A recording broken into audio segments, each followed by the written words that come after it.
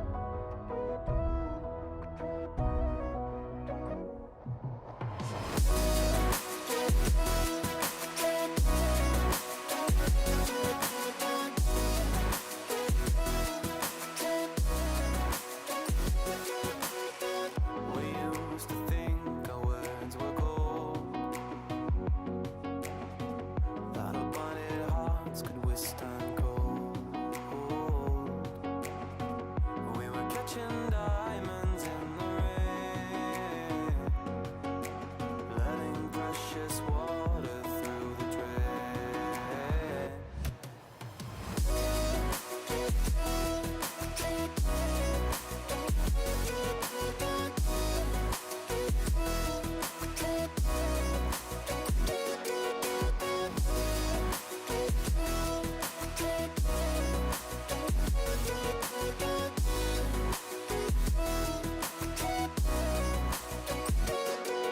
Stars were dancing in their light, paths that we could never ride. Oh, they were dancing way up high.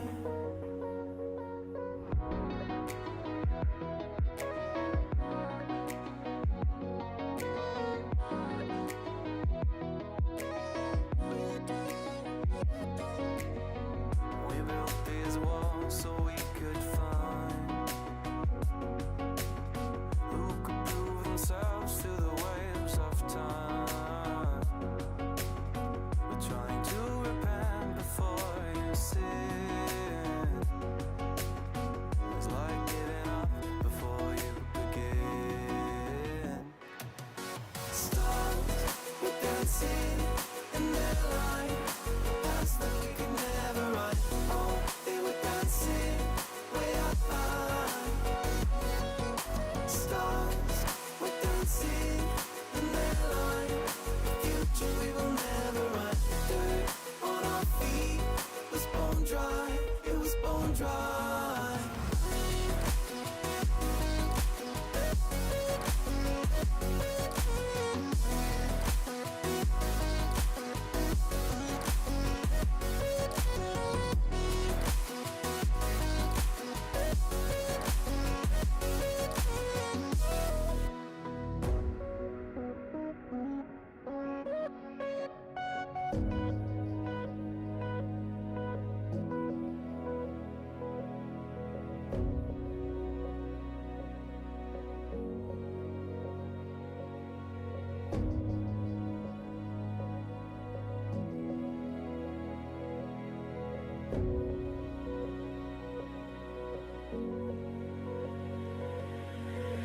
Thought another goal is all we needed,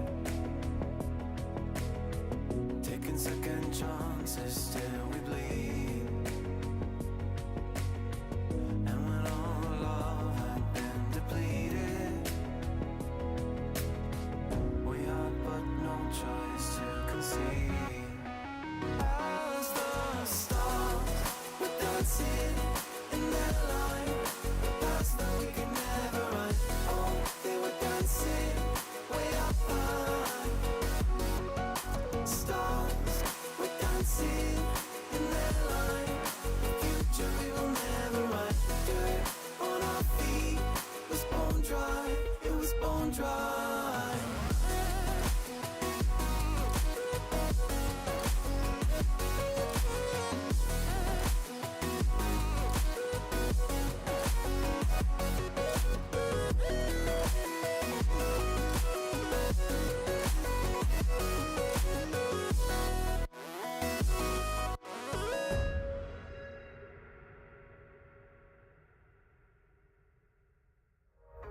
Comes from nowhere, makes you wonder if you lost control,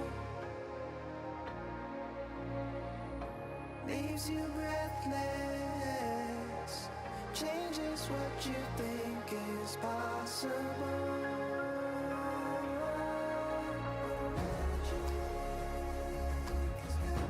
Got me too. Brought me to you.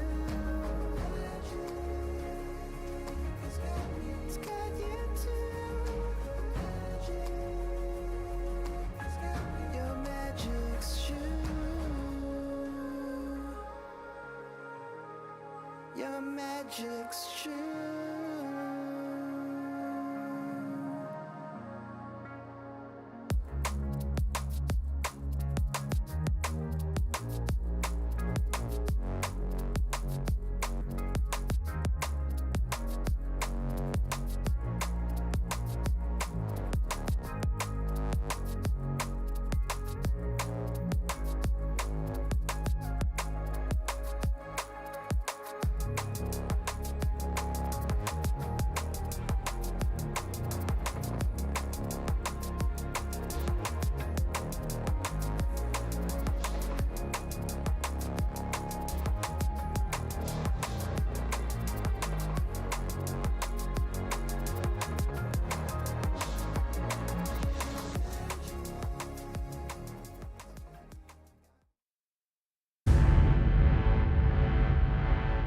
We're here in Copenhagen. We've made the first event of the year. Being here, it feels awesome. This is my first time at any LAN. I just want to play and just try to win. So next we're gonna play for the top 4. We just have one series really to win. We have a pretty clear path to grand final. We're confident going up against FUT. They're a solid team, but I feel like we should be able to get past them. The biggest shock is probably 100x35. They're very mechanical and they're better than a lot of people expected. No one had us on the radar. We don't have nothing to lose and we just play our game. NRG not making it kind of opens the door a little bit for us and Space Station. NRG have been dominating for a while in NA, but there's not just one team at the top. The Ross moves were definitely crazy in the off-season. Shopify upgrading to Kofer, that makes them a lot more threatening. Justin was one of the people that I would watch always. So to team with him is a bit surreal. Me and Sosa just as players aren't the most liked, but it doesn't really matter at the end of the day. I think the rise to Gen.G also was a good move. You know, I just kick about. The kickoff lands the top 4 teams of EU and NA. They battle it out for auto-qualify for Boston, which is the first major. It's huge. And also getting the region another spot for majors and for the Worlds. It would feel amazing if NA won, ideally us of course. There is always going to be a rivalry between EU and NA. They are a little bit better at playing as a team. I'm playing for NA, but I'm also like an EU player, so I don't know if the NA people even support us. We want to go all the way, like we're not here to mess about. We have a really good team, really good coach. We know our game plan, we know what we want to do. Every single event, we're in it to win it. Don't underestimate us, watch out.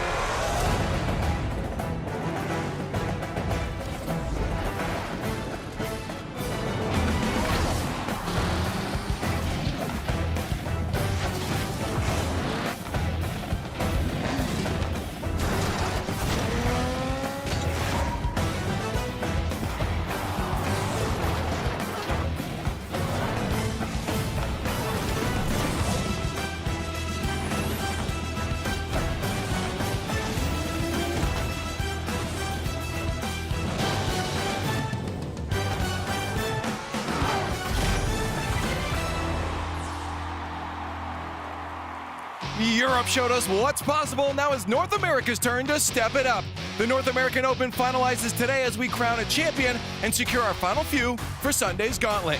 To chat, let's bring you our world-class desk. Please welcome the voice actress for every 12-year-old anime boy ever. It's Hercules.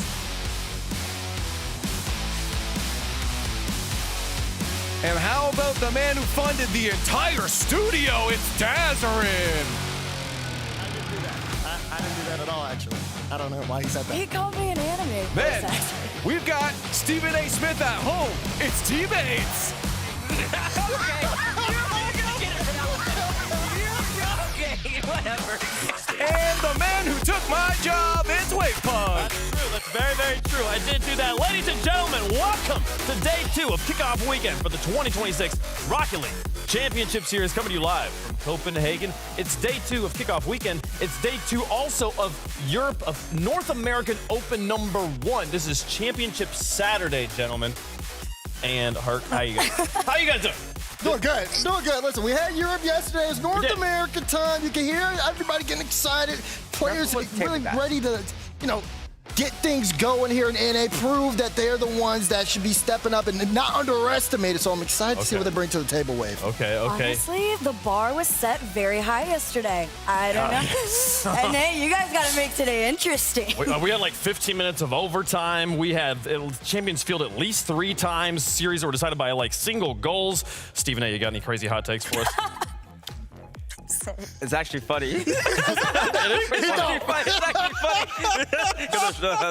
Never mind. The hot take is that we won't be here till 1 a.m. That's my hot take. Oh, man. There we go. Just knock on some wood somewhere. Who knows what'll happen? It was a long day yesterday. It might be a long one today, but it was some of the best Rocket League we've seen in a long time. Hopefully, we get more of it today, folks. It's going to be a crazy season as well. We're kicking it off here in Copenhagen, kind of concluding Open number 1. So that Open 1 that happened at the beginning of the season, we stopped cracked it halfway through for both Europe and North America. Yesterday, we finished it for Europe. Today, we're going to finish it for North America. And then the top 4 teams from Europe and North America of Open number 1 will play in our gauntlet bracket tomorrow. So lots of Rocket League action coming down the pipe for you guys here. We had a good time yesterday. The champion, Carmine Corps, they did win that European Open yesterday. We'll talk about it a little bit here, and we'll find out who's going to win the North American Open today here, just a few hours. All the teams, they want to win that money. They want to, get those points that comes with that first Open. But also, you want to win the gauntlet tomorrow. Exactly. You win the gauntlet. You book yourself a ticket to Boston. And again, it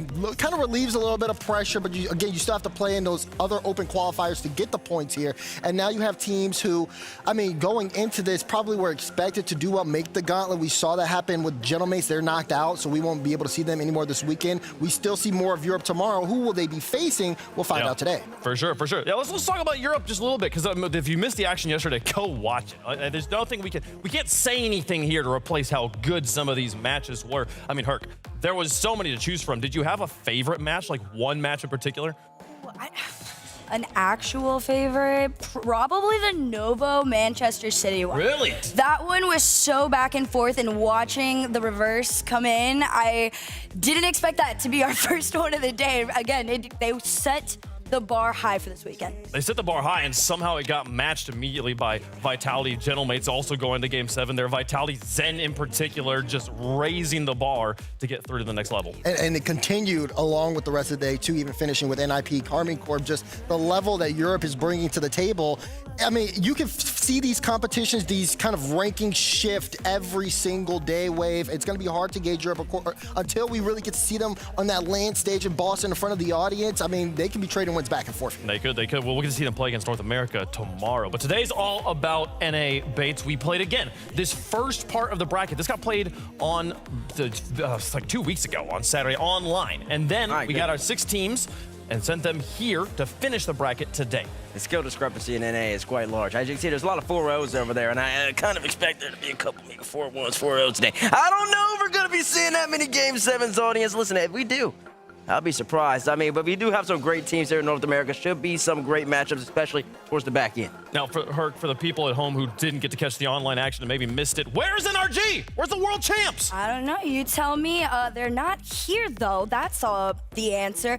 Yeah, unfortunately for them, they ended up getting knocked out here, to everyone's surprise. So the floodgates for NA are officially wide open to crown a new champ. They absolutely are. Redacted and Gen.G. Watch out for those 2 teams. They were the 2 teams that did the dirty deed, sent NRG home before top 8, before top 6, so they are not playing in Copenhagen. Now, once we complete our North American bracket you just saw, we will have our top 4 North American teams of Open number 1, which will be seeded into this kickoff gauntlet we will play tomorrow. On the line in this kickoff gauntlet, there's no money, there's no points. There's just a spot for your region at every LAN. So if North America were to win, North America would then have 5 spots by default in Boston, in Paris, and at the World Championship. And hey, that 5th team for whatever region wins this bracket in Boston is going to be the team that wins the bracket. So you win this bracket, Bates, you go straight to Boston. That's right, you go straight to Boston indeed. And that's the tomorrow bracket. Let's make sure everybody's clear. It's not today's bracket. That's tomorrow's bracket. You win that, and you're guaranteed for Boston. It's going to be exciting. There's a lot of brackets, but don't worry about it. Just the North American we want to talk. We're going to show that to you a bunch of times today, and that's the only one you got to worry about for now. So let's talk about the teams who are playing in this bracket. We were talking about one of the teams that wasn't here, NRG. Let's talk about the teams that are here, teams that have successfully qualified. FUT Esports. What a team. What a story for this organization. They were in SSA last season, Bates. They stick with their boy Sosa once the 2/3 rule gets locked in. Native Canadian, he comes back to North America. They build a roster around him, and they've made it to Copenhagen. They sure did. Listen, they were in SSA, but Sosa was in APAC. He had to come back. We had the 2/3 rule. Catalyst stayed over in APAC. Sosa came back, and he teamed up with his boy Cheese, his longtime friend. They always have had major trust in one another. And also, then they picked up Frosty, a person who got picked up by NRG about almost 2 years ago to around this time, and then he got let go immediately within like 2 weeks, and people were like, his career's over, he hasn't gone anywhere. Well, now he's back on this squad, FUT, and they've been performing well. Exactly. They've been looking so good. A big win against Gen.G to send them to the lowers early in the upper bracket in Group B on that Friday. And you can see the potential here. A lot of people trying to figure out where to gauge them, but I think, honestly, they've been kind of going with this narrative that they're disliked. And I feel like they're using that as a motivation for them to play better.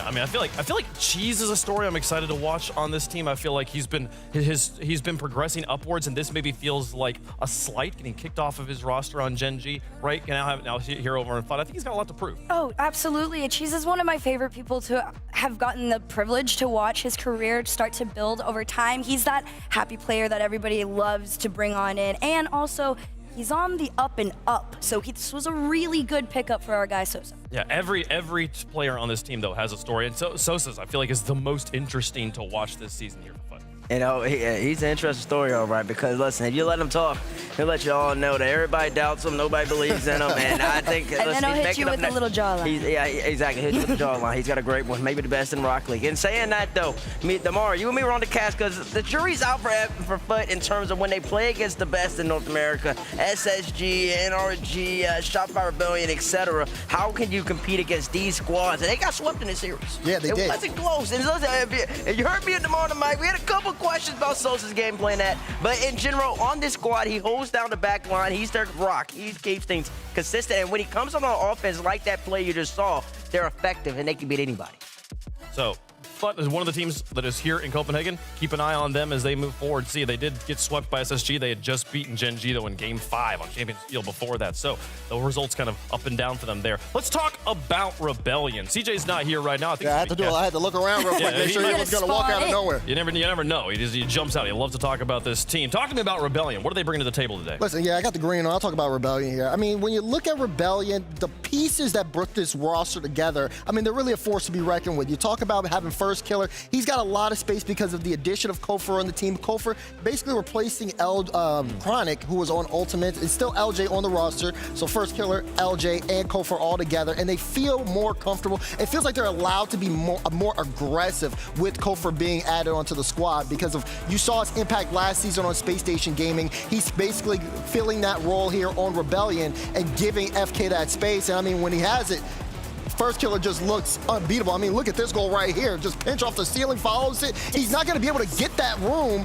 unless his teammates are able to help him. And it looks like First Killer's finally getting the help. I remember Jorby saying on one of the pre-shows, this is First Killer's best roster ever. He expects this Rebellion team to win a land. Oh, babe. We don't have to force narratives. Jorby, you don't have to bring it up. Jorby doesn't know what he's talking about. Okay, his roster is definitely better than this one in terms of relative to the time. But in saying this, Shopify Rebellion squad, it's still juiced up. It's the top 3 team on paper in North America. They should have expectations to compete for open victories such as they are right now, and they should also have expectations to compete for major championships and potentially a world championship at the back end of the season. You have Kofor, who some people may say was the best player in SSG last season. You still have LJ, who was balling out, and you still have First Killer. The expectation is to get the job done if you're SR Rebellion fan. I feel like what we've seen for year after year with rosters in Rocket League is it's not about how strong each individual player is on paper. It's about that X factor when you bring these specific group of players together, how they perform as a team, right? And so yeah, maybe on paper that FaZe team looked stronger, but we're talking about Kofor here. He's the new try that First Killer is going for to try and get that win. First Killer's never gotten that win, never got that big major win. Can Kofor get him across the line? I think Kofor could possibly be the missing piece. He's had this interesting journey where there's a lot of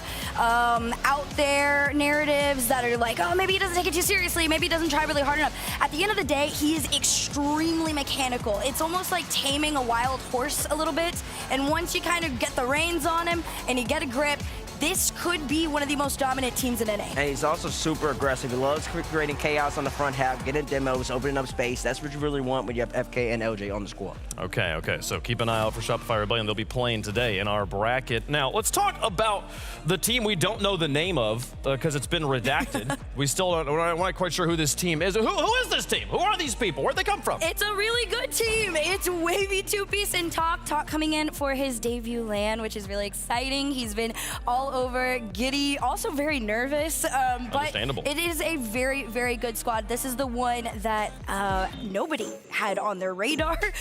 It is a team of, I don't want to say misfits, but people that got let go of places that were pretty much on a up and up. So they came together and they took a lot of interesting people down that brought them here. Yeah, I mean, former Shopify Rebellion roster from last season. The only difference here is you have Talk. You're right, Talk. Yes. Talk being that added factor with 2-piece and Wavy. You didn't know exactly where they would go, but my goodness, have they shown up and shown out. And their performance has been one worth noting. I mean, they're the reason NRG got into that lower bracket matchup to play against Gen.G, and unfortunately they got that early exit.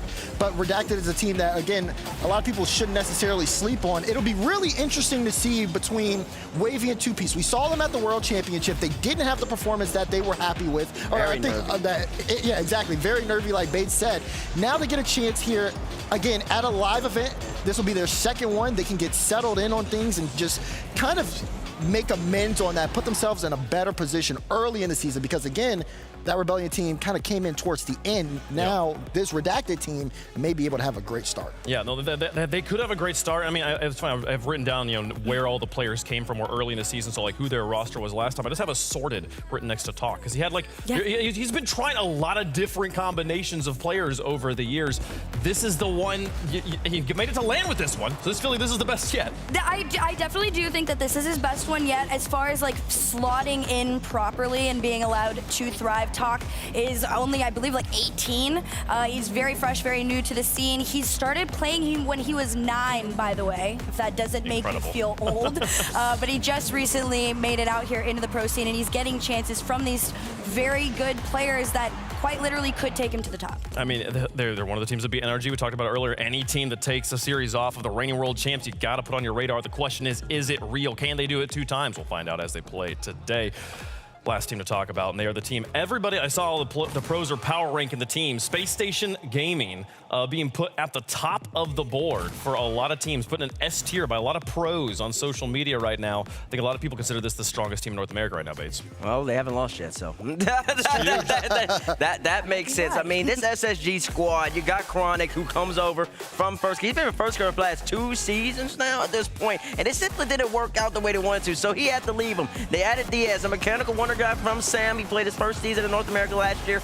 Kind of showing potential, but he is raw. He's a raw talent. You kind of want to put him in the right spots. And then you got the one lone person from the former SSG roster of last year in Reveal, the dude who makes all the plays happen, all the little things. He's a great off-ball player, and I love Reveal's game. When you put them all together with Coach XPR, and they're balling out. I mean, truly, at this point in time, for that one day, or 2 days we played so far in North America, they've been the best team. The question I have for them, though, is it going to remain consistent? Hey, 2 weeks from now. Listen, Bates, I know you. I know who you are. You got to see more. You got to see him do it again, But I'm going to jump in early on the SSG bandwagon right now. I really like this team because I like what that every player here has something to prove. You look at Diaz, things didn't work out with him when he was playing with CR. He's looking to prove that, hey, he can handle things in the 3v3 environment. Look, there's a decal. They got a decal promo in here.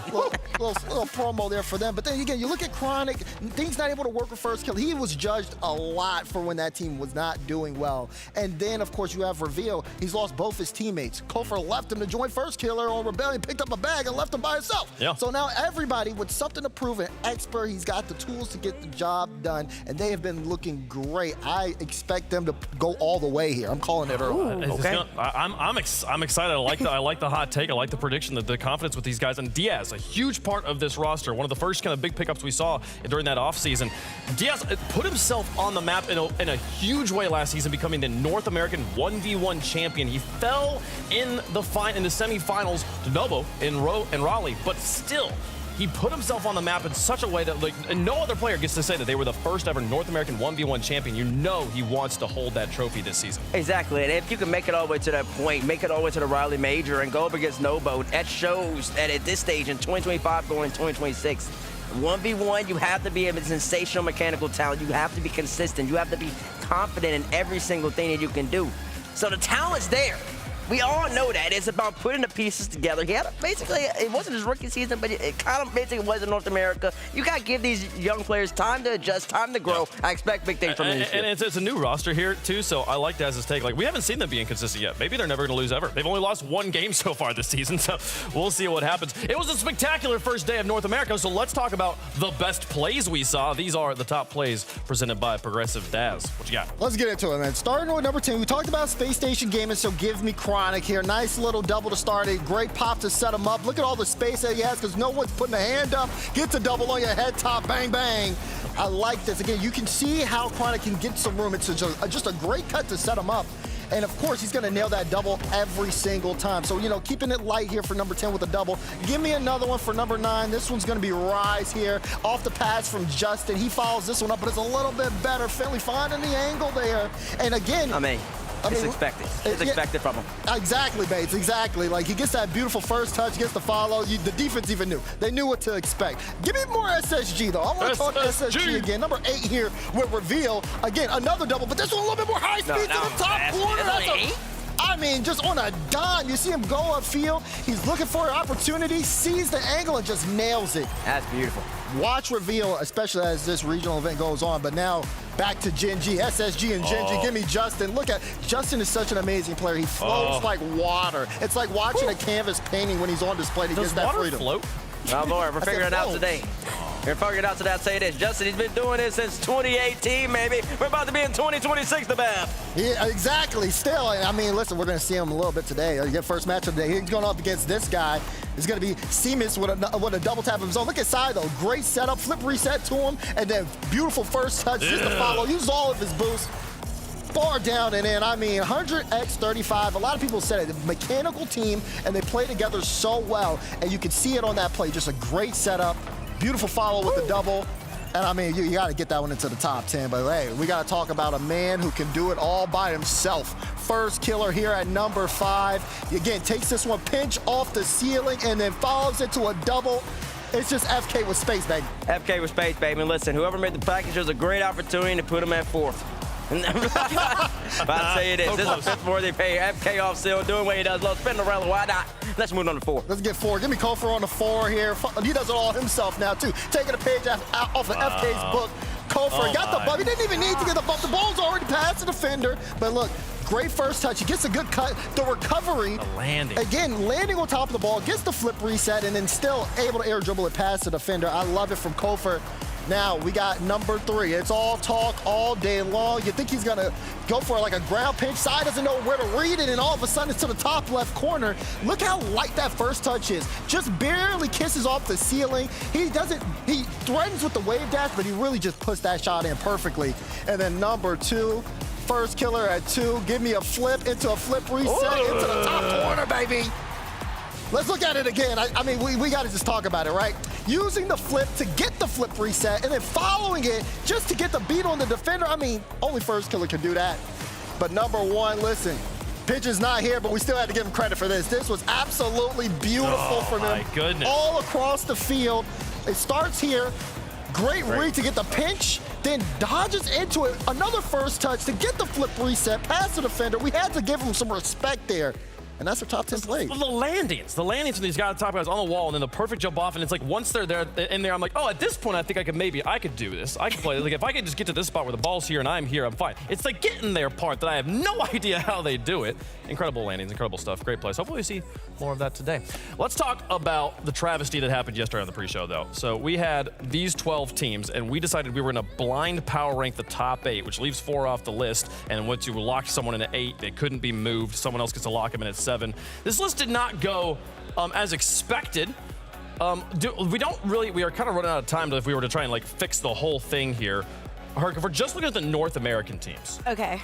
We wanted to like swap the spot of 2 North American teams to fix this list the most. Which 2 teams would you swap? There's one that might be my...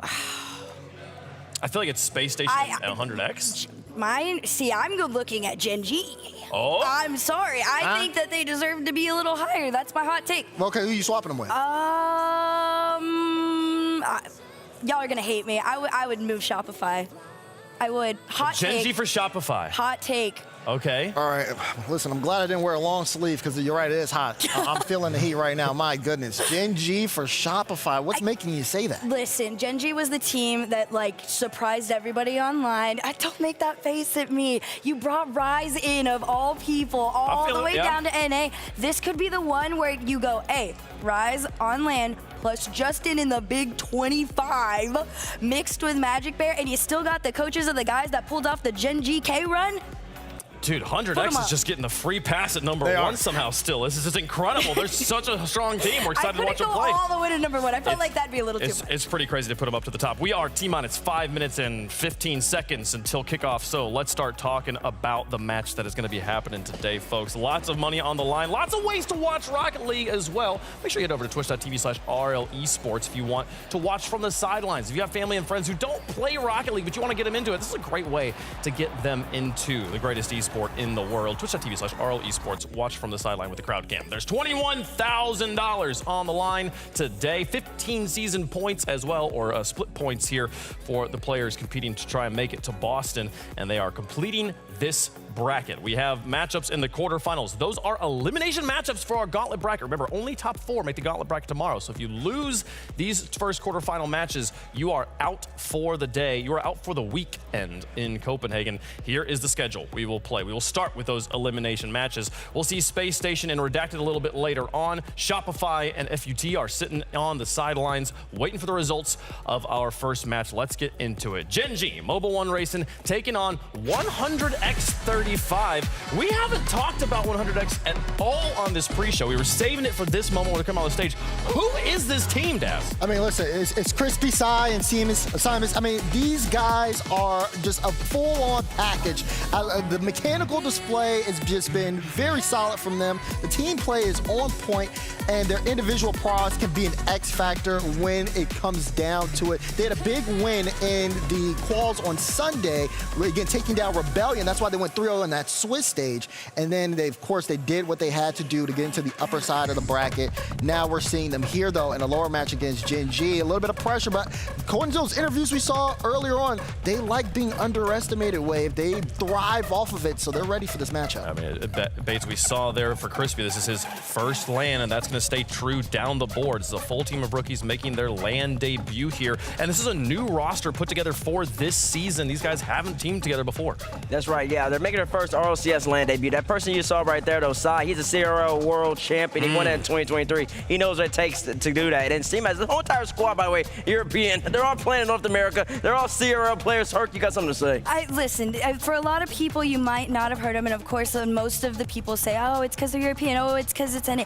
They've been playing for a while. They have. This is just them coming to NA to try and farm. Just trying to get it to get done over here. Now, on the other side, it could not be a stronger contrast as far as legacy. Gen.G, Mobile One Racing, multi-time major champions. We have Rise, we have Magic Bear, we have Justin, names everyone in North America knows, taking on these newcomers. That's right. Finlay has hopped across the pond. He went and played for Mina. Now he bring him all the way over here to America, and he's going and joining the world champion. And Justin Finn, of course, going to be in the middle. He's the big pickup. He's the one who scored against NRG at the 0 seconds to put him away. You know what he brings to the table. He's the Iceman for a reason. Started all the way back in 22, all the way back in LA. And then you got the Bear himself, the Bear. As CJ likes to call him. He fills in all the gaps. Then you got the big coach. That's right. We got Rob, Greg going on right now. Man, you got to be happy about the team you got behind you because, I mean, they're looking good and on field as well. Oh, absolutely, man. I mean, this is one of the, greatest teams in North America. I got Rise, I got Justin, I got MB, so we're confident. Yeah, I mean, tell me about bringing Rise into the mix here because, you know, this is a guy that's been around the world. I mean, yesterday we talked about a record that could be broken, about winning 3 regionals across different regions, and Rise is on that list to be able to do that. Yeah, I know Rise wants it bad. He wants to be the first player to win 3 regionals, and obviously we want him to be the first player to win 3 regionals, so I think, you know, we're just excited to bring somebody like Rise in, a ton of confidence, LAN experience, regional experience. So I think bringing somebody like Rise into an already mechanical good team with Justin and MB, it's a perfect match. As we go through the players here, I want to know what you've done to prepare the squad against a team like 100X because people are talking about them. Don't sleep on them. You can't just disrespect them like that. How do you prepare for a team you should beat, but you want to make sure you don't get over too confident? Well, we shouldn't beat anybody without earning it, right? Sure. So 100X35 is a team that they just beat Shopify. So we know that they're a good team. We prepared for them like we prepare for any other team, which is, you know, extensively.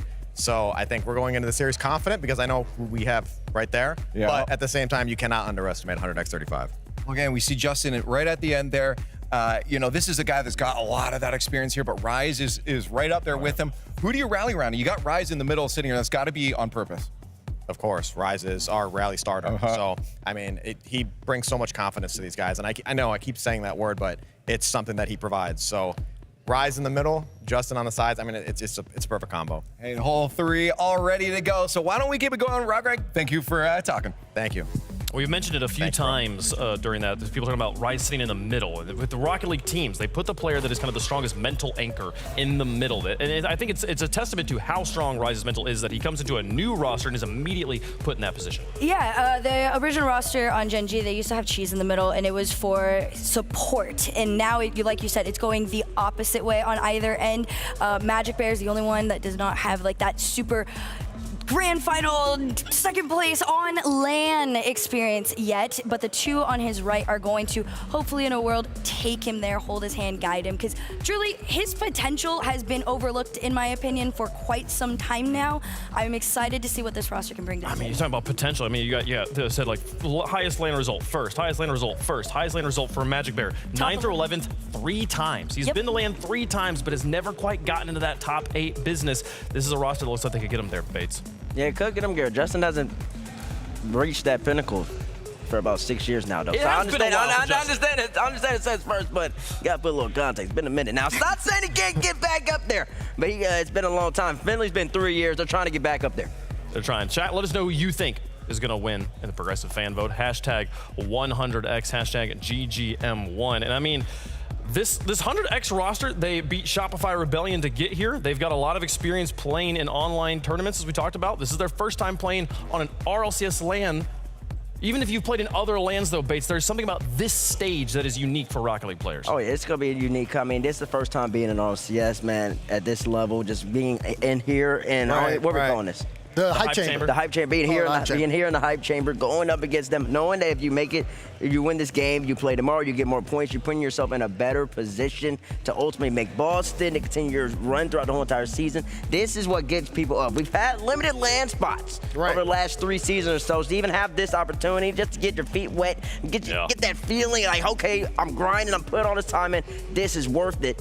This means so much to the players, and they're going to take that in. They got to take that in, and they got to process it fast. And I expect a little bit of like nerves coming in that game 1 for 135. I'm expecting that. Gen.G, I'm not. It's the opposite here. Listen, you got like 2 top 25 all-time players over there. On That's right, 2 of them. So like for me, you have that experience, you have that expectation for them to perform, but once 100X gets settled, we could see things kind of change, kind of turn around once they start playing their play style. But again, this is one where I feel like it is Gen.G's match to lose here. We could see kind of a similar sort of like Nova over Man City sort of thing where the first few games go one way and then we see the other team get warmed up here, Herc. But I mean, any series that involves Rise going to Champions Field, I feel like favors the team with Rise on top of everything else we've been saying. I'm absolutely in the same boat on that. I will say a lot of the times that I've had this opinion for nearly 10 years at this point, European players are just built different when it comes to like believing in each other and trusting each other. I've watched these 2 for a while now, in particular Psy, and he has been on, again, climbing this ladder tooth and nail, trying to get to this point. There are some tricks up their sleeves that Gen.G are gonna have to be prepared for. Okay, well, who do you think is going to win at home? Let us know in chat, and we'll make our predictions up here as well. Hark, I'm going to start with you. I mean, you're hyping them up over there. They got what it takes? I'm hyping them up. I do think that they have a chance, but I think the streak ends here. Gen.G puts them in their place. Okay, that's one for Gen.G. Well, you gave him a lot of hype to be switching up like that. That's all I got to say. That is a lot of hype just to switch up. It was a lot of hype. But see, listen, I've been on one side the whole side. Give me Gen.G Mobile 1 Racing. They're going to take this one at 4. I heard somebody cheering it back to you, Coco. You know what's coming. You know what's coming, baby. They don't even pay you to do that no more, and you still do it. That's free advertising. That's amazing. And saying that 100x35 is the more mechanical squad, I really do believe that, but I'm going to go with experience here. Give me Gen.G, give me Coach Greg and Coach Kev, setting them up to be successful. Give me about 5. We talked about it yesterday, like, hey, first match on stage, anything can happen. Veteran teams can get upset by rookie teams. It happens all the time, but not when Rise is on the roster. I think the mental anchor over there, I think he's got the best mental in the entire esport. I got Gen.G on this one. We'll see. We'll see if 100x can get there, though. How does the coin feel about it? I don't know how chat feels about it. We got 100x on one side. We got Gen.G on the other. We'll get it. I like the tension of having it spin. it sits in the air long. It goes for a while. Yeah, where's it gonna go? Where's it gonna land? Oh, it's coming landing down. on that Gen.G. Oh, It's landing on that it is the Gen.G, Gen.G. baby. It is the Gen.G coming up Even there. the coin knows ball. Even the coin does know Sometimes. ball. The coin does know ball. And anything that it doesn't know, it thinks is rigged, which is unfortunate. It makes it a very toxic personality. But we got the desk clearly has Gen.G on this one. Chat, Gen.G's built a lot of fans over time. 100x though, the underdog. Chat likes an underdog. They do. Sometimes they Chat get don't like behind an underdogs like underdog. that. No, okay, yeah. Nope. Exactly. Chat They don't like underdogs like when they're that. European. No. I'll put that one out there. But also, She's North doing a lot of America's talk like- about Europeans, and she didn't even pick them. You are a fraud. I picked them before. Today is my switch up. if she's right, she's right. And I did We'll see say what they happens. don't like them. We're all gonna feel real bad if 100x wins. Yeah, I'm not gonna feel bad. I'm gonna be very proud of the boys. The side has won a national championship in CRL. He's a world champion as well in CRL. They got experience. They experience at collegiate level. They got some experience at RLCS level, and they have talent.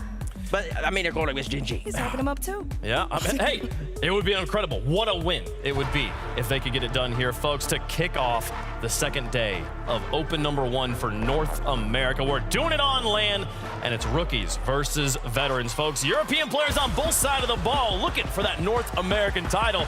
Ladies and gentlemen at home, folks around the world, get up and get loud. It's game day. It's 100x versus Gen.G. So a massive opportunity here for 100x to try and put some points on the board and qualify themselves for tomorrow's kick-off tournament. But on the other side, they have got a heck of a difficult task ahead of them, CJ. Game 1 brought to you by Progressive. They've got Gen.G. Yeah, look, you don't want to be joining Man City and General Mates in the teams that have just decided, you know what, we're only playing one series here in Copenhagen And these live. teams have had a little bit more of a travel to do it. It's a little further, I'd say, North America to Denmark than some of the European teams, but here we go. Gen.G looks fantastic. They're just playing upset back at home online, taking down NRG 3-0 just to get here. Just the world champions. It's just Friday or Saturday or like Sunday. a top 8 match, you know, top 12 if you don't mind. And now they're playing an EU team, if you would. As you said, Sai, the CRL champ, but 3 EU players who played upset themselves. They look good. They took down Shopify Rebellion in the Swiss stage, and they've earned themselves a place here live. Yeah, European CRL players seem to have quite a good legacy over the last few seasons. They're quite comfortable in North America. They are. They seem to do. I had something about the facilities, I guess. Those PCs must be really good, as that one is going towards top corner. CMAS does get rid of it. Crispy misses the ball. And Justin, after he misses the ball a second time, Crispy's not going to want to try and make that too much of a habit. It's a bit of like an anti-aging thing as well, looking at speed and relating wave. You seem to go to North America and rejuvenate the careers. So, you know, it's good to see. Fair play to them and fair play to 100x in this position. But looking at the predictions, looking at the chat vote, Shogun, you can see North America trying to show their pride. 85% expecting Gen.G to get the job done here, and they have had the early pressure. Justin off the wall again. Leaves it rise, double tap, try and go for the set. It's wide open, but the shot's so slow. It's good enough. And it does get over the line. Gave Crispy a sniff here. The shot from Justin, very safe. Was low boost, had to get around it. Probably got around it too much, but it's enough to get the job done. Fist bumps, well, air fist bumps. They're not exactly reaching each other. Satellite fist bumps, I like that. 1-0 Gen.G. Crispy off the backboard. Magic Bear is very wide open and he needed the help. Sai with the follow-up. That's off the post. 100x will need to try and make better use of those in the future, although maybe can go for a turn challenge. CMAS just looks a little bit uncomfortable. This is the player I want to see get a little bit more on it, though. Crispy's had another interaction where it's not gone well for him. We saw in the European top 6 yesterday, that first series, there was the excuse with both teams being inexperienced. You don't have that with Gen.G on this side. You're picking up Rise for this situation. You pick up Rise for the LAN experience. You have Justin, a world champ. You've got Magic Bear. He's not a rookie anymore, Shogun. He has played at plenty of these types of events. So no excuses for Gen.G. Yeah, much more comfortable now as Magic Bear can't get to that ball quite in time. Crispy, reset. CMAS is the option. Oh, and that bump just pops the ball further away. Magic Bear on the ceiling. Decides to go low. That almost worked for them. Rise tries to get a 50. Has gone straight to Crispy, who does have boost. And if they can find their first goal on the board, could relieve the pressure here for 100x. Gen.G looking for bumps. You can see Justin getting so aggressive as well. Magic Bear finds a nice 50 himself. Leaves this one for Rise, who's trying to get involved in proceeding. CMAS doesn't find the double. Does able to just keep pushing this ball forward. 100x have had a little bit more of the offense in the last couple of minutes. Gen.G seemingly fairly happy with that first goal. Yeah, Gen.G are not pushing for the outplay at the moment. Happy for some fakes. Happy to take the 50s. Sai, first touch, quite heavy for him. Crispy's off the wall, but that's just too much of a show towards Justin. That's going to drop down nicely, and Crispy had to come and bail his team out. It's been a very stop-start opening game here. Neither team looking overly comfortable. And 100X will want to try and take advantage of this run-of-form that they have got, because who knows, it might not last much longer. Rise has got the double demo, and Simas recovers off the respawn to get to the ball. That's huge. He has just pre-flipped around the ball, though. And there's the interception, Oh, there's yeah. the pop, and there's the goal. Everybody commits from 100X. 3 mistakes on the bounce, 2-0. It's just not good enough, unfortunately. Magic Bear, what a recovery. Rise did not expect it. He was like, okay, I'll be here. No, I don't need you there, mate. All right, I've got this on target. But 100X, I feel wasted the last 2.5 minutes. They were looking a lot better, and they've kind of just given it up for nothing. Oh, have they? This should be... Where is everybody? You are losing by 2. Please go. 1v3 with a 50. Surely there's a goal not to be. Minute 10 left. Still need to find that first goal. There's a beautiful pass. Sai wants to commit, but 2 members of Gen.G ready to stop the ball. And right now, Gen.G just looking more settled. They had chances here, 100X, but they're not really looking to play as aggressive as I'd expect when you're 2 goals down. And Justin happy to just play to the corner instead. Ceiling reset. There is a goal scoring chance. So many resets gained. No shots really testing 100X. We've got 50 seconds. Simas infield to the invisible man, and Justin does clear. Yeah, it would have been great in the chaos mode, perhaps to create a show match later on, 4v4, but there's no 4th man here for 100X on that infield. 30 seconds left. Gen.G keeping the shutout for now. Wouldn't mind a 3rd goal, just to really snowball that confidence right here. 1, 2, 3, off the post. The Bears on form. Gen.G are really not committing to the outplays at the moment. Just keep taking the 50s, keep faking, keep sending somebody to try and harass the 3rd man.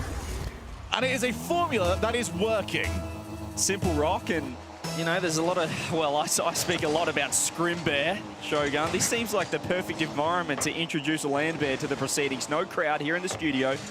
And right now he's showing just that. Fantastic start here for Gen.G with 15 seconds left. Perhaps a bit of momentum going into game 2 if 100X can get a goal on the board, but it's not looking very likely at all. Yeah, it's a very, very similar start to the broadcast that we got yesterday. Dominant from one side of the ball. Magic Bear. Hello. Oh, we got one more. Oh, crossbar. Saves the blushes of a 4-0. But for everything else for Gen.G, that went as perfectly as it could have done. Pretty cruisy start for Gen.G. And it didn't take them long to get that first goal, to settle the nerves, if there are any, for this lineup. And I just think the matches yesterday that we saw, the first 2 games, that lower bracket quarterfinals, probably put a little bit more pressure on these North American teams, just seeing how close they are, seeing how, you know, even at Man City, the favourites getting upset. You just don't want to be going home at this stage. You want to be at least securing your ticket to tomorrow, to Sunday, where you might have a chance to qualify straight to Boston. Yes, and for those of you just joining us, what we're saying there is that we've got another tournament to play. Yep. We played Europe yesterday. 3 tournaments. We played North America today. And then tomorrow, it's EU versus North America to try and go straight to Boston. It's pretty nice. So usually we have one tournament. It's pretty rare to have 3 tournaments in one weekend, but this is what we're doing right here. Great start though, Justin, the vet, the world champ, getting the job done, and the boys doing the rest. Yeah, the amount of experience that is over on Gen.G is so much. And we're talking, you know, historically clutch for a lot of these players. Rise, obviously. Justin may have had a clutch moment or he's 2. all right, isn't he? He's done or something or other. I think like season... No, Were that's you there? not tall. No, it was just some guy with a long beard. He just said everything. Oh, just took the spotlight. I Yeah, think, we can't find him these days though. Interesting. So. Yeah, I've heard he's a world champ after that though, Justin. So well done to him. Here we go, game 2. Can 100X the EU imports? I guess you would.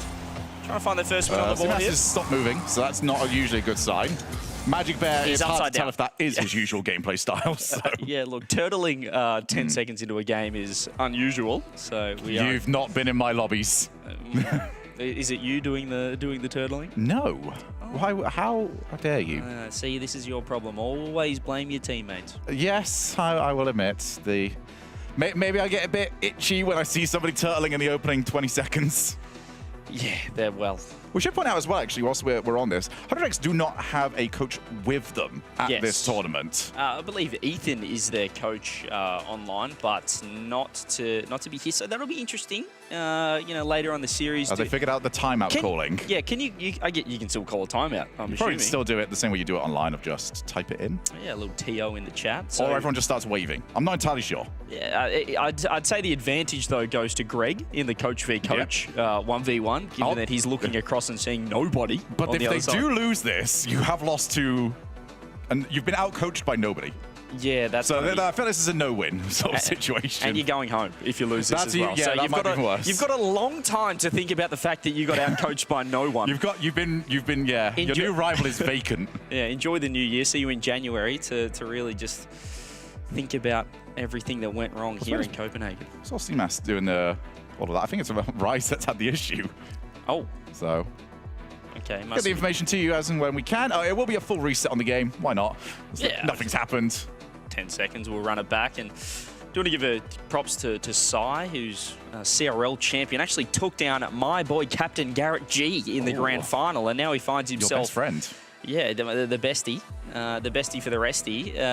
Took down Garrett, took down a world champ, took down Justin's former teammate in that world championship. So there's also some storylines that I'm piecing together in my head as I'm speaking currently. We need the North Americans to get the same bounce from CRL as the Europeans do.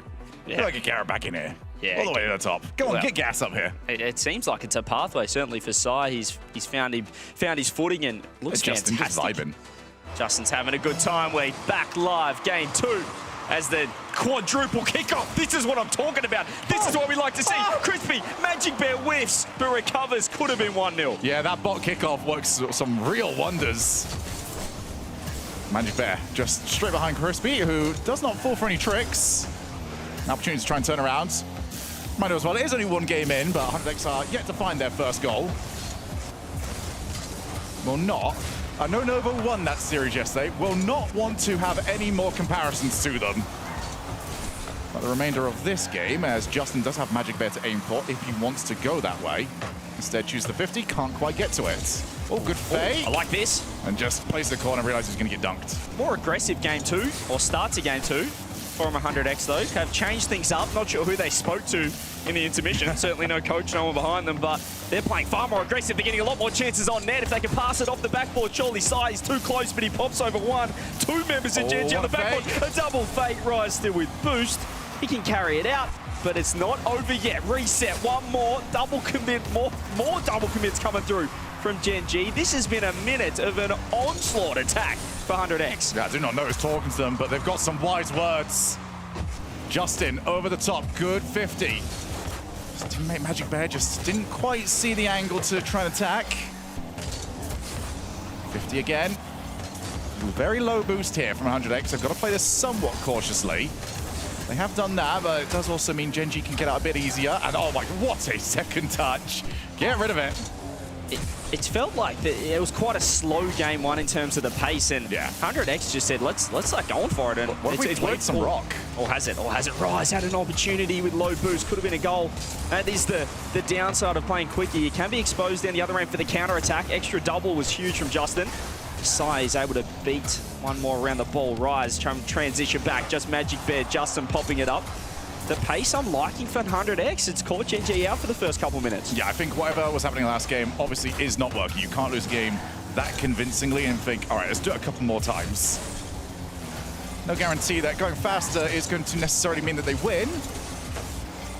They give themselves some more chances. Sai, that's not going to drop towards the backboard. He doesn't have the time either. Rise is already heading towards him. But now Crispy goes ceiling, gets bumped for his trouble. CMAS is trying to get into Magic Bear's face. Boost is just at a premium right now for both teams. Whoever is on the ball, usually 20 or less. Even just hunting those demos on the backboard, though, 100X is rare, but Gen.G have a little look in, a little window. Still reinforcements arrive. Crispy finds a 50. Sai has been that man on the other side to try and scoop up possession. Has been faked by Justin, who pre-flips into an extra touch. Magic Bear right there. An awkward drift redirect was on. Couldn't find the connection. CMAS, can he get to? No, it's still advantage 100X overall for this first few minutes. They all caught each other off! I apologize. I apologize. I've just completely cursed them. Why is this open? Well, they didn't want a single commit. They didn't double commit. They barely even triple commit. It's 1-0. And that is a real sucker punch. It's just silly there. You can see Crispy going back corner. Thought Sai was rotating back post. He went for corner boost. He was in the other end. Just a goal out of nowhere. They had all the pressure, all the momentum, and they've given up a goal. And for all the good that we just said, I'm going to not finish my sentence because I was about to say they haven't scored. They have now. There we go. Off the post, thought maybe they're just cursed. Rise did enough for Seamas's shot. Not enough for Sai, as Magic Bear has just been stomped on in net to ensure the 1-1. He will not be landing anytime soon. 1-1, 100 seconds left on the clock, and a little bit of something goofy here from the kickoffs. Rise is going to take his time, realizes they're not under any pressure. Off to the wall, past Sai, and I like the way that Sai played that so high. Just didn't really offer any options for Rise. Sai just gets it to the wall. Probably has to follow it up himself. Going to be Crispy, though. He does dust Rise to this ball off the corner now. See Magic Bear uses his pre-flip. Gets one, gets two. Seamas has to track back, has to buy time for Crispy. Is he back? He is. All he can do is pop it up, though. Means there will be pressure here for Gen.G. Beautiful pass across. Magic Bear quick. Crispy even quicker there. Justin has to track back. Gen.G, I still think have been a little frazzled by the change of pace. That first goal could be huge, but Rise has one reset, has two resets. Sai with a huge pre-flip, just got enough on it. I do think Gen.G have recovered and changed up the pace, though. Ooh. That's not really to anybody. Rise can control. First touch somewhat let him down. Magic Bear tried to leave it for Justin. Justin's on low boost. Seamas is definitely not. Oh, what's the first touch? It's not the greatest. Trying to recover the rest of the play. Magic Bear will be an option downfield. He's going to go for the player. Sai. Okay, be a bit happier that Magic Bear actually gave up on that. So 20 seconds. And this is a pivotal moment in this series for 100X. They need this next goal. Trying to figure out what Gen.G are doing right now. It feels like they've really just put the cue in the rack. Said take us to overtime. They're not really pushing hard at the moment. Do they get a chance here? There's the 50. Maybe one last attack. Magic Bear nice and close. Off the wall, low boost for 100X, but I don't think either team is really looking to score. Yeah, overtime is just what both teams accepted a long way out. So a lot of individual plays as we get the double fake. Seamas, he tried to scoop under that with the flip. Magic Bear not quite first. Justin's got some time. He's got a Rise to aim at. Goes ceiling. Awkward for everybody but Crispy. Gets enough contact. And now he's past the second player. Goes for a couple of chain dashes. He's up past the third. Unfortunately, the Hydra keeps getting another head. Just one more on it. Maybe a double here could be huge. Or the fake. Rice has been done. There's the goal. It's 1-1. He got the polar opposite. Trying to get there. And the ball said, I don't want you anywhere near me. Magnetized the opposite way. And I don't know how Rise got that so wrong. The 100X probably don't know either. The one thing is, they don't care. I'm not sure if Sai actually connected on the bump or his presence was enough to just have Rise in a spin, flip the wrong way.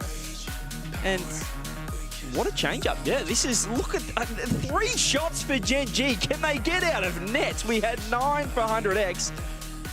What a turnaround from game one.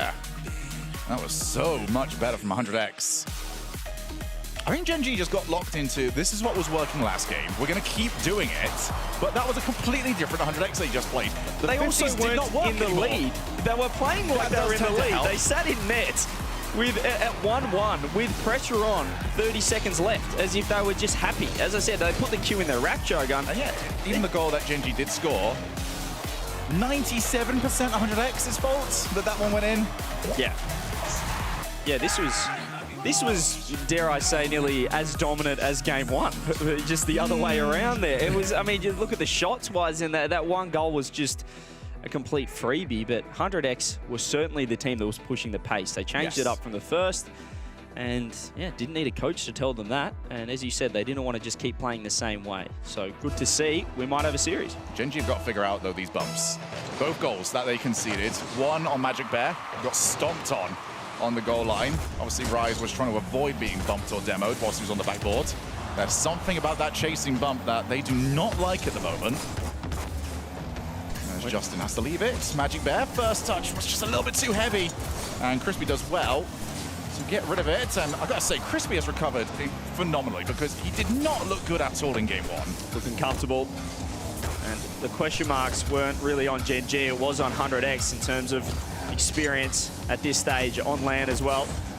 Here live, completely different environment, different to online play. You're not comfortable. As there's a 50, beautiful save from sight. This has been all Gen.G for the first 45, but 100X growing in confidence. That first win is huge. I feel like they're right in this. Oh, Simas went expecting that 100 boost to turn up. Sai in field, only to Justin. Justin looking for Rise. Rise says he wants to stretch the limo if he's going to get to that in the future. As Crispy's not quite going to get there, but Magic Bear did have to change his angle a little bit. 1 minute down. No goals yet to speak of as Crispy powers the ball away. That was huge. He was the only one with 100 boost for 100X. Able to clear the ball by time for his teammates. A lot of pre-jump, still a lot of confidence. Sai's just throwing himself. Finds the bump too. Low 50, Magic Bear low boost. They're all just backing off this ball and looking to steal corners, but it's left side a one-on-one. Justin wants the low 50. Rise was too close. He tried to find a bump on the man in behind. Maybe an opportunity gone awry there for Gen.G. Yeah, just try to kill that straight towards him. He's going to pull that awkwardly. Crispy wants to go low. Gets to challenge. Simas is now gone. He's turned into a scrap heap. Right, with options. He's found his option. Magic Bear, I don't know how on earth that was read. But somebody had an eye on him. And thank goodness they did, otherwise that one was going in. Rise can get a bump, it'd be huge. If he finds a bump, it would have been an opening. I don't think Magic Bear really fully committed. Still finds a pop over the top. Free backboard. And the fake from Justin. 1-0. Well, they had to beat them 3 different times. Magic Bear, you would have expected first-time shot, realized that just a little bit too late. That's unbelievable from Justin. Full confidence. I love that. Saturday, yet again, on the fist bump.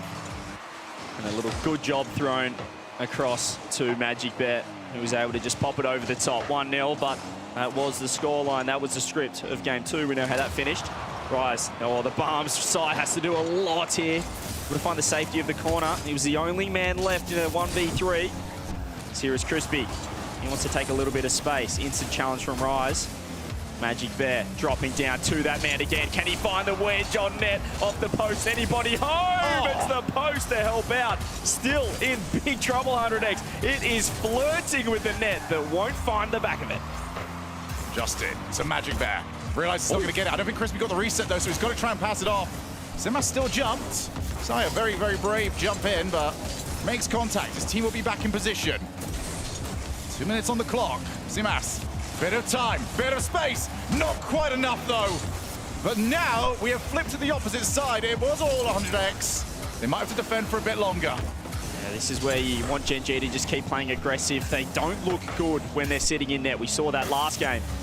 They were pretty content with a 1-1 scoreline. Minute 45, they do have the lead this time. That is different. Minute 40. Magic Bear, reset, looking for the pass. Rise opts for boost instead of being in position. Knew he was getting bumped. Justin looking for the close catch. He turns that into a reset. Doesn't get the dunk he wants. Gen.G still in a great spot. They're setting up well. Rise got to a bit late. Oh, Simas is low. But he decides to do well here because he's all by himself as the cavalry does arrive. Crispy, 0 boost, 0 worries.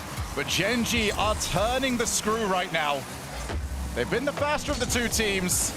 Justin bumped for his troubles.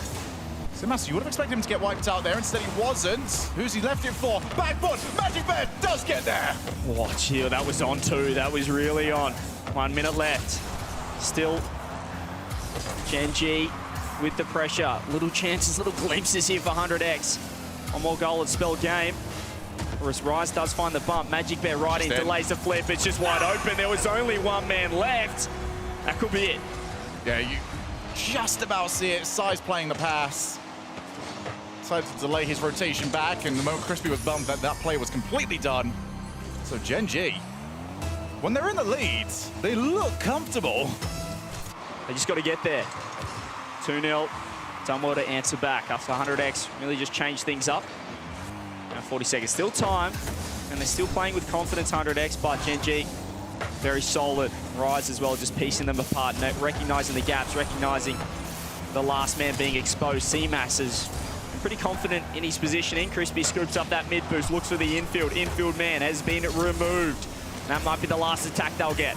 I would like for the majority of 100X's attempts at infield, as there's the third to add. 100X have tried, I think, 4 or 5 different infields. They've never actually had somebody available to pass the ball to.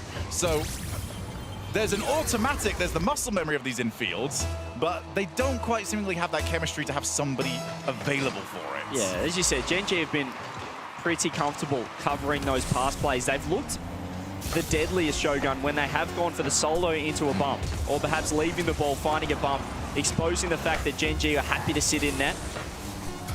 But the pass play is not quite working. This is a great response from Gen.G, very similar to game 1. Dominated from the outset, 2-1, grab the lead back. Now it's decision time. You don't have a coach to call it for you. When would you pull the trigger and say you want that timeout? One more. Yeah, Gotta lose 2 in a row. That's the numbers game. I think most people do call it at the 3-1 rather than the 2-1.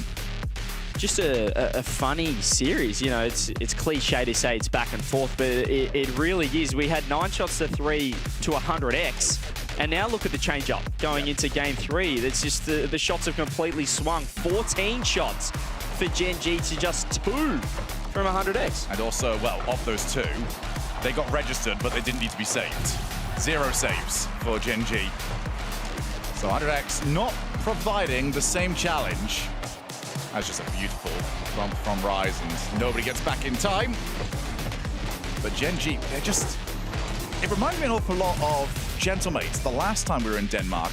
They get the lead, and they just make you get those small mistakes. They just pick away at you. Take the 50s and just keep the ball, keep nothing too crazy, I think. No surprises for their teammates when they're in the lead. I'm with you. They're very comfortable. Shout out to Raw Greg, coach of Gen.G. They look like a well-oiled machine. I still think you don't want to be losing your flair when you do kind of play that, you know, just playing solid. It's kind of a boring word, but it is very important on LAN.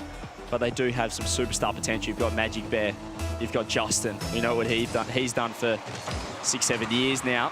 Let's see if 100X can surprise again in game 4. And the stakes in this series are so big as well. Not only just to qualify for the semi-finals, for the kickoff tournament, but because Gen.G are waiting in the wings, and you do not want to be the first teams that, if the, you know, we've seen obviously World Championship teams fall off before, but you'd expect Gen.G to start clawing their way back into those top 4 spots in the region.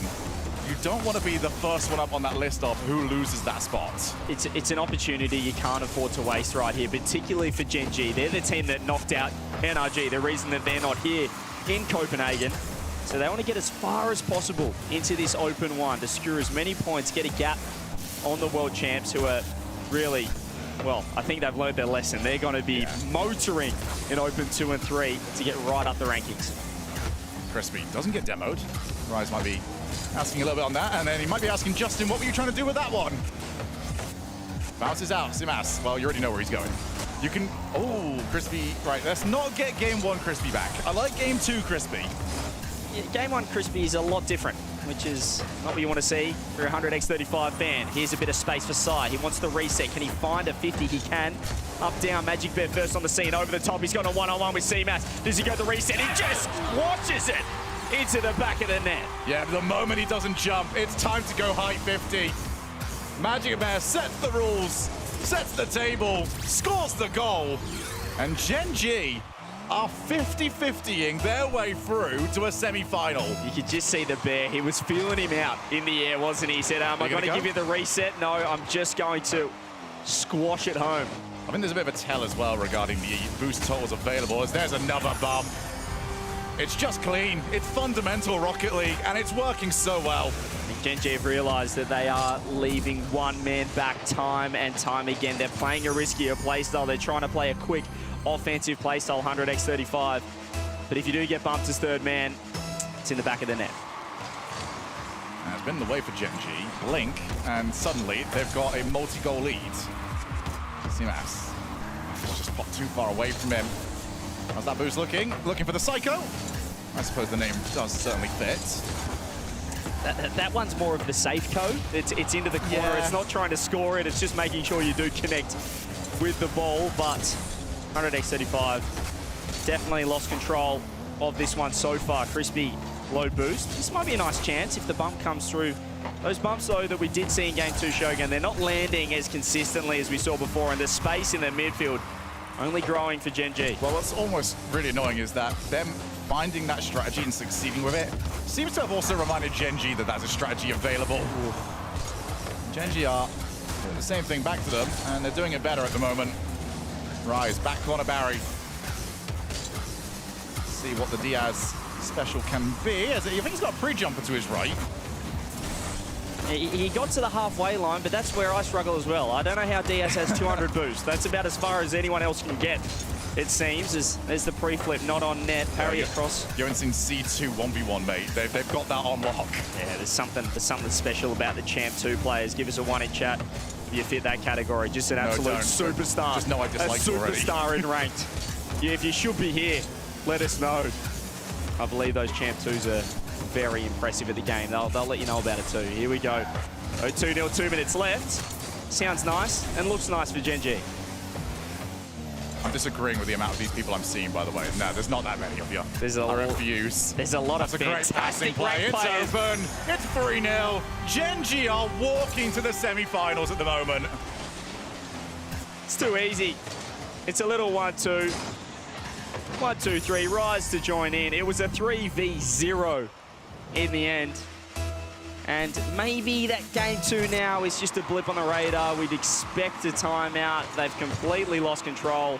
So much momentum, so much confidence for the favourites. Magic Bear on his way. He wasn't even aiming for the ball, I don't think. He wanted the player. That's Rise looking again. Man, it works so well in Game 2, but Gen.G have taken it personally, these bumps and demos. They're looking for the receipt all the time. As that was a fantastic infield pass from the wrong player.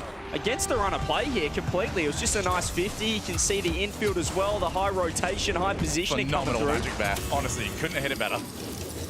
And they're just ready for it in the end. So they've given themselves a little snip. Minute 17, still time. Certainly not out of it, but still feels like it's trending in the wrong direction for them. Yeah, they have to try and take some advantage of that as, it's another 50. Gen.G do not go for the outplay. The one time they go for the outplay, I guarantee you it's going to work. It's 4-1 now, just completely shutting down any... I understand, Sai. It bounced a bit too high, all right? I'm not that tall either. I can't quite get to it. There's a few people, I think those Champ 1s right now are telling us that they would have absolutely saved that, so... I can guarantee you wouldn't. Crispy, with a minute left, just trying to wrangle back a bit of momentum. They nearly got it. CMAS has been blocked. That's a nice infield. Just a little bit close, though. A little tight for the shot, potentially. Gen.G have taken the foot off the gas. They will get one more. Oh, will they? Justin through top across. Oh, Magic Bear. Imagine if it was 1-1. Oh, they're in the lead by a goal. Unfortunately, they're 3 goals up. It's game over. The saves are still beautiful, though. Crispy, double reset. Magic Bear not only gets it, but gets in the way of the second flip. Now Rise, low, another bump, of course there is. Magic Bear, a bump, of course there is. A goal, of course there is. They just hit overdrive. They found a gear that I don't think 100x35 have at the moment. Cyan, all sorts. Magic Bear cleans him up. And Justin pops it off the bar, home for the 5th on the board. Just let's rewind this all the way to the moment where Magic Bear got stomped on the backboard. Maybe, okay, the post does save them, but nothing saving 100x from the wrath of Gen.G. These boys have come to play, and they will be on triple match points. As we have seen throughout this tournament, triple match point, quadruple match point. Hasn't been the safest, but it would be, well, the greatest timeout ever called by a coach. And there's not a coach to call it. I think Crispy needs to say, you see that pass? That's what we need to be doing down the other end. Maybe they don't even need a timeout to talk that one through. 6-1 for Gen.G. The question now, Shogun, are the wheels off? Or is there still more magic in store? We saw it for Europe Open 1 yesterday. where I tell you what, I thought Man City were about to perfect sweep. Yeah, I mean, Nova. And what is ridiculous is everything we've seen here, this is not as dire as the reverse sweep we have already seen. And it doesn't need to be a reverse sweep. 3 games on the bounce required for 100x35. Timeout confirmed. No coach confirmed. Who talks? I really want to see these cameras on them. Who's got the ideas? Will they let us hop in to comms to coach them? What would you say? Coach CJ is on the board. Here we go. Boys! What are we doing? We had great offense in game 2. And then game 3. Game 4. We just lost everything that I've taught you for the last 7 minutes. No. Focus up. No, Shogun. I'm talking to the team. Focus up. Do you want to lose here and not play tomorrow against those EU frauds? I don't think so. So how about we pick ourselves up, pick the comms up, the communication up, and start playing some North American Rocket League that we don't really know how to play because we're European. Let's go. So you just spent the majority of the 2-minute timeout berating his team. I think it got him going though. I think if we can just have a quick look at the boys, 100x35, just to see if they're... Okay, we got some talking. Crispy's he's relaying the information. They don't look as pumped up as I thought they would. Were they listening? I think you hurt their feelings. They look they don't quite look as animated as I'd want from them. CMAS, get up and about. Sai, what do you got for us? Maybe just any reaction, any emotion would be nice to see. This is do or die now. You can't lose. Lose, you're going home. They don't have to go far if they are going home. True. They don't have to go as far as the other North American teams. Well, they're just being too polite. Is that what you're thinking at the moment? They need to show a little bit more. I want to see them go for some bumps. I mean, the aggression, the problem is it hasn't... Don't annoy Gen.G even more! I understand what I'm saying now. The bumps haven't quite worked out. They've been a little bit too aggressive, exposing their third man, but we'll see if Game 5 changes the story. A double kickoff is what I like to see from the fellas. Now, where's the follow? It just doesn't get there in time. They need this goal, and they need it big. Sai tries to provide. Gets past one player. Unfortunately, 2 more heads to the Dragon. Drop down pass to Rise. That was very well read there from Sai. We saw in game 2 especially, the pace was up significantly from 100x. They've got a player on the way. Crispy realizes he's going to get dusted to it. But the main thing they've got to worry about right now is leaving their third man exposed. Yeah. They have got the target painted on them. Yeah, and I think that target, I'm looking at them as well. They're pretty nervous about the wrath of their coach. Oh, there it is. It's just, forget about your timeouts. I think Gen.G are just a class above. It's 1-0, and it's the super import Rise. It's a great read as well from Justin on the infield. Saucymas jump onto the backboard, preparing for something maybe a little bit easier. Justin's been around for far too long. He doesn't give you easy. He gives you the infield, and they've got 2! He's an absolute globetrotter, and he's looking pretty comfortable in North America. A brace in perhaps the final game of the series, perhaps the final game of this quarterfinal. 50 seconds in, Gen.G ain't worried about a timeout at all. They've gone for a kickoff strategy of their own. 0 boost. They've got Magic Bear to play against, and Rise is already back. Rise is a bit awkward, so ask Magic Bear for a bit of help, and Magic Bear happy to provide. GG from here. Backboard. Flip. Back up. You might have to go again. Sai looking for the infield. He's got the player. You've got to go, and Crispy with the 18 boost could not convince himself to do so. Do you commit? That's the problem, Shogun. You said you don't want to leave third man exposed, but the second man has to... You're damned if you do, you're damned if you don't in that situation. Does he want to push up? Is he going to be too aggressive? Well, I think when you're down 2 goals in perhaps the final game here of your entire Copenhagen trip, you should be aggressive, push forward. Minute 30 gone, still a lot of time here, but they have not looked likely for a couple of games now. And 100x are getting 0 success from the air dribbles. Every time, first man, first player sent. They even got to try and make the life easier for the next one. Oh, as they try to skim, Crispy's there! Now that had some sauce on it. Hey, the skim would have been unbelievable, but the fake is just as good. Into the back of the net. Great play, Sai setting up Crispy. And they are going absolutely crazy on the face cams. Give them some time. Give them some time. If this gets to the Champions Field, I guarantee you, they would be going crazy on the face cam. It's a long way away, but Sai's so close. Rouse the woodwork. 3 minutes left. 1 goal is a difference. Could have completely changed the game. This still caught the quick double. Huge save from Justin. Gen.G looked like they'd just been caught out all of a sudden. I think they were booking their tickets into the semi-final. Not just yet. Still more than half a game here. They found their first, and it was a pretty nice goal in the end. And nearly found 2 just as quickly. They have found the orange side of the pitch. Yeah, Manchester City will tell you, do not get too far ahead of yourselves. That's unbelievable from Rise, and he might take this even further. Just misjumped the bounce a little bit. But you can see how uncomfortable this is for 100X, especially on the third man. They have to keep moving. They can't settle down. They're having to play it from worse positions. There's even more bumps coming through. Nobody to follow it. And now Simas is against the outplay. Magic Bear reset over the top. And it's in. I think it's the golden rule against Gen.G. Do not let the bear take on your last man. Because he just keeps on delivering. Another solo goal, another 1v1 executed perfectly. They're 2 goal gaps back. Justin gonna take it down. Wants the 50, gets the 50. This is the corner now for Crispy. Doesn't have the boost. Instead, it's a pass out to Rise. Not the best first touch from him. Simas out to Justin. Power clear. As Magic Bear just threatening. And the threat is enough at the moment. Just over 100 seconds left, and the lead has got even bigger! Justin with a worldie! You could just see 100x35 in no man's land because a world champ says the top left corner's looking real tasty right now. It's 4-1 once again, and the series score is looking a whole lot like 4-1 at the moment.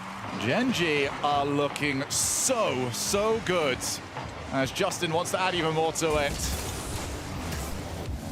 And this is a team that, all right, maybe we can question. How are they going to play when they're behind? How are they going to play against a team that maybe can match their pace? But the game plan itself looks so good. Justin's already on the way up. Back corner pass. Magic Bear's waiting for it. Realizes not challenged. Good decision making. Maybe not quite the best execution. And well, if Magic Bear's not going to make contact, 100X will punish them. That was a nice execution indeed. Magic Bear just couldn't get an extra touch on the ball. You can see Rise doing donuts in net. Sai will take that free shot every day of the week. Nice placement, minute 8. Still time. Need something from the kickoff. They choose for the back right loss. As that's out to Justin, and Sai doesn't get there, doesn't need to. Looking for a 50, out to Simas. Tries to play over the top, he's getting chased down for a demo. He's got a player to beat. As Justin low, plays it straight to the corner, where another blue car is waiting for him. Yeah, we're going to be aggressive. It's right now, 100x35. Can they find the bump? Crispy with the land, maybe one more pop. Justin out of nowhere, out of the blind spot. Saving the Gen.G defense. Just over 30 seconds, they still need 2. There's the pass, the pre-jumps are coming through. The fakes are popping as well. It's a 3-man offense for 100x35, no. But the chemistry ain't there. Yeah, Sai was at least on the way back. They've still got time for this, but Magic Bear offers it up to Simas again.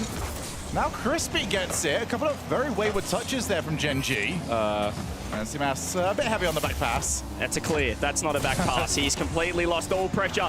And 100x35 have completely lost the hold of this series because Gen.G Mobile One Racing have a date with Space Station Gaming, the North American Open 1 semi-final, Shogun.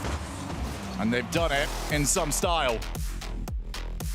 Justin, Rise, and Magic Bear cruise on through.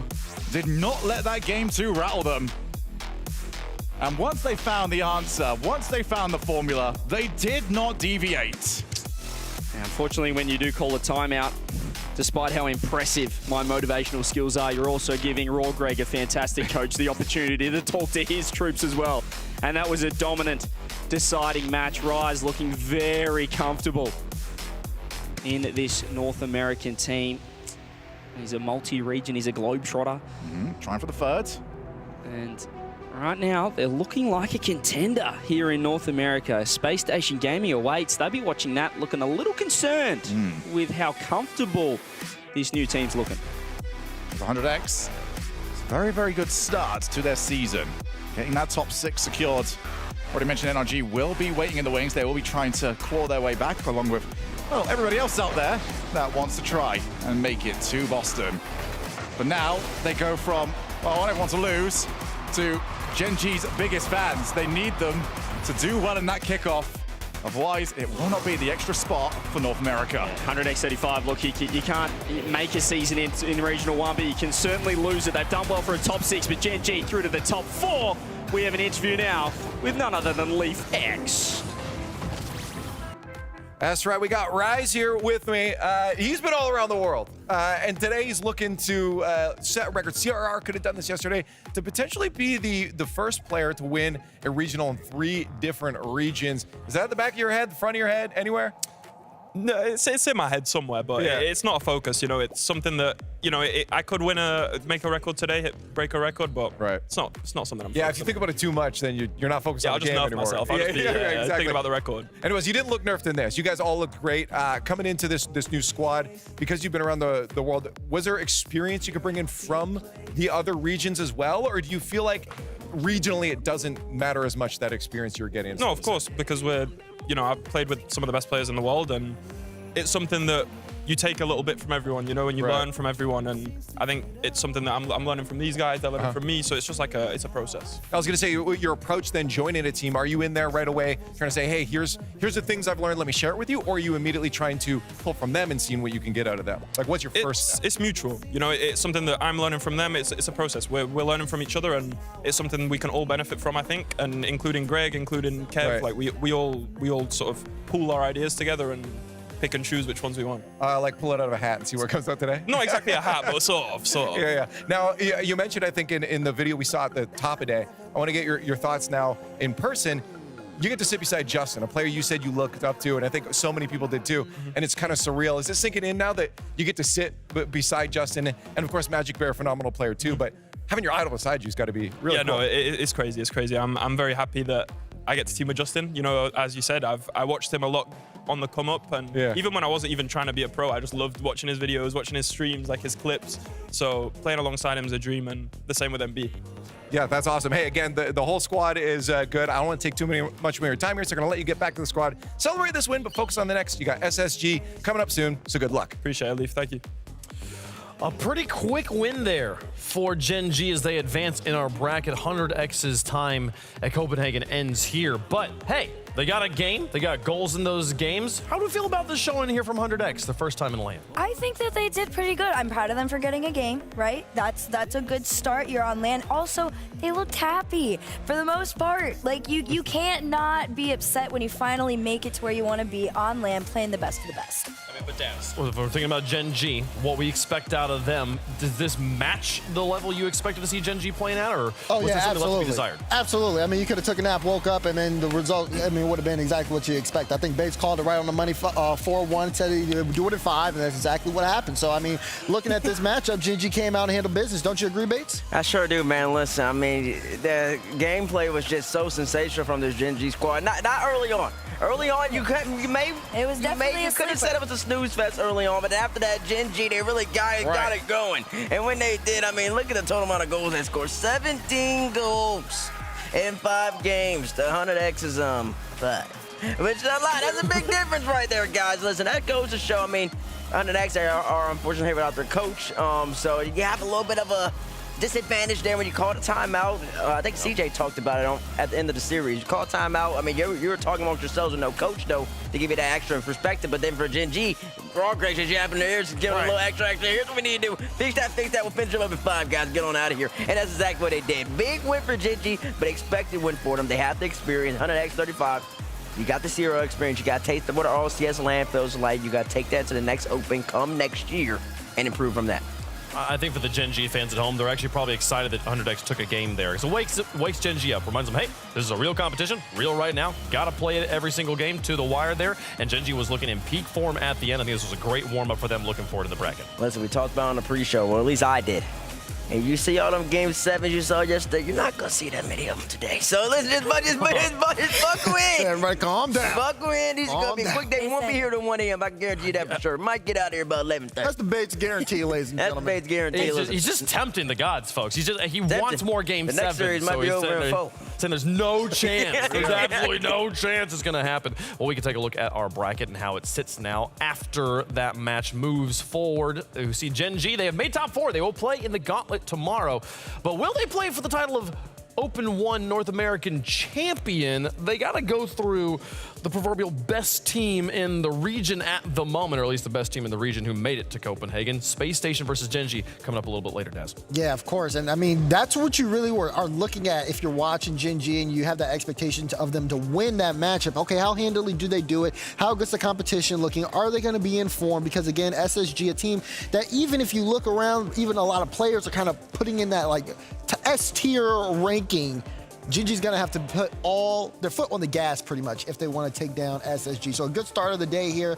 Gen.G versus SSG later. That should be a banger of a matchup. Should be a lot of fun. I'm excited for it. We got Shopify versus FUT coming up here a little bit later on. That'll be the next match on the day. And again, that one also an elimination match. You lose that, that will be your only match played in Copenhagen. But hey, for the loser of that match, as well as for 100X in this matchup, even stepping on this stage and losing the match is such an important amount of experience to gain for their Rocket League careers. Oh yeah, a lot of these players have been talking about the fact that we even have a kickoff LAN in general has meant so much to them. They feel like it's gaining a lot of experience that puts a lot of those nerves away, because remember, whenever you go to LANs like Boston or Paris, you still have to play in a setting like this before you even see the crowd. And this, a lot of the time, is what takes those teams out. Absolutely, absolutely. So what a cool way to kick off the season we've been having so far, and we're not even close to done. I got a whole other day of it tomorrow. Folks, if you're enjoying the action, make sure you've got your Twitch account and your TikTok accounts, other social media accounts linked to your Epic account so you can be a part of Drop Rush. Get the cool stuff that's dropping out there. I believe the Nemesis car is up for grabs right now. There's later on the weekend there, the Tactical Nuke, which we saw in that game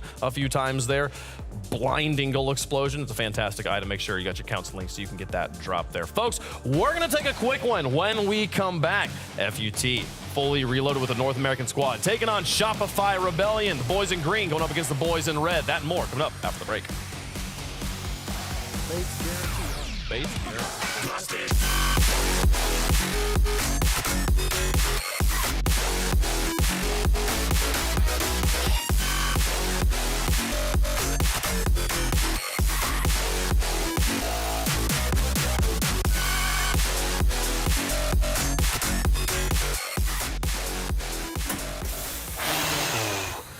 SSG, man. They are playing so well at the moment. I'm a bit nervous because I had Nip, and I'm starting to think that maybe they're not going to do it. I'm freaking out a little bit at the moment. You stressed? Yeah. I'm stressed, I've uncovered an RLCS major conspiracy theory, and it goes way beyond just insurance. What are you talking about? Check this out. Yeah, that's right. What is this? I need you to see this right here, because 9914 is everywhere. 9914. Why is it on the adverts? Why is it there? 9914, 914, 914. It just keeps being repeated over and over and over. Why? Okay. Because... Well, chat keeps saying it. Exactly, it's chat. They're getting involved. They say 914, 914, 914 over and over and over and over and over again. And I just don't understand why. How do they get strangers involved? It makes no sense. Okay. Yeah, we need to talk about 9914. It's in the game. It's a title in the game. It's the bathroom code is 9914. How do they get it in game? Their money goes all the way to the top. You know who's involved? Exactly. This guy, all over the place. Not you. It is him. Gibbs is the guy. I need to find the bathroom where you put the code in. Exactly. You're getting it now. And then think all of a sudden, I need to find Gibbs. Yes. And so I go marching to the talent room. I say Gibbs. I say Gibbs. And he's not in there. Open the door. Existed. I barely existed. It's just me and you. We're in this together, though. I don't care if you exist or not. It's us. Me and you. We're going to figure out 9914. Okay, Stumpy. I am going to have to stop you there, okay? All of these people exist. Okay. You had lunch with Gibbs earlier. Forgettable. You praised his shirts. It was all right. But 9914, Stumpy. 9914 is here to stay. That's right. Progressive is the official presenting sponsor for the entire RLCS 2026 season. Look at this outrunner.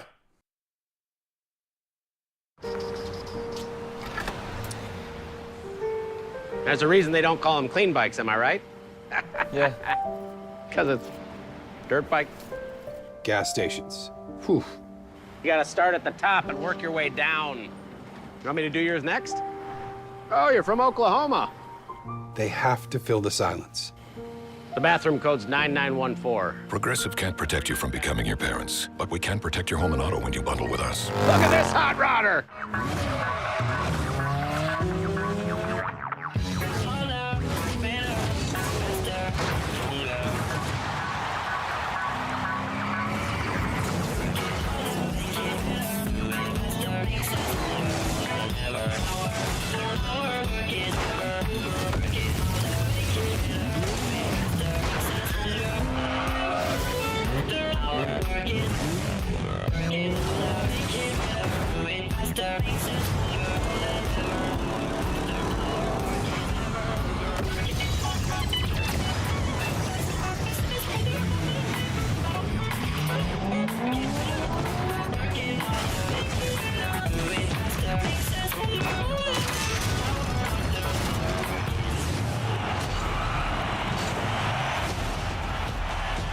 The RLCS kicks off. Legends fall. Underdogs rise. Get ready for RLCS 2026.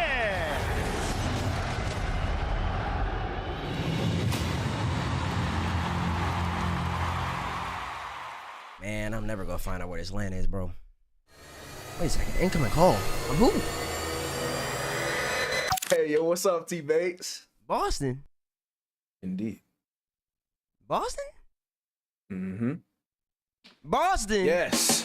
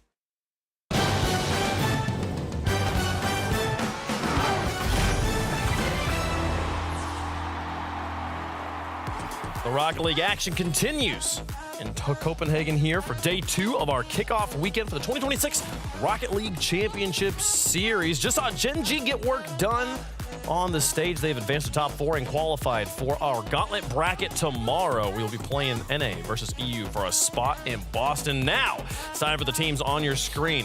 FUT Esports going to be taking on Shopify Rebellion, and of course, CJ.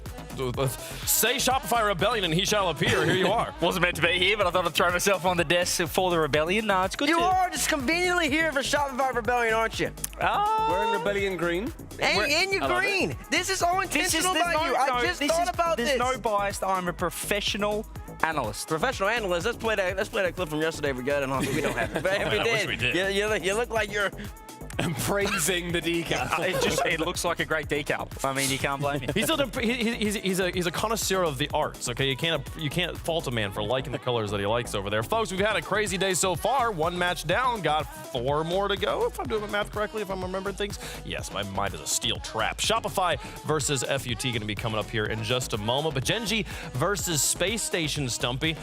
That's an exciting one. Yeah, I feel like that's going to be one of the sort of the new battles that will happen over and over again in North America when you get to these top 4s where Gen.G, they picked up an incredible player in Rise. The amount of solidity that he lends to that team, it has been fantastic to see. And it seems like whenever he changes regions, he goes, yeah, I guess I'll just sort of elevate this team. I'll make this squad better. Yeah. And yeah, especially when you've now not got NRG at these events, it's going to lead another team into that #1 spot going forward. He must get bored easily, Rise. Like he just needs he needs a new challenge. What's another region I can go to? He might go to OCE next season. OCE with their 1 spot? You can hope, mate. Hey, it's going to be tough for him. It might be tougher than North America. We were talking about, Leaf was talking about it in the interview of like, hey, Rise has the opportunity to be the first player ever to win a regional in 3 different regions and how incredible that would be. And and we saw CRR almost do it yesterday. 1 goal away. It was 1 goal away from it, didn't quite get it done. We're just kind of glossing over the fact that he's already done it in 2 regions, and the list of people that's done that is like less than 5, I'm pretty sure. And it's scary. The more people move, I mean, Monkey Moon right now is looking pretty comfortable in MENA. He might think North America's looking pretty tasty next season, base. I don't think he's interested in coming over here. He's already won 2 world championships in North America, so I don't think he's interested in coming over here. At this point, when he's done with MENA, he might just retire. Like, big old Monkey Moon. You guys think we get a Game 7 today? Bates is confident. Oh, whoa. I didn't say we weren't going to get a Game 7. I said you're not going to see as many Game 7s. How many did we get yesterday? We had 3. 5. We had 3. Oh, sorry, overall. Sorry, yeah, everyone went to Game 7. 3 out of 5. So 3 went to Game 7 yesterday, so you think less than 3 today? Might be 1. I think I'd agree with you. I think maybe like 1 or 2. But 5 out of the 9 series for the whole playoffs for Europe went. I mean, we've not had any 7 so far. Have we even went to Game 6 so far? Do we have the North American bracket? Yeah. We've seen the Game 6 by who? Yeah, in the upper, Redacted versus. Oh yeah, Redacted. Obviously, it didn't happen here, but yeah. We got 1 Game 6. We've seen 1 Neo Tokyo. Other than that, it's been a whole bunch of sweeps and a 4-1. And I honestly kind of expect that to continue a little bit. Maybe not this next matchup, but I see a couple of. Hey, here's the thing. If you have a bunch of sweeps, that means you're differentiating the teams, which means the next round should have some Game 7s. No, that's not how that works. I'm pretty sure that is how it works. I still can't believe every time I look at this bracket, even the upper bracket games that have already been played, if you were put into a coma and woke up in North America, you saw FUT 100x35 and Redacted up there with Space Station Gaming. Where's NRG? I don't know. Where are they? They're sitting at home getting ready for Open number 2, folks. These teams competing for the title of Open 1 champion. Let's get through our next match, an elimination match here. Shopify Rebellion taking on FUT Esports. FUT Esports has been a story on many different ways throughout Rocket League history. Now here, representing North America, taking on a work that's been up and down in North America for a few years now. Looking up though right now. Yeah, I think Shopify Rebellion said it's time to get serious for RLCS 2026. And when you pick up the first killer LJ combo, I think you're in for a good time, Bates. The question was, who's going to be the third? They land with the up-and-coming talent, the rising star in Kofa. Yeah, they sure did land. I mean, listen, the big question mark is for them. They want to get FK overside. They want to become major champions. Cobra hasn't done it, and OG hasn't done it. They stiffed the finals last year in Birmingham. But then they got slapped by Carmi and Corbin. And at that point, everything went downhill. Well, Shopify has reloaded as an org, and part of that reload is a multi-time Rocket League World Champion, Final Panda. And it is VP. And it's good to hear. Hello. See you here. What's going on? How you doing? I'm good. How are you? I see you everywhere now. What does that mean? Oh, I don't know. That's weird. Yeah. Just here. You got this squad behind you now. Yeah. How's that been transitioning onto this new roster? No, amazing. These guys are great. Shopify is amazing as an org. Supported us all the way through here, and these guys are great to work with. So, yeah, it's been good. Yeah, for you as a coach, has there been any challenges? Of course, you've got some players that know play together. You've got now Kofir joining on. How's that process been integrating them in? Yeah, no, I mean, First Killer and LJ were already great players, and bringing Kofir aboard. I mean, they're all three great individual players. We just have to work out, and we have been working out how to fit it all together. And yeah, just in general, I was very excited for this roster because they're all individually amazing. Of course. And, to see what they can do is, it's going to be good. It's good. It's nice to have powerful chess pieces to move around. I was talking to Rise just before about bringing experience across different regions. For you, of course, you've been around the block as well. Have you been trying to integrate things from, the better region into to this player, or have you been trying to learn and take something from it too? Yeah, no, EU has definitely a different style to what NA is used to.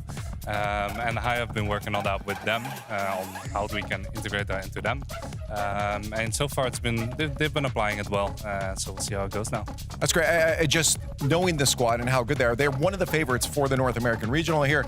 Has that been something that's been a roadblock for mindsets at all, or have you been keeping that thought away and just saying, hey, we're just a team here to play? Nah, you got to take it series by series. I mean, yeah, we might be one of the favorites, but every opponent, can win. So, you gotta take every opponent seriously. If you don't, you might throw one here and there. Exactly. Well, let's let you get back there and get your team ready for the match because your opponent's FUT are about to walk out. They had to go to round 5 of the Swiss to get here, but then in the group stage that followed that, they took Gen.G that we just saw on this stage to game 5 and beat them, folks. Got a sweep out of the way and then made their way to the main bracket you see in front of you here. FUT Esports trying to make a name for themselves now here in North America. Yeah, I mean, switching over regions too, we've seen it from players now. FUT have moved over to North America too, and I think it's a great team that they've picked up. It's a team that we've seen each player do individually very good things, and Sosa, he's one of my favorite players coming through from those different regions, and I'm looking forward to seeing just what they're going to be able to do as this trio. Let's see if we can get some insights. Probably not. The coaches never tell them anything. Adam, what's going on? Nice to talk to you. Nice to talk to you as well, Leif. Let's talk about the roster, though, of course, because that's what we're about to see in the next few moments here. I was talking to VP, how it's been integrating them together. How has it been, with such a quick turnover on this recent season, getting this team together and in tune with each other? Yeah, absolutely. While on paper it might seem like 3 random players, but Sosa and Cheese have actually had quite some history on Koi. And I've worked with Frosty in the past individually as a player. So this team kind of formed pretty quickly compared to some of the other rosters. Really, yeah, and immediately we knew that if we get a head start in our practice and start working quick, we could just be at the same level as the other teams. So did you have a foundation you wanted to work around and then, hey, let's slot Frosty into this? How was that building block process for you behind the scenes? What was the last piece that made it all work? Yeah, I think building off Sosa and Cheese was a great idea because they have a lot more experience compared to Frosty. They've competed at LANs. Right. So building off of someone that will not falter in big moments was a really big key part for us. So that's definitely what my thought process was building up this team. Now, did you have to, coming into this match, do any extra work on the mental, the psychological side of things with the squad, knowing, hey, we're playing in person now, this isn't just online? What were those changes you had to talk about? Yeah, our bootcamp was pretty holistic. We focused on both mental and the game. We realized that you can't really brute force success and that we do need to focus on other aspects of it. So that was definitely a big focus of mine because we have suffered in the past due to mental kind of imbalances. You never want to overwhelm the players. Not at all. When it comes to giving them too much. How many things you really give each individual player to work on in an event like this? Or is it none at all? Let's just play Rocket League. No, I wish Rocket League was that easy of a game. Me too. But no, at most, I give them a couple pointers here and there because a big thing about Rocket League is they don't overthink. It's one of the fastest paced esports, so you definitely want to give them a couple pointers in the right direction and then hope that they're good enough to, I guess, put the pieces together. Right. Well, hopefully the pieces you gave them get put together here. Good luck in your match coming up. Thank you so much, Leafex.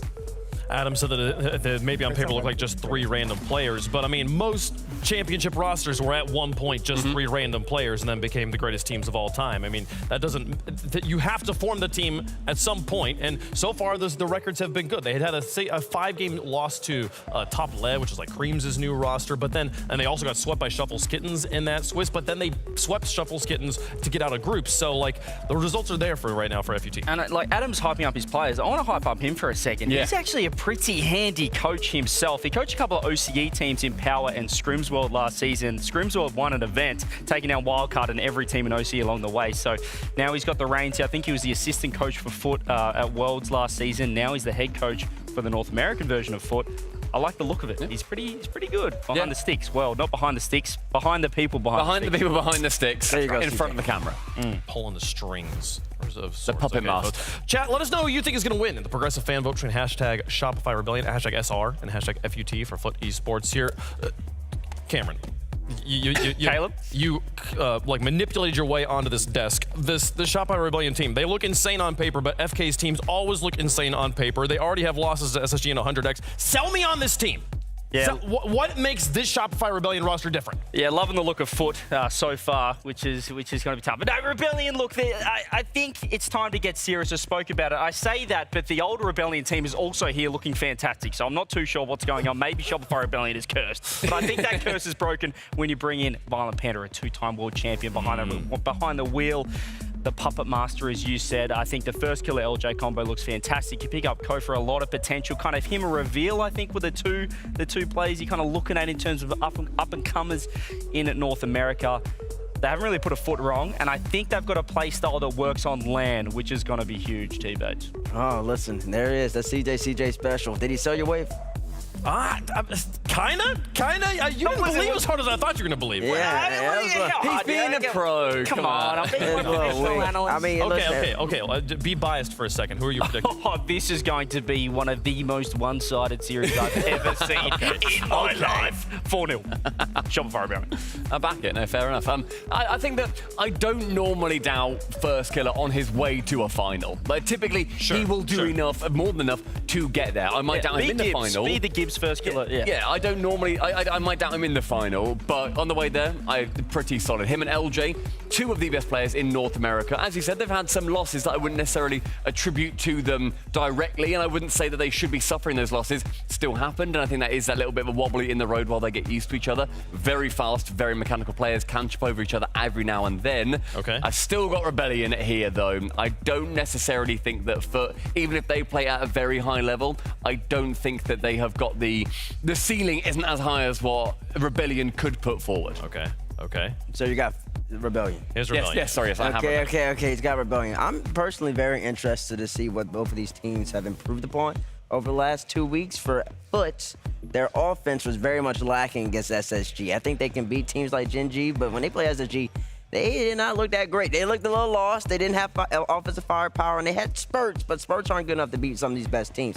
For Rebellion... Well, you didn't watch Rebellion. You told me that. I did watch some of the Rebellion games. You didn't watch. It was on So first you can't touch. tell me how they're playing. For Rebellion, I wanted to see how much better Kofa has been put into this roster at this point in time. You got First, you got LJ. They were playing together all last year. Kofa still needs to get integrated into the roster at this point. Still an open number one. I want to see just where they're at, where their level is, and see if they really can't compete against SSG in that. Been saying all that. Just gonna have to go with the better team on paper, I think. So I'm gonna go with Shopify Rebellion, probably in about 5 games as well. That was a lot of talking to just pick the same team everyone else is picking. Here's the thing with Shopify, you've got First Killer.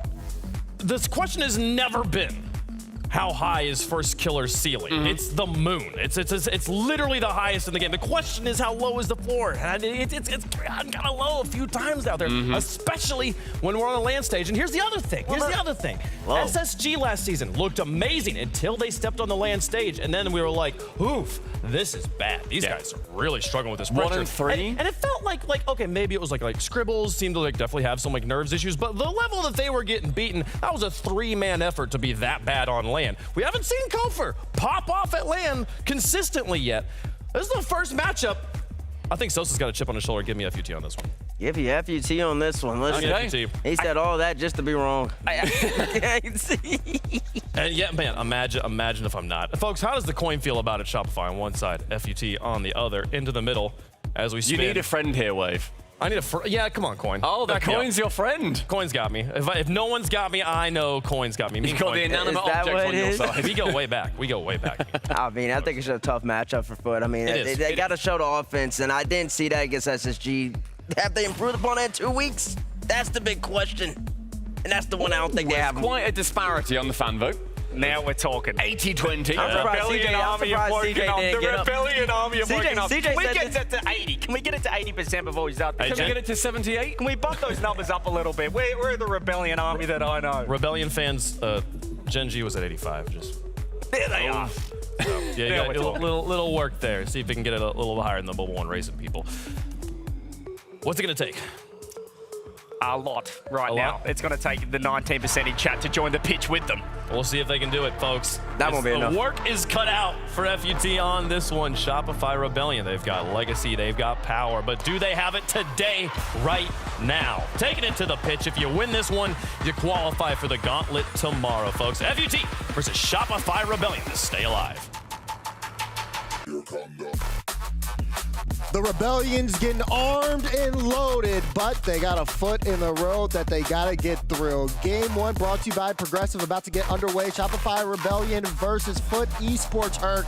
This one's going to be a clash. This is so interesting just because of all the roster moves that went down. And also, you're coming into this, if you are a Rebellion fan, you got a new roster that you are stoked for. First Killer, Kofor, and LJ have officially teamed up to try and bring some victories to the SR name. But on the end of FUT Esports, a combination trying to get everybody to fall in love with the FUT Esports organization is now in front of them. We'll see exactly how this FUT roster looks on land. You also are looking at this guy, LJ, as he's starting to get really warmed up here. And this Rebellion roster, again, there are some questions. We just saw 100x35 get eliminated. They sent this Rebellion team down into the mid-round of the Swiss stage earlier in this open one, but Rebellion still doing their work.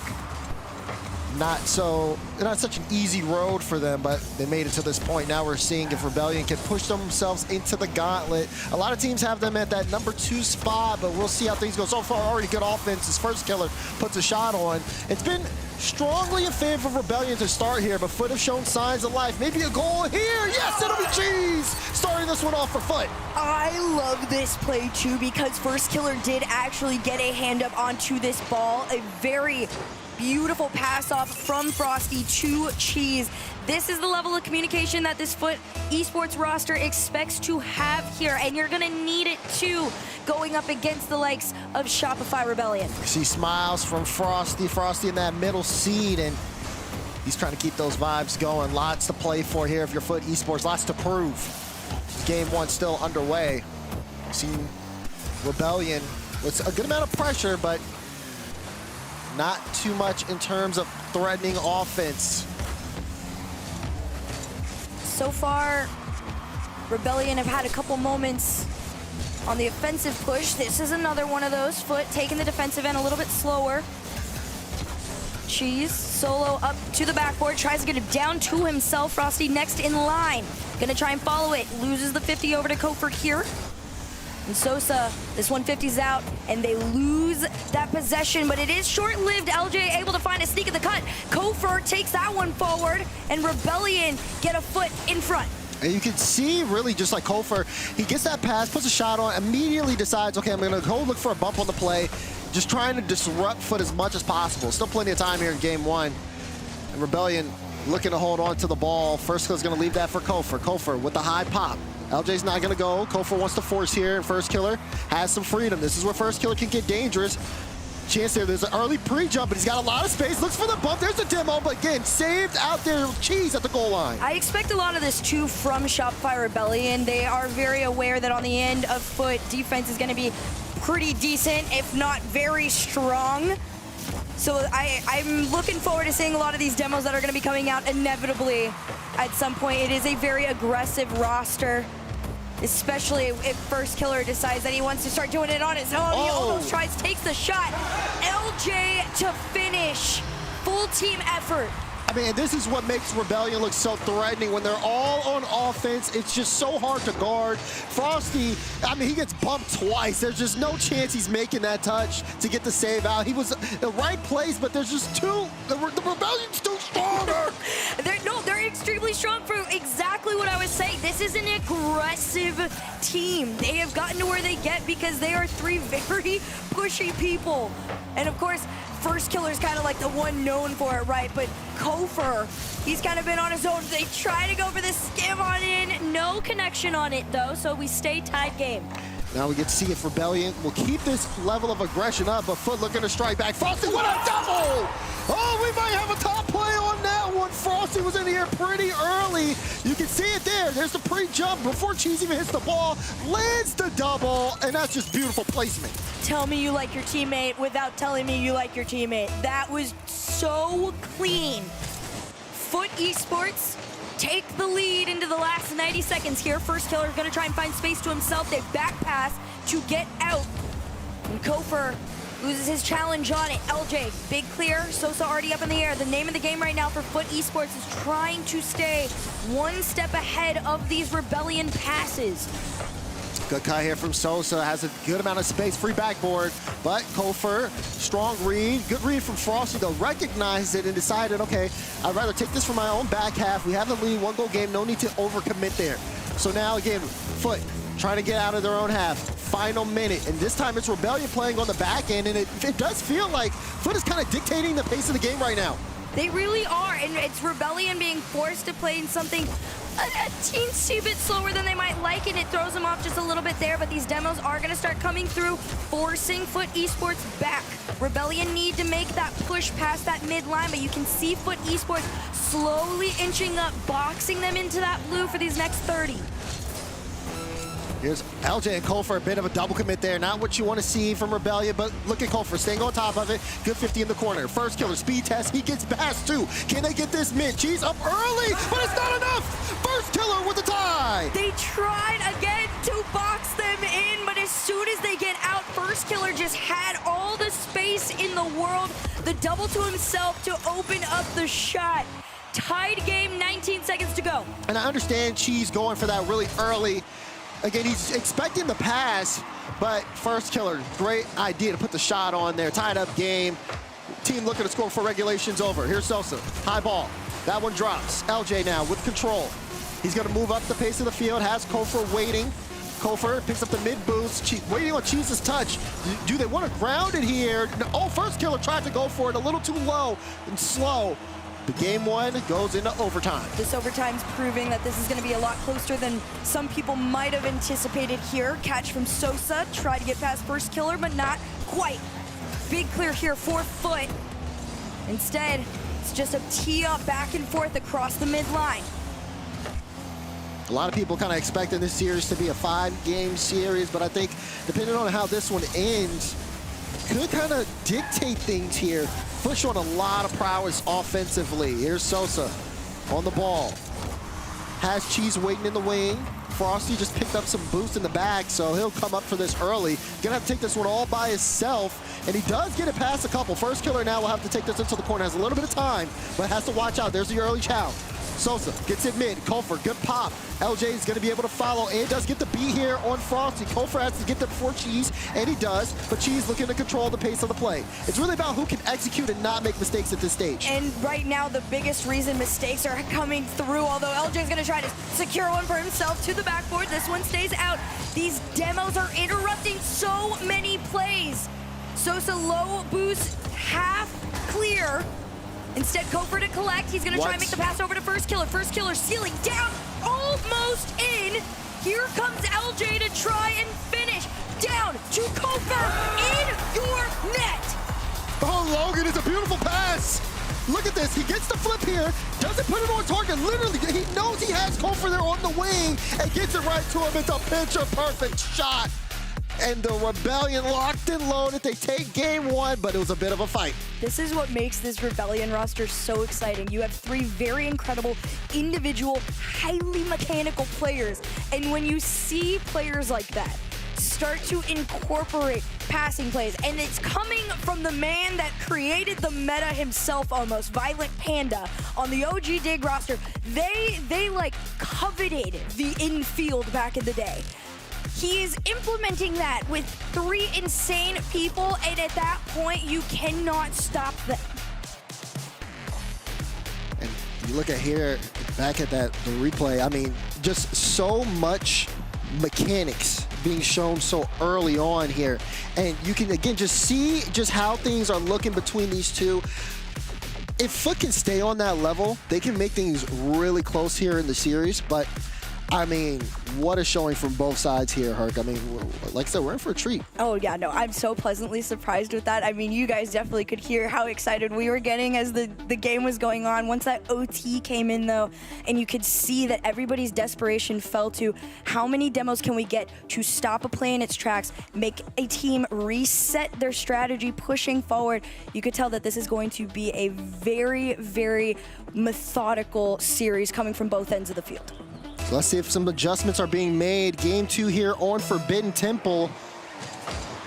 And FUT, the base especially, talk about them getting offense against the top teams. They're definitely showing that prowess. But Rebellion kind of showing their experience playing at the high level.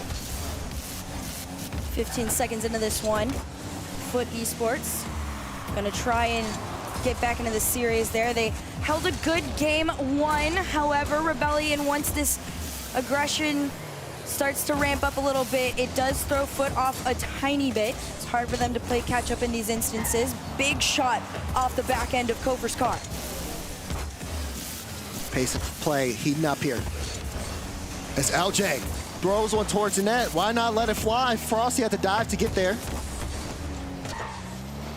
Still though, good control from FUT, being able to carry this out into the midfield, not letting Rebellion get clean and consistent offensive pressure. Here's First Killer looking for the follow-up on that touch. Cheese knocks away the threat, but ends up giving possession to LJ, who's going to keep the play alive. LJ almost got that one all the way through. It's another stop there from Frosty as he sends it back downfield. Right now, FUT Esports are playing a little too close to each other in some of these instances. I'm scared it's showing signs of, you know, not necessarily trust issues, but maybe a little bit lack of communication. And Shopify Rebellion are trying to take advantage of it so far. They have been held at bay for the most part. Big shot here from First Killer and a quick cut from LJ, although nothing comes from it. It's just gonna get sent straight on back from FK. Oh, Cheese a little early there. Not able to connect, but Frosty able to get a piece of that. Cheese able to stay inside the play, but he's got to let LJ touch this one. First Killer going to be on the wall. Can he get this one mid? Wanted to, but sent it straight to Sosa. Rebellion's offense not as threatening as we've seen from earlier. FUT's done a good job of cutting out the midfield. Rebellion been trying to work through the wall, but hasn't been the cleanest of play. Here's Sosa, nice high pop, but it's behind him. Cheese wants to keep that back in. Sosa will try again. Looks to follow it. First Killer sends it to the sidewall, and Kofer will pick things up. Kofer with the flip. Tries to win the 50. This is decent pressure, but you see LJ doesn't want to commit here. They're taking their time, trying to see if they can force an error from FUT. And the good thing is he doesn't even need to commit in instances like that, right? You see that First Killer and Kofer are very clearly working together on a lot of these plays here. That was another example of it. The pass over to Kofer, straight on target in net. FUT almost had the turn to get to try. Sosa will commit his third man onto this play here and send this ball upfield, but FUT Esports, the low boost is really what's hindering them from full sending on a lot of these plays. Cheese pop. That's a good catch from Frosty. Uses dodge to kind of correct that, but it couldn't really keep control of it. Cheese, low boost, sends it to Frosty. That's a good clear. LJ was there to keep pressure. Uh-oh, LJ might still be able to get involved here. A little battle there with Cheese in the corner. Now with a minute 50 to go, it's just been a stalemate. No one really been able to force too many errors on the other side. They've been playing deep third man and no one sitting the house just yet. When you're playing that deep third man too, right, that's a sign of respect almost. You know what the other team is capable of. She's gonna try and solo play this one up. Here comes Sosa to make the catch. Big pinch off the ceiling there, and Cheese to catch. I'm a little shocked Frosty didn't go upfield to try and open up the path in some shape or form, but it's those little bits of creativity that's gonna set someone apart in this. For now, Rebellion take their turn. Big clear onto the other end of the field here, but like we've said, it's the same thing on repeat. You're just waiting for one person to make that slip up or find a gap in the defense. Sosa with a good challenge win, but he's got to get past 2. Final minute to go here from FUT. Keeps this one in possession. They could have something here against Rebellion. LJ wants to stop it. Good read to leave that for Cheese, forcing First Killer to slam that. And now First Killer looking for the counter. They almost got him. This one actually might be a little risky here on the side of FUT. Getting demoed, now in a tough spot. Bump on the play. Kofor taking his time. Sosa doesn't have a lot of boost, but tried to force Kofor high. It worked. Frosty was able to knock it off to the side. Now with 30 seconds to go, FUT trying to clear the lane, but it's a lot of pressure coming out of Rebellion right now. I have no idea how FUT Esports held their own on that one. There was a point in time where they had 30 boost on the team collective. Shopify Rebellion trying everything they can to take shots now on their own half. 10 seconds on the clock here. What can they do with this time? Frosty's gonna stop the play in its tracks. And we'll see what they can do from here. 1 to go, still in the air. Here comes First Killer, Cheese on the challenge. And down on to the ground we go. And overtime in this game too. Blinka, you might miss it. Oh, kickoff though. Cheese can catch this. He has Frosty in the wing. Trying to see if he can force First Killer out. That was a really good 50 by First Killer. Making sure he doesn't hit that straight into Frosty. Now LJ high in the sky. Cheese to deny. Rebellion won a little bit of field positioning here. There's a good flick by Sosa, and Kofor can knock that away. FUT looking for their chances here. That was the best one we've seen in a while. They're sending Frosty up to look for some bumps, but it does get sent all the way back to their own half. You got to be really careful with these. Rebellion are going to make a lot of these big, long clears and have someone that's cheated up waiting to receive it. So if FUT play a little bit too far forward, it could go over their heads. Sosa's not going to let this one get past him, though. And you see these quick challenges coming through, but Rebellion inching past the mid-line. It's Cheese, though, that sends FUT forward. You see the setups trying to get into position to find each other, but Rebellion's doing such a great job of keeping them out of their way. The passing looks great from FUT. When it comes to putting that shot on, they haven't been as accurate. Sosa's trying to hunt upfield. He takes the corner boost, bumps First Killer out the play. But Frosty can't get this mid to Cheese. He doesn't have the boost for it. So now, Rebellion will try to take possession. Well, can they get possession? Cheese still stays alive in this, and FUT still on the front foot, so to speak. Cheese. I like what I'm seeing. Cheese has the confidence right now. You can see it, Daz. He's been pushing forward and trying to initiate a lot of these plays. It's a quick cut, though, for him. His third man, Sosa's going to try and finish the play. And it dead balls.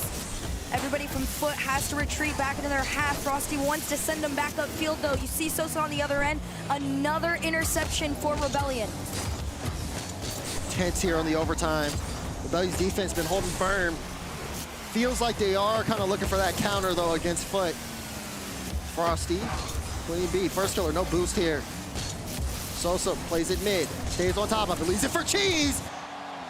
Rebellion just able to get that denied, took 2, but Sosa gets a fine one, and Sosa with the OT goal, FUT with all the pressure, and it pays off. It's a beautiful setup from Cheese. He knew he was going straight and center down, and nosedives it into their net, and you saw it too. Sosa was getting very, very physical and antsy to get them into that half, take a couple shots. It started with a really nice flick. Wow. But for now, you know, you take the win, you push forward. FUT Esports have a foot in the series. We're gonna keep doing this, aren't we? Now, something that's super interesting, you look at the stats here, Frosty MVP, no shots to his name. No. All saves, and that's really impressive, because sometimes you get accidental shots where it'll be a long clearance downfield and it'll count as a shot you weren't really actually intending to shoot. But that is something. No assists, of course there was only 1 goal.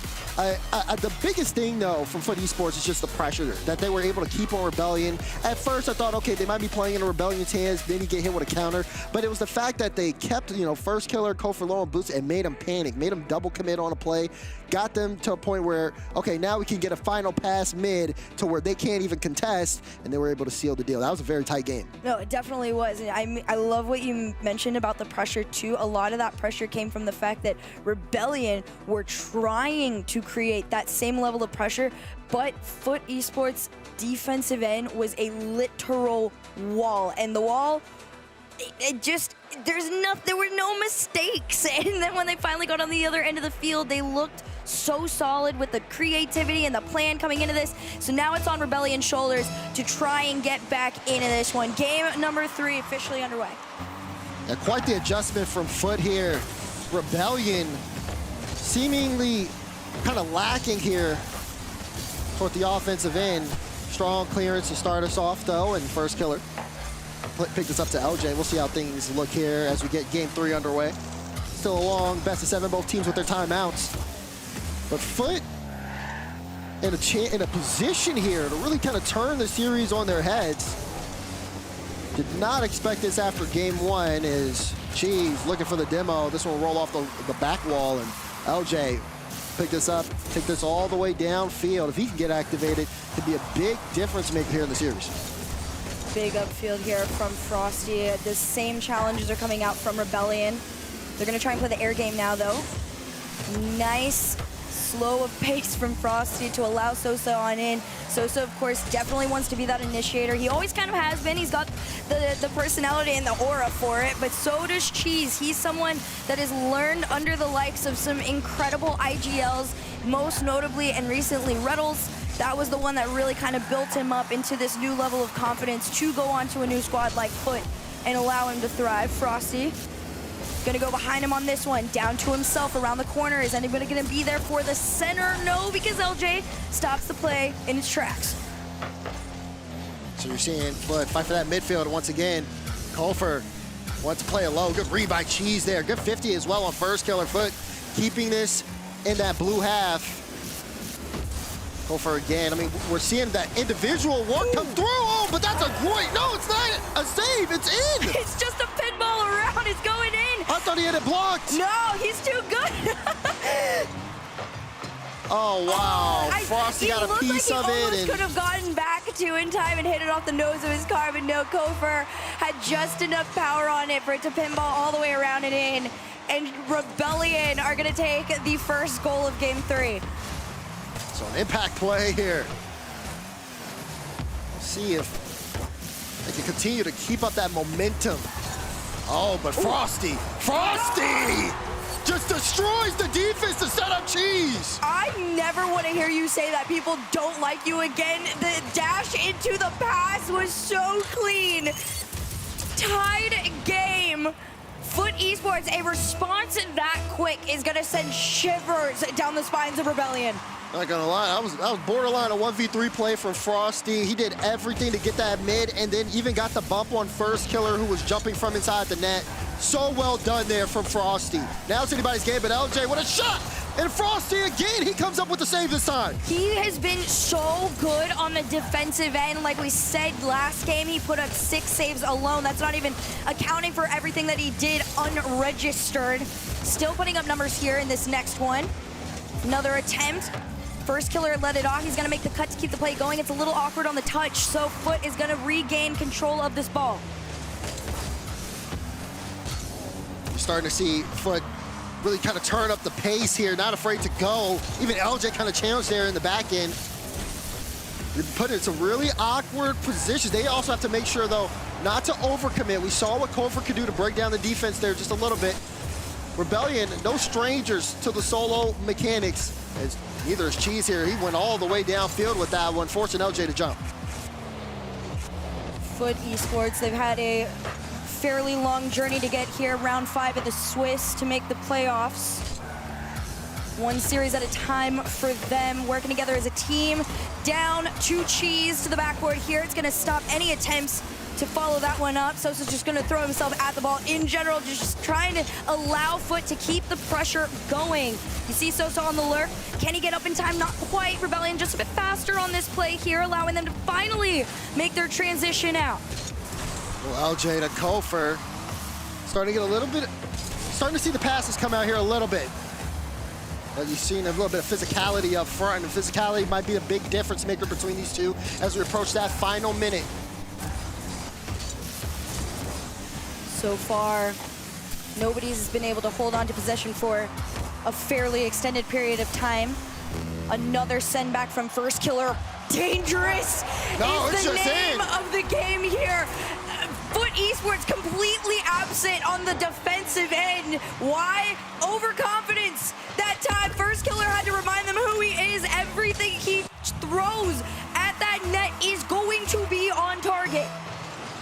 First Killer, clean beat against Frosty there in the midfield. It was risky from FUT, and you see no reward there on that side. Now, Rebellion, chance here to go up in the series. To see if they can form it anything on this one. I feel like as time's going on, though, Rebellion's understanding a couple of the patterns that FUT have presented in front of them here. 30 seconds left on the clock for FUT to get back into this one. They want to tie the game up, but First Killer, another big clear to a disappearing defense, results in a third goal for Rebellion. Some security headed into the last 21. And it's a good idea, right? You see you have Frosty on the wing. You want to slide that pass to him. Could be a great shot chance, but First Killer has just a strong read on the game, and we talked about it. Rebellion's aggressiveness, that's one of the big factors in it, just being able to cut that out. Nobody back home. You expect FUT to go all in as it's late in the game, and First Killer saw that and knew exactly what to do. You saw them try to go all in, just like you said, and what happened? Rebellion does a double demo and says, we're gonna let you watch the last 5 seconds on the clock here as we head into game number 4. A great showing from Rebellion to keep momentum in their favor. Yeah, but the way this series is going, it's really not like I think a lot of people would have expected, where it was just kind of Rebellion dictating the pace of the game and just gonna dominate everything. FUT really does have them on the back end a couple of times with, you know, some great individual performances. They, like I said, the only goal they scored from Frosty was just phenomenal, but they weren't able to consistently replicate that, and Rebellion just caught him out a couple of times. If FUT can continue to make some adjustments over the course of the series, it's still hard to kind of tell the direction. Will Rebellion start to step up and see these players, you know, kind of put their foot down, so to speak? Are we going to see a First Killer kind of take things over? Or actually, no, we're seeing something different here. We're actually going to see a timeout from FUT.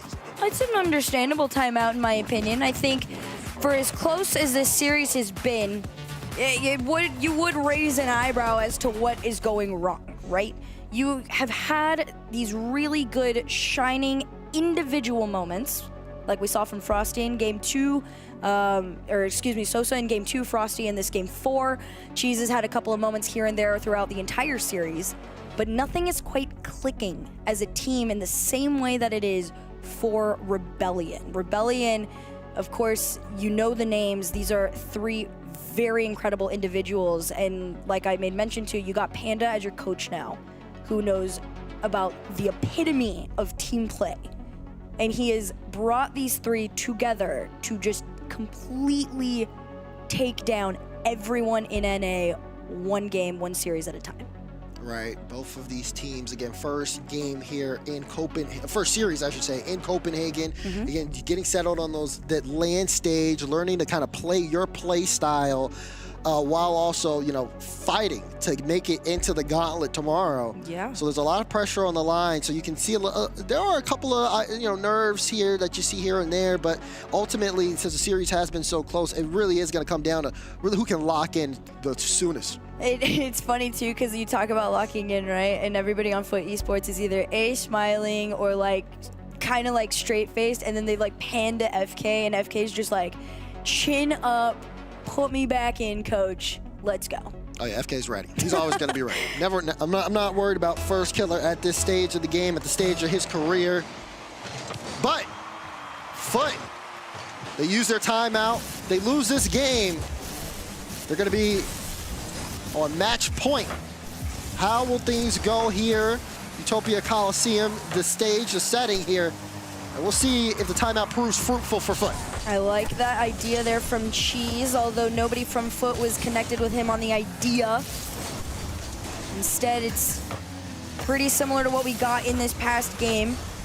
I expect to see FUT Esports play a little bit quicker to these follow-ups. We're going to see what they do with that. For now, Rebellion just continue to shoot and maybe score on this one. A hand up from Cheese keeps this shot out, but it's not going to stop the play entirely. Things looking a little desperate for FUT here. First Killer, free ball, free flip reset, gets it, just throw the defense. If you give First Killer that space, if you're not set, this is what can happen. I'm sorry, Cover in the back end, just like he messed up that flip though. I saw that FK. With them. do your thing. This team is just in their heads and in front of them, doing it dirty. Here comes LJ up front. Not enough time on this one to make another touch, but that's totally fine at this point. You're playing your game. Here, FUT Esports gotta try and make the most of their time on this side. Oh, good second touch there from Frost. But Kofor headed red all day long. Now it's gonna be first killer here on the ball. Gets a flip. Stays on top of it, looks for the 50. That's a good 50 straight to LJ. LJ looking for the top left, but just off. Just barely off the mark too. The demos though could be the answer to their prayers. Unfortunately for FUT, they haven't been able to execute the same strat. And here comes Rebellion on their end. There's a demo from LJ. Now he's got one in the net. Frosty in a tough spot. Kofor kind of waiting on him, saying, Frosty, what are you gonna do? I'm calling your number. But it's a good touch. FUT looking really uncomfortable here at the start of this game 4. And Rebellion, see it? They've been turning on the pressure. You can even see right now, LJ still hunting as he's looking to bump one. First killer putting a clean shot on, but not enough. FUT holding on, but this is not what you want to see from them. They're constantly demoed. They're low on boost. They're almost giving LJ a free double cheese, just barely makes this a 1-goal game still. And Rebellion are not stopping. First killer again.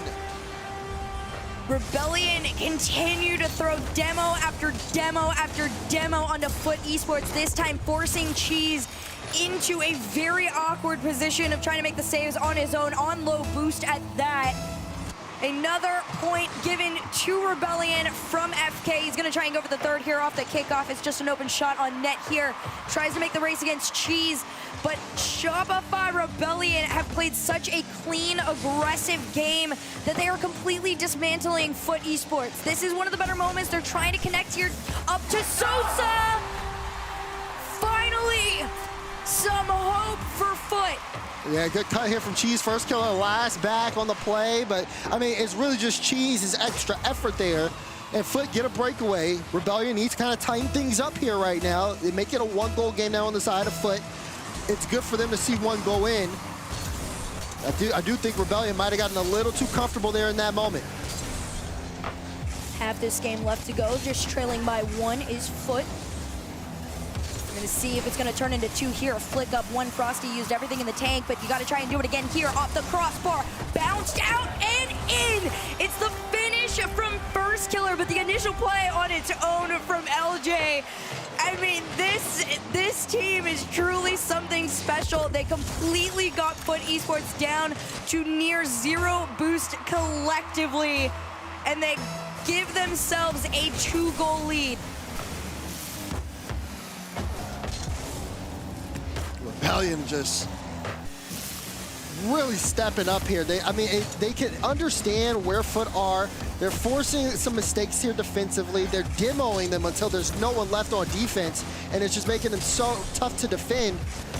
And it allows them to just get the space to work offensively. Such a well-written recipe for success. And it starts with this man here too, Kofor. He gets out in front.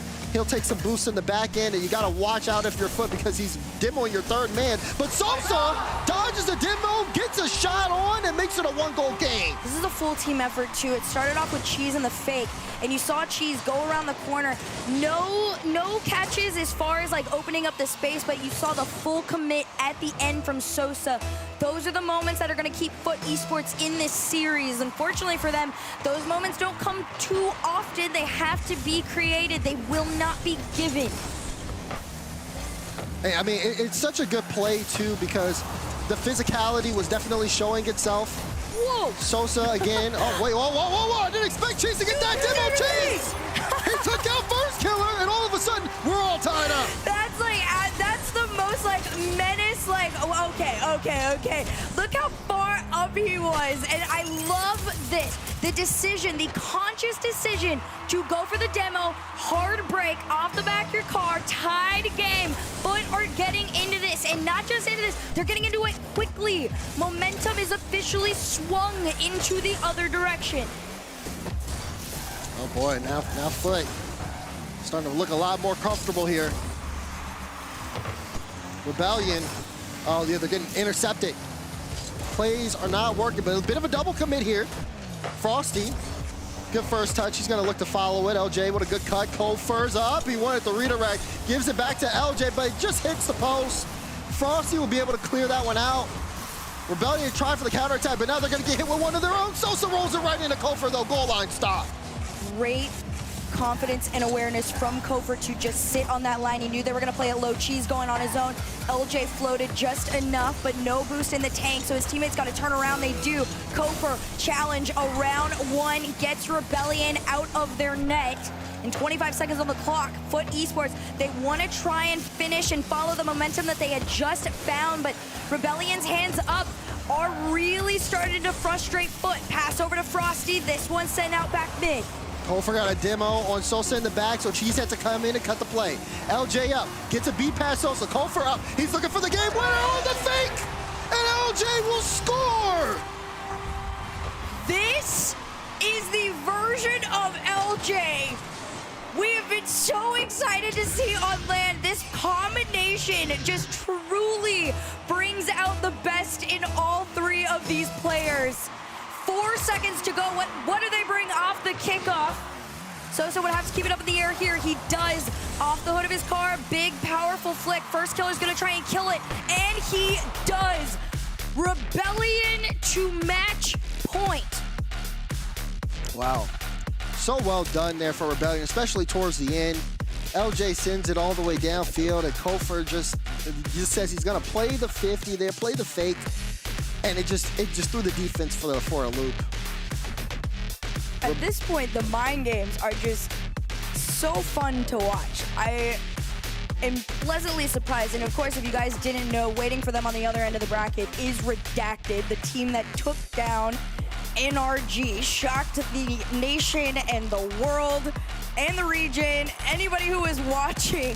So you gotta be playing on a level like this to pretty much be confident headed into your potential next matchup. I mean, it's also the former Rebellion roster with Two Piece and Wavy, this time with Talk. They look good, and there it is again. Great work, great fake. You even heard First Killer say it there. Now 1 game away from closing this one out in 5. And as close as FUT has tried to make this series, even, barring the tactical timeout, I mean, they show a lot of fight, but not being able to get it over the hump again, it's got to be frustrating. And now their backs are against the wall here in Copenhagen. Down 3-1 in the series. Can they turn this one around and send it to 7? We've seen crazier things happen in Copenhagen, Herc, but here we go, 5 minutes on the clock. Off the kickoff, Cheese is gonna be the one to collect. First Killer had already pre-jumped him on the challenge here. Big over one from LJ, and Rebellion have just been playing these follow-ups so close and consistent. So they managed to hold on to possession for now, but Sosa bumps one off the play here as FUT Esports get a turn of their own. Speed definitely going to be a factor here. Off and on ball, as both teams can get physical and demo a player if he's playing too slow, but then it's also that offensive mechanics, just being able to make a stop, make a challenge on somebody who could potentially be making a big impact play. So far, FUT taking their time, good rotations here at the initial opener. And Rebellion, they're trying to move upfield, see if they can catch FUT off guard. So far, they haven't even needed to try that hard. The playstyle alone works wonders around FUT. At the beginning of the series, it was a little different story. FUT's defense was quite literally insane. They were a wall, as I described. Now it is starting to crumble down. Frosty, no boost. The demo sends one back, and LJ's gonna keep trying to go off the ceiling to himself into the corner. They don't even care for the shot at this point. It's about wearing down FUT Esports mentally. The frustration of having to play this much defense and run circles around yourselves and your teammates is enough to finally find some gaps. And they almost did there, but off the crossbar, it goes out. Yeah, that one close from LJ. Just a high ball. But LJ linking up with Kofor has been working really well. LJ's just been playing good, solid individually. FUT now still stuck in their own half, still looking for a way out. And you even see here, Sosa, he goes high, he uses so much boost, and Kofor, you can literally see him in the background getting ready to challenge. He drives up his back wall, goes off the ceiling, and he just loses so much less boost from that as a close play, but no one able to follow it. And Rebellion will once again, I mean, it just feels like they're so comfortable on the field right now. They absolutely are comfortable, and for good reason, right? They are very well connected and trusting. Every time First Killer goes up, he knows that one of his teammates is going to be right behind him, lurking, ready to go, just like you see Kofor do here, to continue each play on moving forward. There is no hesitation in the Rebellion play style right now. On the other end of the field, excuse me, FUT Esports are a little questionable. They look great individually, but you got to fit those puzzle pieces together to be able to actually fight the giant that is the Rebellion. Rebellion, the havoc they're looking, or they're causing, I should say. They're starting to look like the Empire. Here's Kofor. Clean beat. That one drops straight down on the First Killer, and Frosty gets a clean look. Frosty will put one in at the 2-minute mark here. First goal of the game. Cheese, another great setup there, but of course a full team effort to commit on this one. Rebellion didn't quite expect how quickly that follow-up was going to come through that time. They catch them off guard. Sneaky 1-goal lead as we head into the last 2 minutes of regulation here. We're going to see how does Rebellion respond. LJ, a catch-off 1, 50 down, shot denied. Cheese wants to keep this close. Been quiet from him.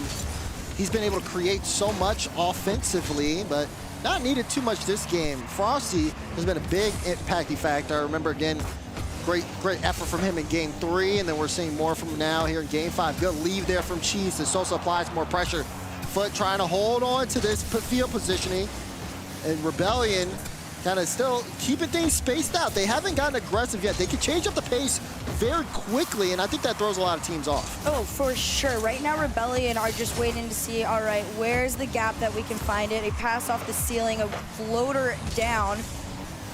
Great send out from Cheese and a catch from Frosty. Can he 1v1 on LJ? 50 down. Got to get past First Killer.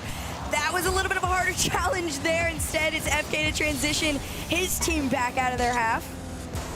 The dream of a shot on net, short-lived here, is FUT Esports. Gather together to get around 1, go back to blue. Oh, Cheese under a little bit of threatening pressure. LJ staying in the play, gets it mid. Kofor doesn't want to commit. Now Rebellion will take it from their own half. Chance for FUT to force game 6. Kofor tries to bring it the length of the field. Does get a good 50 down. First Killer's gonna commit. He gets it through, but it's not enough. Off target there. And now FUT's trying to hold on as the clock ticks down. They're trying so desperately to force this ball in. You saw the attempted dunk there. The demo on the back end. You can see how bad they want it. They almost have it, but it's not theirs. FUT Esports, another chance to keep them out, but it's not enough. Off the nose of Cheese. Rebellion have tied at 4 seconds again. Pass after pass after pass from Rebellion. Passing the shot, it's just so much. Cheese got the initial save, and then he couldn't recover in time to get the follow-up off of the one from Kofor and First Killer. This one is gonna roll, and we have overtime in game 5. FUT had this game in the bag, but they lost it at the end. You got a mental reset very, very quickly here. Rebellion are gonna come trying to take these guys down. I would assume in under a minute at this point. Once you have that level of momentum, you want it over with, done and dusted. Over to Kofor. Kofor up in the air. First Killer's already there. Tried to make it down from the nose of his car, but Rebellion, they just have to sustain pressure. There goes Cheese. Pass Sosa midfield. First Killer has a good cut. This one will be a free ball for Frosty. Touch for the catch. Gets it past 1. Swerves it past LJ, but LJ will try to play it into the corner. Kofor jumps out of net. Had to worry about the threat of the demo there. And it'll be First Killer with LJ waiting in that 3rd spot.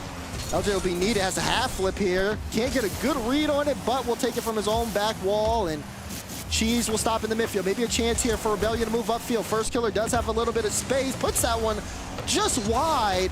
as Rebellion try to just bring this downfield here. Overtime getting tense between these two. That first minute ramp up has officially begun here for Shopify. FUT Esports getting a little bit tangled up on the back end. Rebellion, they bait them in to their half by trying to play the back pass on a lot of these plays here, but Cheese anticipates it. Low boost though, he's got to force the pass over to Sosa. Shot completely intercepted and denied.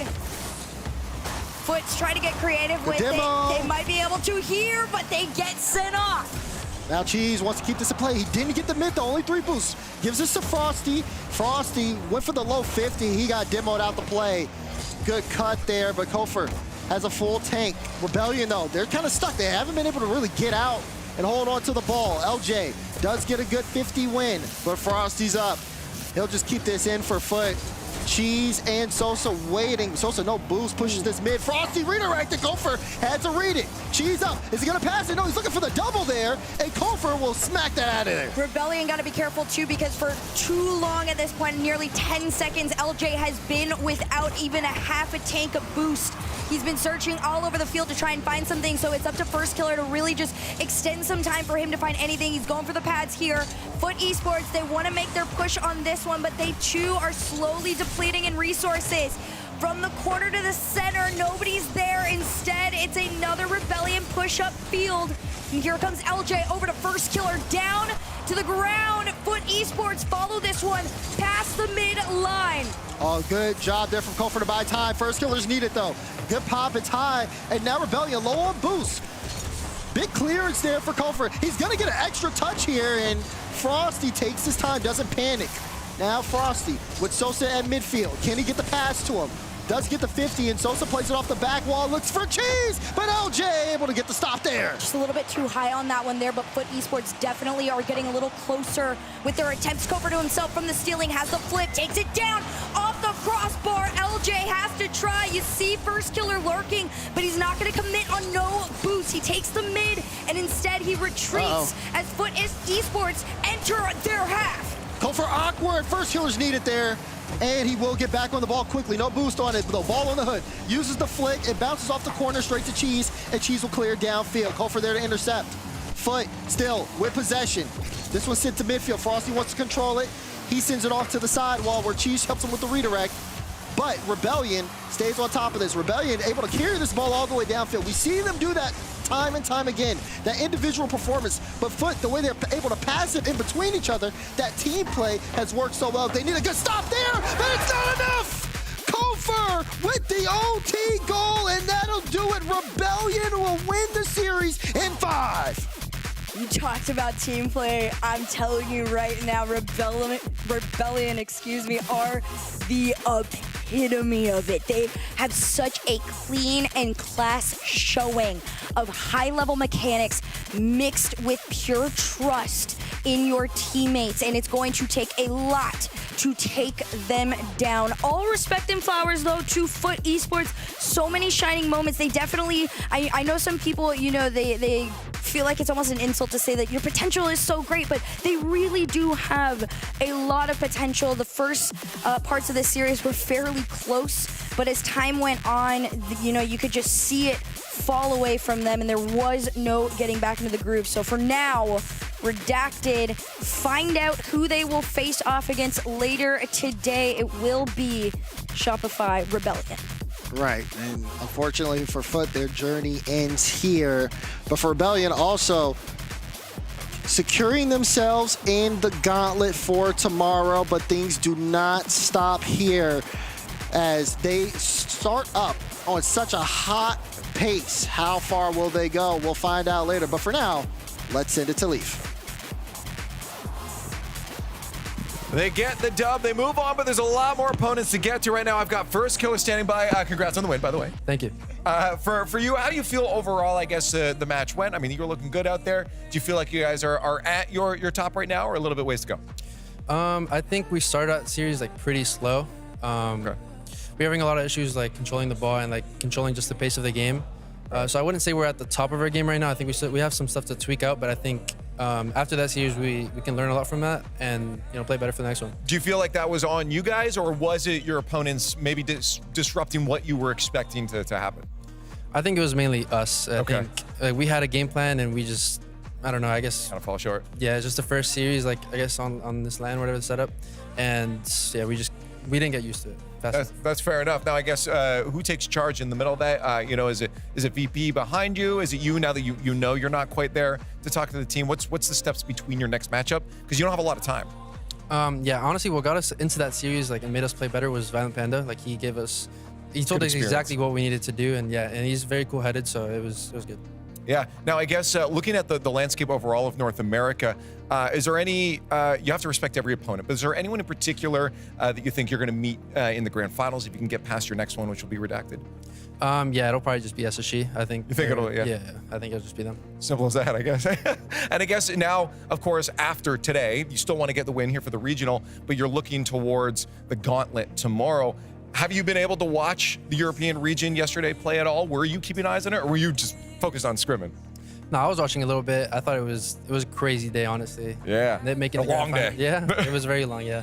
But yeah, I've been watching a little bit, but we're mainly just focusing on ourselves. Really? Eh? Is there a point that then you guys are going to start, you know, after this tournament to start looking towards that? Or is it really, as all players say, just focus on ourselves?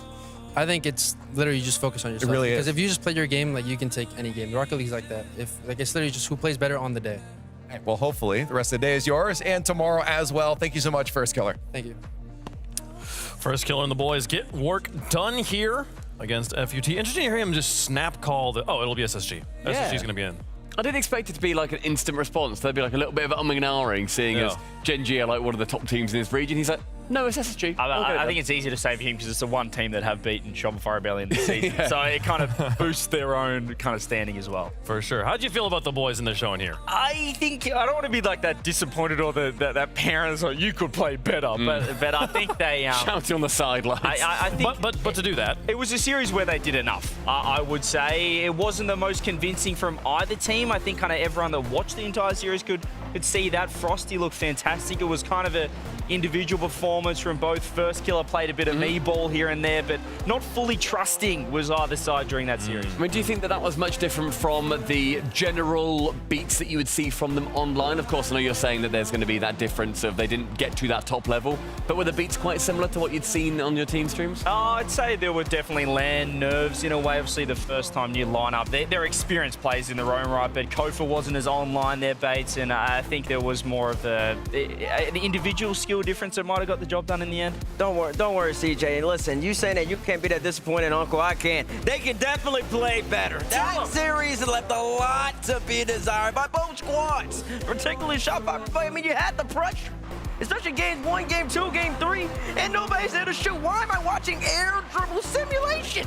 Why? With this game number 4 has to be the ugliest win I've ever seen in Rocket League history. Nobody's hitting the ball. Hey, we were into Nobody's hitting the ball. We're Tokyo Coliseum there. I don't know what was happening. And this is all of these air dribbles across the map. Like, what is going on here? Where's the pressure? Nobody's going for demos. I want to see Kofa unlocked a little bit more aggression, more pace. I mean, you get the W against FUT here. But I mean, it wasn't a clean W. It left a lot on the table, and honestly, there's a lot of things you got to fix up before the next series. In my estimation, there was a lot of kind of choose your own adventure exploration in the opponent's back third. Like, I'll just get down there and kind of see what happens because the ball's going to go in different directions. The improvisational skills were definitely on display. Less of a systematic approach to offense, I felt like, for both sides. Exactly. Yeah, it didn't feel like there was much of a plan. Like, I feel like normally you see these very top teams, they'll have a plan, they'll have a guy that does this, a guy that does that, and then they'll have that kind of fluid role. I completely agree. It was very much like, oh, we're here now. Who's kind of around? Oh, what can I do? I guess I'll do this. And it worked. I mean, we said about the ceiling and the floor. Yeah. The ceiling beat the floor. That's all that happened, as far as I'm concerned. Okay, yeah, we don't just have to be completely flat, though, about North America after this. I think that there's something has to be trying to tell y'all all day that this is going to be a lot of 4-1s and a lot of 4-0s. I've been prepping since the beginning of the day. I think for Shopify, something has to be said about winning 4-1, and I wouldn't say it's uninspiring, but just doing enough. That's still the signs of a quality team that they can play. Good. That's good. And for Shopify expectations, that's not good enough. You're a good company man, CJ. Exactly. You get paid. You get paid to represent them, and I get paid to represent RLCS. Let me tell you right now, they need to be better. If they want to become major champions and world champions, that's a good W for them. They move on, they play Redacted. If you're a Shopify Rebellion fan, though, you're expecting more. If you're a FUT fan, you're expecting more. And hopefully in this Gen.G SSG game, if you're an NA fan, we will get some excitement from these players. We can get it. Listen. Even unskilled teams, which I'm not saying any of these teams are unskilled, even unskilled teams can put on exciting matches. We can go to game 7. Movable force versus stoppable object definitely can get their way to Champions Field. We'll see it. But I think we should see some quality matches down there in the semifinals when we get there. I'm excited for it. And yes, Redacted, the team that took NRG out, going to be playing against Shopify for a chance at the grand finals. Yeah, it's Shopify versus old Shopify, two-piece wavy from last season. So that's going to be interesting. This will be a good one, folks. Don't forget to make sure you've got your Twitch accounts linked up with your Epic account, as well as get your TikTok, the other social media accounts as well.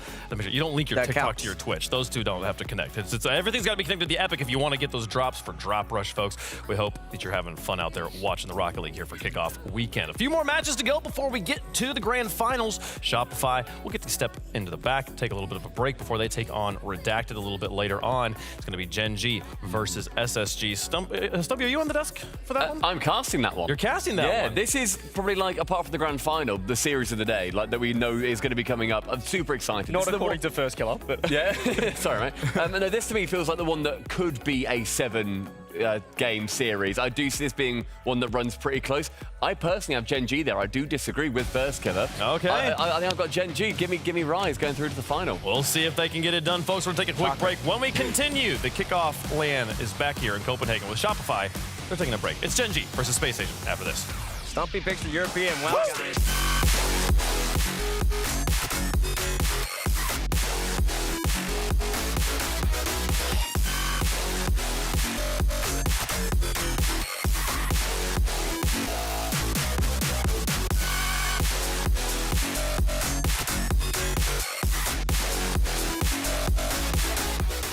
You're backing up a bit here. Okay, Luann?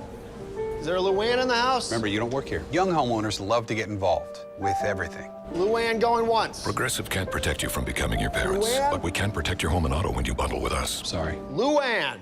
We have 16 teams from around the world. It's a shot. It's wide. The follow is in.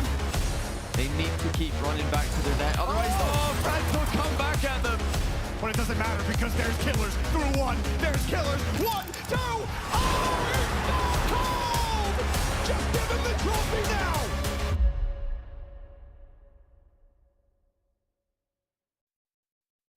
T-Bates here, and today I have a special unboxing from Blacklight. It's gonna be something you've never seen before. ASMR. Let's get into it. Oh my gosh! Sorry, oh my gosh. It's cool. These are the instructions. It's a piece of art. Smooth as silk. And now, for the finishing touches. The Athena Pro. Blacklight. Rlcs.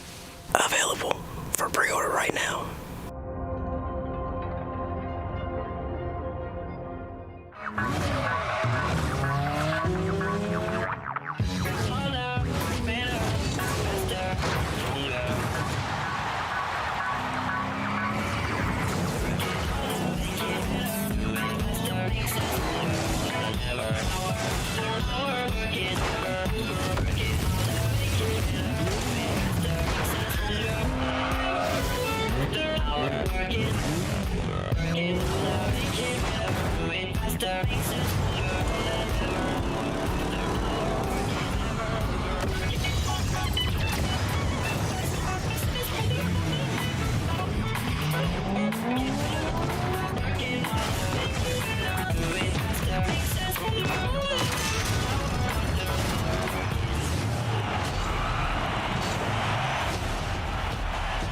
The RLCS kicks off. Legends fall. Underdogs rise. Get ready for RLCS 2026.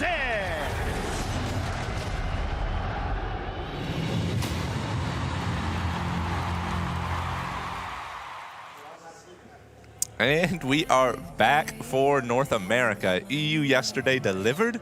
Now here we are, Mertzy, Jamaican Coconut, Chief Beef. How are you guys feeling today?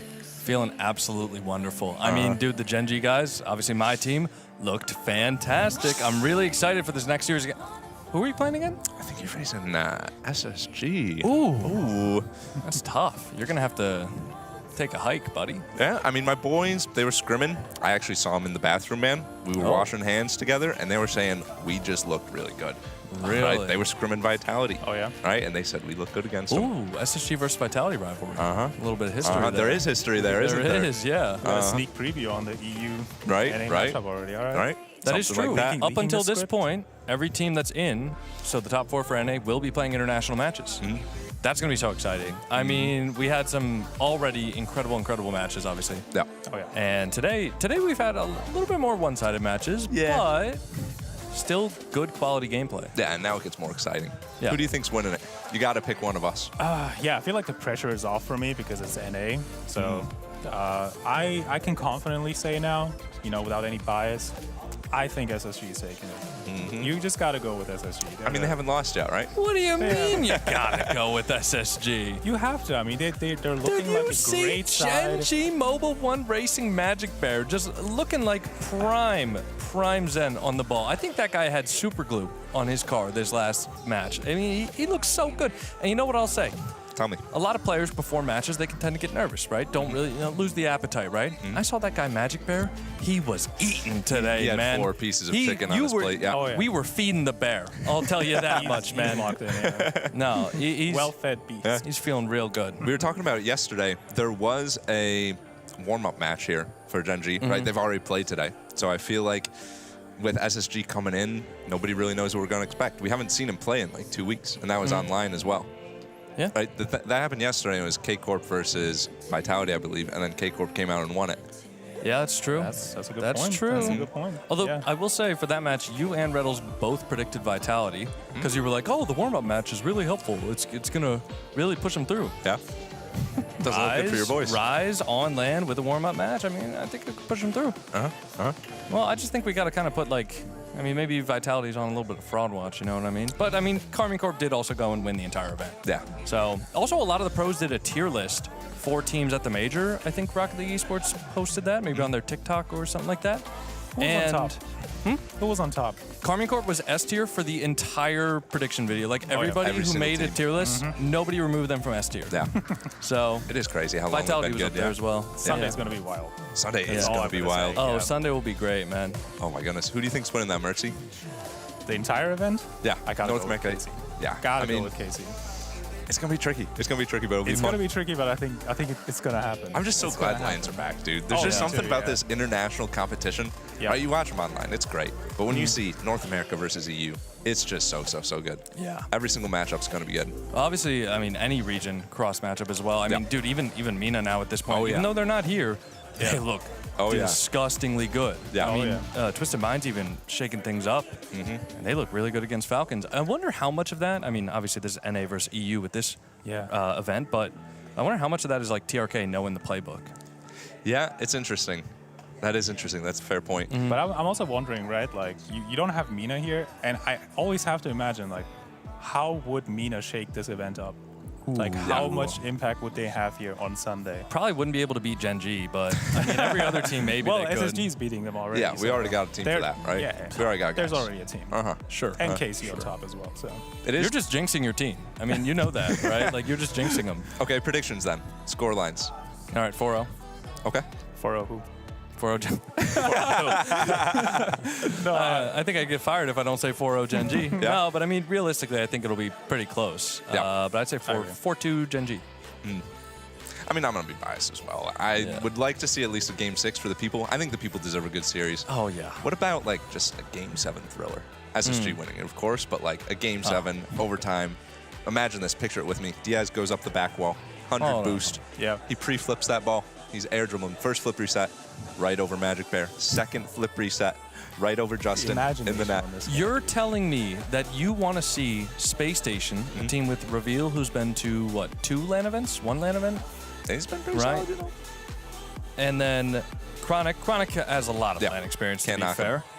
And then Why am I blanking on the third? You're talking Diaz. Diaz, who's been to, this is his first LAN event.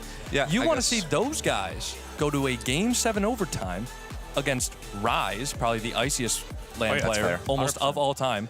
Justin, the guy who is Rocket League, and Magic Bear.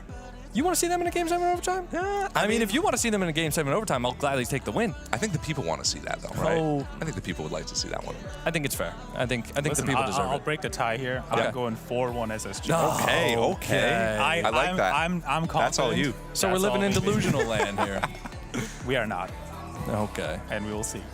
No, I think they'll prove it. I mean, either way, it's going to be good. And then other side of the bracket, you have Redacted versus Shopify. We got 14 seconds. Let's go. I'll go call. Shopify 4-1. Quick. 4-0. 4-0 Yeah, who? I'm going to go Shopify 4-1.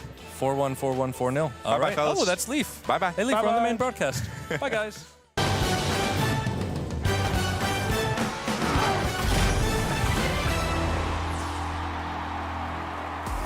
The action continues live in Copenhagen. We have our top 4 for North America. These 4 teams will play in the gauntlet bracket tomorrow. Redacted, Shopify, Space Station, and Gen.G. Space Station and Gen.G, though, they're taking to the stage right now because we got to finish our North American Open #1 and crown our first North American Regional Champion for the 2026 season. Welcome back to the desk. We got Cole up here. Cole, how have you liked the action so far? I feel like it's been very different than it was yesterday. Yeah, it's a different style of gameplay. We always expect that, but we know North America, they're going to have some crazy solo players. It's going to be some excitement. And I think it's bubbling up as well. We have to remember that Europe, we've just seen, a Game 7 overtime grand finals. This is just the early rounds, and we're building up to something special again. We've got a problem. Us North Americans have a problem right now. Did you slap me?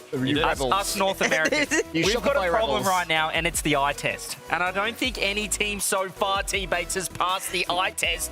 Is Space Station Gaming the last hope? I mean, SSG, listen, they passed the eye test for the first 2 days of the season so far, but it's been 2 weeks since we've seen them play. It's been a while. So it remains to be seen if they can keep that up. But last time we saw SSG, they were aggressive, they were confident, they were having fun with it. I think Chronic was playing the most offense he's ever had. So if he can keep doing that, they're looking good. I really am excited to see him. And at Gen.G, I mean, it was an ugly series, but he still put up 17 goals, CJ. So all it takes is a little bit of tweaking, a little bit of fine-tuning. It's going to have to be a quick turnaround now. But maybe Gen.G can do something as well. Now, we'll see if they can get it done, folks, as we're continuing to roll on. Only 3 matches left on the day, and also a draft for our 4v4 show match coming up at the end of the broadcast. Stick around for that one there. You can see Shopify with that win. They advanced to face off against Redacted, and the winner of that will play for the title of North American Regional Champion. Gen.G versus Space Station coming up here in just a moment. The players are getting ready to go. Not quite ready for the match just yet, but they will be starting momentarily. Top 4 now, and as I said, I think Space Station, I don't want to say they're NA's last hope, but they have looked like the best team online. I'd like to see them look like the best team here, and the rest of it so far has... I mean, talent-wise... I don't want to be, Talent-wise, SR should be able to compete against all the European teams. But if they perform like they did against FUT, I mean, they won 4-1, and a W is a W, but you simply have to be a little more clinical and a tad bit more aggressive in your offensive chances in order to be successful FUT against who European beat squads. Gen.G, by the way. I think we're forgetting that FUT are a really good team themselves. I feel like I've entered a bizarre universe where I'm here defending North America. But we've just started, guys. They're not looking fantastic, but they're getting used to the setup. And maybe we just... They've been here a few more days. I don't want to hear all that, because yesterday, all the European teams were used to the setup, and what happened? Game 7, Game 7, Game 7. and NA on top, baby. That's all I'm saying. Yeah. That's true. Well, I think we mentioned it during the pre-match bit, about how like that original Space Station roster from last season like really struggled on land. Kofer gets a win on this stage. Is that the beginning of setting like a foundation for him to be a really solid land player? We'll see if they can get there. Let's get into our next match, though. Rebellion are going to sit in the back. It's time for Gen.G versus Space Station Gaming here, a semifinal that sends one of these teams through to the regional grand finals for North America. Gen.G, they've been on the stage once before. Today, here they get to go for round 2. They're already back in it. I mean, listen, they got a big test right now. This is what you really bring at Rise and Justice for. They've had multiple roster changes over the past year or so for moments like this. When you go up against some of the best in the game, a SSG on the other side, you pick up Rise for these lane moments to make the clutch plays. You pick up Justin Case, our RLCS world champion. You add in these new players. You want to make the plays happen. Greg, you're back on the mic here. You guys got a dub down, another one to go. Yeah, absolutely. I mean, tough series, but now we're ready for Space Station. I got to ask a question, though, right off the bat there. I asked who's going to meet in grand finals from First Killer if they make it through Redacted. No hesitation, Space Station, you said. That's cool. Thank you, Doubter. That's fine. Yeah, I mean, hey, you can't really be worried about that. It's just words. What matters is on the field, right? And after that first match there, was there a lot of work you had to do coming into this next one here, or was it just kind of reaffirming what they were already doing well? It's definitely reaffirming what they already done well. When you're going into a series like this, especially in this format, it's about getting them ready beforehand, mostly, not really after like this, because you don't really know who you're going to play. We knew Space Station was coming up, so we've kind of prepared for it a little bit, but, you know, we put in a lot of work, so we're ready. And I guess looking at just the aptitude or experience, I guess, on the other side of the field here, I feel like you guys have a little bit more. Do you feel like that's going to play into this matchup coming up here if things do get close? I don't really take much, like, I don't take that much into regard. I think that players play Rocket League, and I think that the best players end up winning the game, the best teams end up winning the game. So we know they're a good team. We've played them. We've scrimmed them. So they're definitely a tough team, but I think we're ready for them. Okay, well, let's see what happens down on the field there. We have your opponent, Space Station Gaming, on the other side.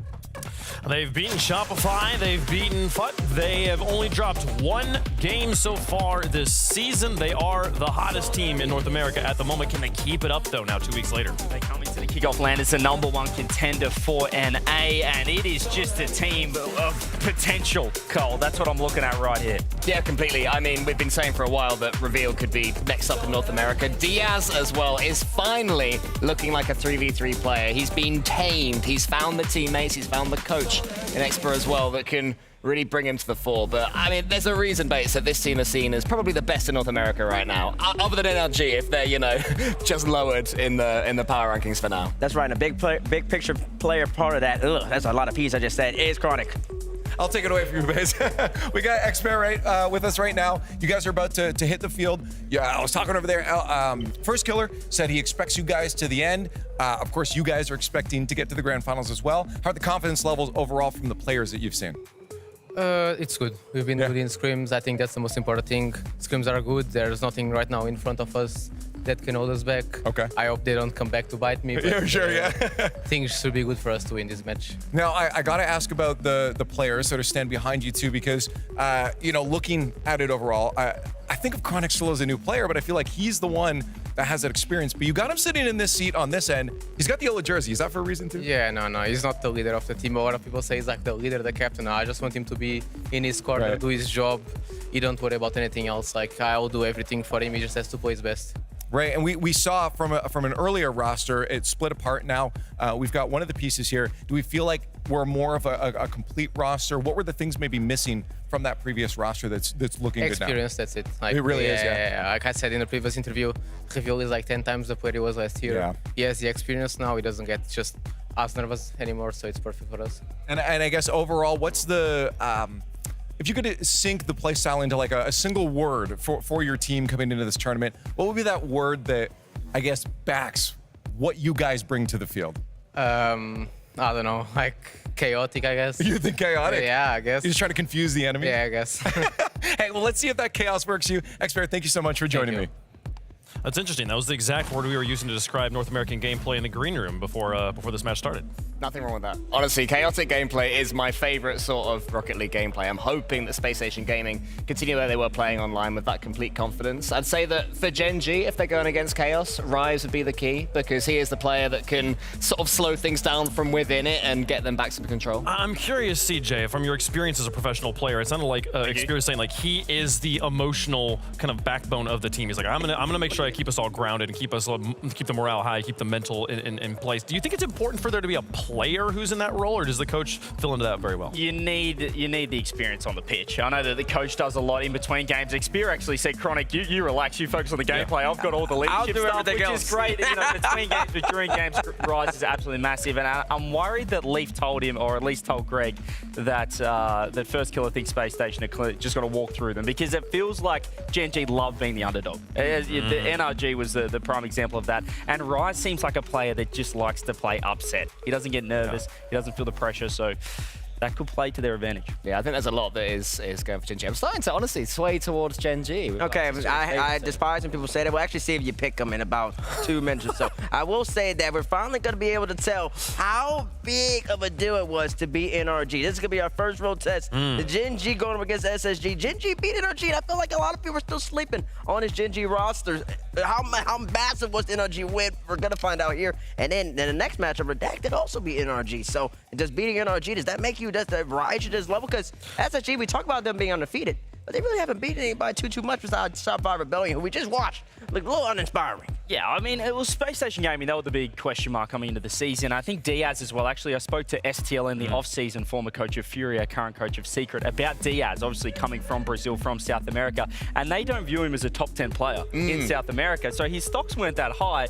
He had a point to prove, and so far in Open 1 here in North America on his new team, he looks really good. He looks like that player that can, you know, emulate the 1v1 play to threes now. We saw the little player blurb of stats on the side when it popped up with Diaz. His top 3v3 result is 12th to 14th on LAN, which you would say, okay, this is where he's about the spot. And it's when he makes it to basically top 4 1v1 players in the world in our inaugural 1v1 season. Everyone thinks, you would think a player of that caliber, surely at one time he's been on a team that has been successful before. Do you feel like Diaz as a player doesn't have what it takes to get to the top 4, or has it just been the team around him has never quite gotten there? He completely has always had that. We know from his 1v1s that mechanically he's capable and holding his nerve is capable. I wonder if it is the chaos that Space Station Gaming have that Expo is clearly breeding that ironically works better for Diaz. You know, if you're trying to play a controlled 3v3 game, there's that thought of you should do this at this time. Perhaps if all of them are playing a bit more free flow, that's what's, you know, unleashed the beast in Diaz. It's still Diaz figuring out threes as well. He's a bit like Nas, you know, was so good in the 1v1 but took a while to find his feet in 3v3. I think Diaz is the same, but this could be the team that unlocks him. Okay, well, chat, let us know who you think is going to win in the fan vote. Hashtag GGM1 for Gen.G, hashtag SSG for SSG.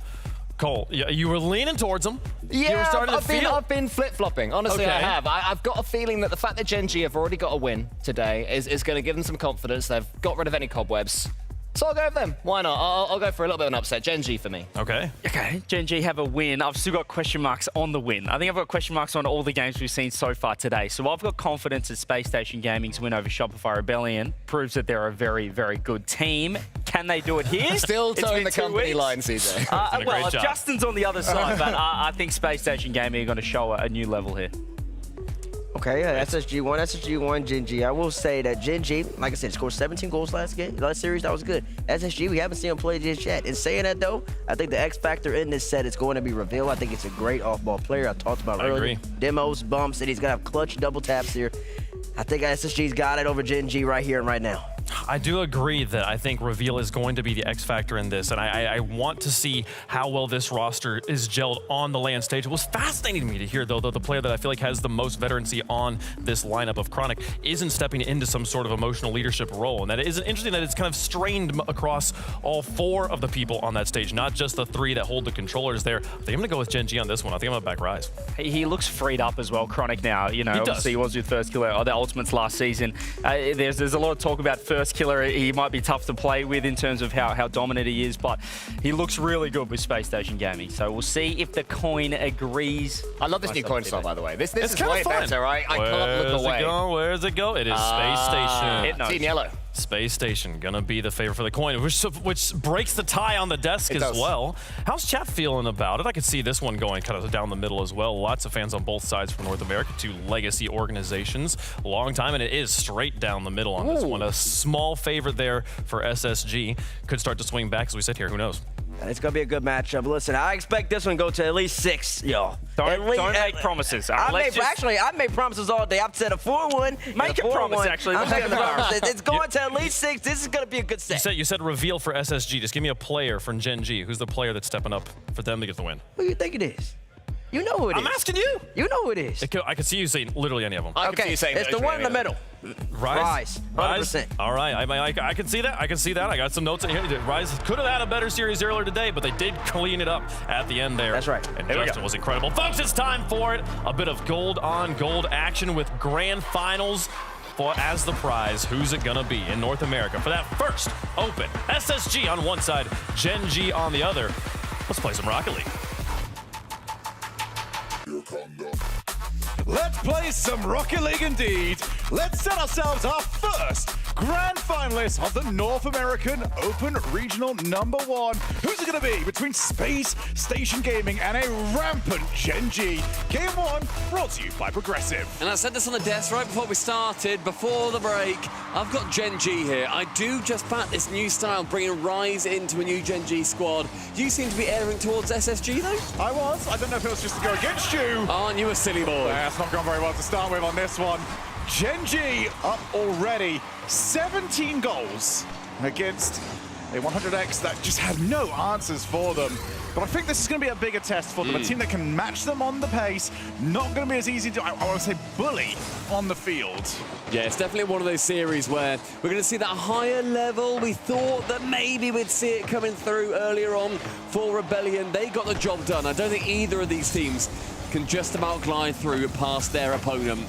Two of the top teams in North America right now. The top two teams in North America right now, seeing as NRG didn't manage to qualify. And the pass central towards the man, Reveal, who's been on the Space Station Gaming roster for a little while now. But a 2v1 and a low fake sees Reveal need to dive in. Well, if nobody's got him, Diaz has got him, Reveal's got him. Now they're on the breakaway! Well, from so close to suddenly 1-1. Diaz scoops the ball out, flips the ball in. One each. It's a lovely play in the end from Reveal. He tracks back, does manage to just about help out his teammate. Diaz can continue round, sneaks it home. A nice quick 1-0. Reveal. Back to the far side. Justin leaves it for Rise. Justin out midfield, only as far as Diaz. First touch leaves it a bit loose, so he's going to leave it for Chronic. That's awkward to deal with. Gets the challenge to go.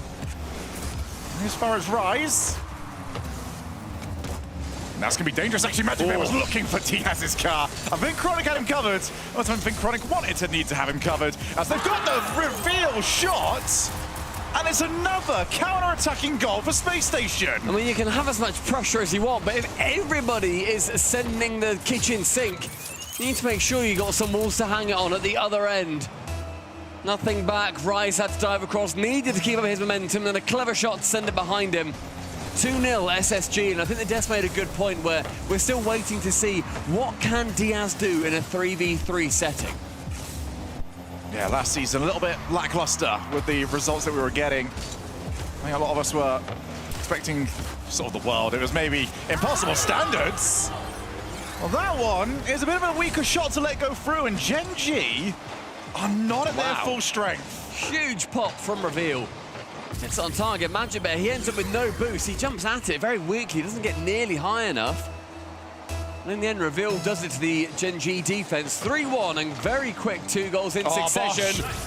But the kickoff goal for Gen.G falls to Justin, who just smacks it. Yeah, Justin follows in a little bit later, but that's a great lost kickoff there from Magic Bear. Reveal's got no angles to work with. The other player's already gone for the boost on the far side.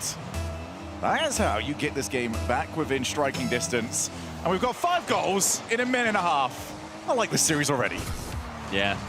If we can have this continuing, that'd be great. Thank you very much. Nice high-quality goals too. Good outplays. Nice variety with the midfield. Sees Reveal catch it. A demo from Diaz. Gets rid of one player. Takes it low. It's a lovely 50. Chronic shooting far post. But Magic Bear had enough wherewithal to get straight back towards it. A long clear from Rise. We've not seen a huge amount so far in this game, but we've got a lot more to play. Gen.G will be thinking if we can just not get ourselves caught in the counter-attacks again, and we can probably take this one. Reveal looks for the skim.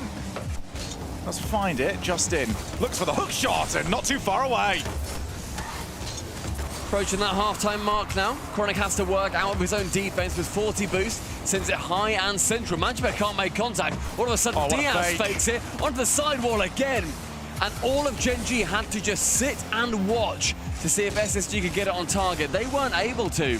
They've got a lot more ambition when they do have possession on the ball compared to their counterparts. Crossbar down. Next man to it is Magic Bear. A pinch to himself. Justin central. A reset to him. Yes, indeed. A little bit too much beans on it. I've seen a lot of air dribbles today. These are air dribble passes. Post does come through to save them. Diaz to a Reveal. That's pretty low boost, so just wants to try and keep it. Didn't quite manage that. Magic Bear off the backboard. Justin can be a passing option. Justin is now called in, can't get to it. Diaz, that's the first one. Always the safe pair of hands. Justin does well initially, but they're still in some danger over here. Until the clear, until Magic Bear, who skims past the ball. Yeah, it's a solid like half car length away from that one. Needed to get a bit higher, wasn't able to. 100 seconds now, ticking down. Gen.G still yet to get a really convincing shot on target, apart from their two goals. It's bouncing high. It's going to be that ball floating kind of on its own for a long time. No one fancy diving for it. Floating high for Magic Bear on target, saved away by Diaz, can continue down the right wing. Yeah, good luck just taking a shot at it going past Space Station at the moment. Gonna need something a little bit more than that, as Diaz goes for the edge of a bump. This might be a better shot for them, as, again, over towards Reveal. Good double demo, and it's off the post and in! You wait for the two to go, and then you can strike. And it was a great shot from Magic Bear to keep a player away. And the demos round the back, through the smoke, down by Rise. We've seen just how clutch he can be, shooting especially against NRG to send them out of this competition at 0 seconds. He was the guy that Gen.G relied on. It was a great pass mid from his teammate. And in the end, with 1 minute remaining, Gen.G do bring it back, but Diaz to catch. Now it's a 1v1. Rise just about gets the better, as it is an awkward angle. But this has been where all the real goal-scoring opportunities have been caused for both teams, really. Gen.G scoring from counter-attack, Space Station scoring from attacks. But who can really leverage that position? Justin on his way up, not quite quick enough. Reveals at a boost. Just the threat of Diaz was enough to at least push the ball over to the corner. 30 seconds, Rise looking for the 100. Not going to get there in time. That's not too dangerous. And Rise will escape. And high from Rise, could have been a little bit more high flying. Magic Bear may well fake this one, does get the reset to the backboard, little tap down low. Justin wants to follow, but not enough boost. Reveal can get it away pretty handily. Past the midfield line, Diaz now on for the double, no touch coming through. That's awkward.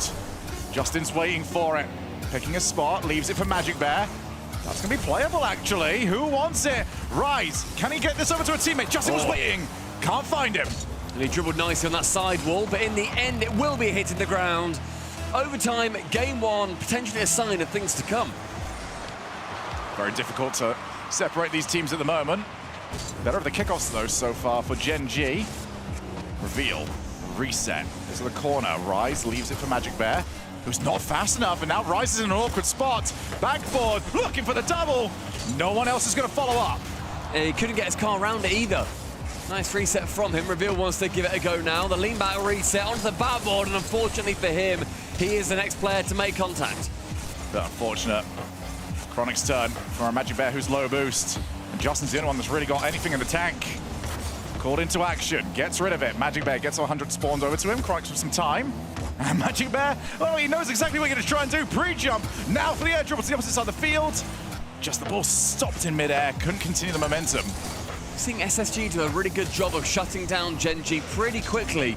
Not been that many like full court carries, not been that many chances to get the ball away in high-flying positions. Just above the crossbar, does get tipped away by one of the two keepers that fancied responding. And SSG, they're starting to get more and more control. A reset from Diaz, takes it low, and Rise. Steel toe cap boot, toe punts it into the orange half. Get rid. That was the call. Just over a minute played, and for the amount of time that we have spent in this side of the field, so few actual goals have been created from here. Space Station looking like the more likely of the two teams. We also all know that's not how this game works. Rise out to Magic Bear. Magic Bear backboard. Nobody's going to meet it immediately. As Rise dives in, he's going to be very late back. A lovely touch. It's the counter-attacking play from SSG. A change of roles this time. Magic Bear to commit, and it's a nice demo from Reveal, and it will be shutting down Space Station on this return back to their own half. Justin has to beat two, ends up beating none of them. Yeah, Rise was still recovering from being demoed as Chronic. Oh, it's over the top! Crossbar! And somehow Rise did not fall for the bait. Went for it at the right time. Diaz gonna try and get ahead of it. Goes for the block shot, and Magic Bear again guides the ball out. I mean, Gen.G are getting defense, sure, but it is right on the goal line at the moment. Need to shut it down earlier, otherwise one of these will find their way through. The counter-attack chance, a nice backflip. Let's get it towards the goal, but Chronic easy clear into the corner. Justin doesn't back him to go high, blocks low. Only 10 boost. Chronic needs the reset, but he's not got the speed to secure it. I think Space Station are one fake shot away. Just send somebody up, don't go for it. Is anyone gonna get there? Yes. We had 5 goals in the opening 90 seconds. We've had 0 in the last 2 minutes and 40 of overtime. All to try and set the pace, get the rhythm of the series. Rise on his way up. Chooses not for the reset. He wanted a block shot, and that bump denies him the opportunity. Everybody from SSG just caught in one corner. They're susceptible to a counter-attack here, or rather this continued period of attack. 3 minutes into overtime in game number 1. Magic Bear keeps it high. No one challenges until Chronic takes the chance. 50 low. Only one man back. It's Rise. He's not got much. Oh, no, he steals that mid boost, in fact. The attempt is central. Justin reads that touch. Rise misses the next. Justin pre-jumps. Magic Bear needs to clear it high. Does so. Well, Gen.G turn into their own worst enemies. Lucky for them, Space Station were never expecting it. Reveal. Goes low. What's the pinch? Diaz backborders. Once again, there is a player around, but Gen.G are playing with fire right now. They've got a couple of demos on the back side of the field. Diaz won't be around for a little bit, but he's already recovered. Even with a demo on third man, Gen.G cannot escape. With every block, Gen.G so far, they've moved from their own goal line. Now they've got in their 6-yard box. They're trying to work up the pitch here, and it's taking a lot of effort and a lot of boost. I feel like Gen.G are a lot more susceptible at the moment. But Justin onto the backboard, and that's brilliant play. The clear's not great, but the play itself, the positioning from Chronic keeps it nice and into the opposite half. Magic Bear taps on.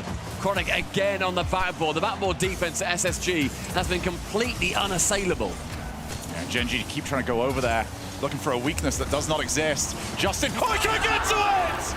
And Chronic takes it overtime that Space Station have been working towards for 4.5 minutes. Then he backs him to go to the backboard there. Justin has to dive on it. Position was fine, but then he ends up backing himself to go up to the backboard. The shot low from Chronic is exceptional. And in the end, SSG, game number 1, falls their way. And it kind of felt like it was coming, Shane. Yeah, it definitely did. They figured a lot of stuff out in that game. I think the only thing that does shock me when we do get to the stats is nobody got 1,000 points. That feels like the sort of game that somebody gets 1,000 points.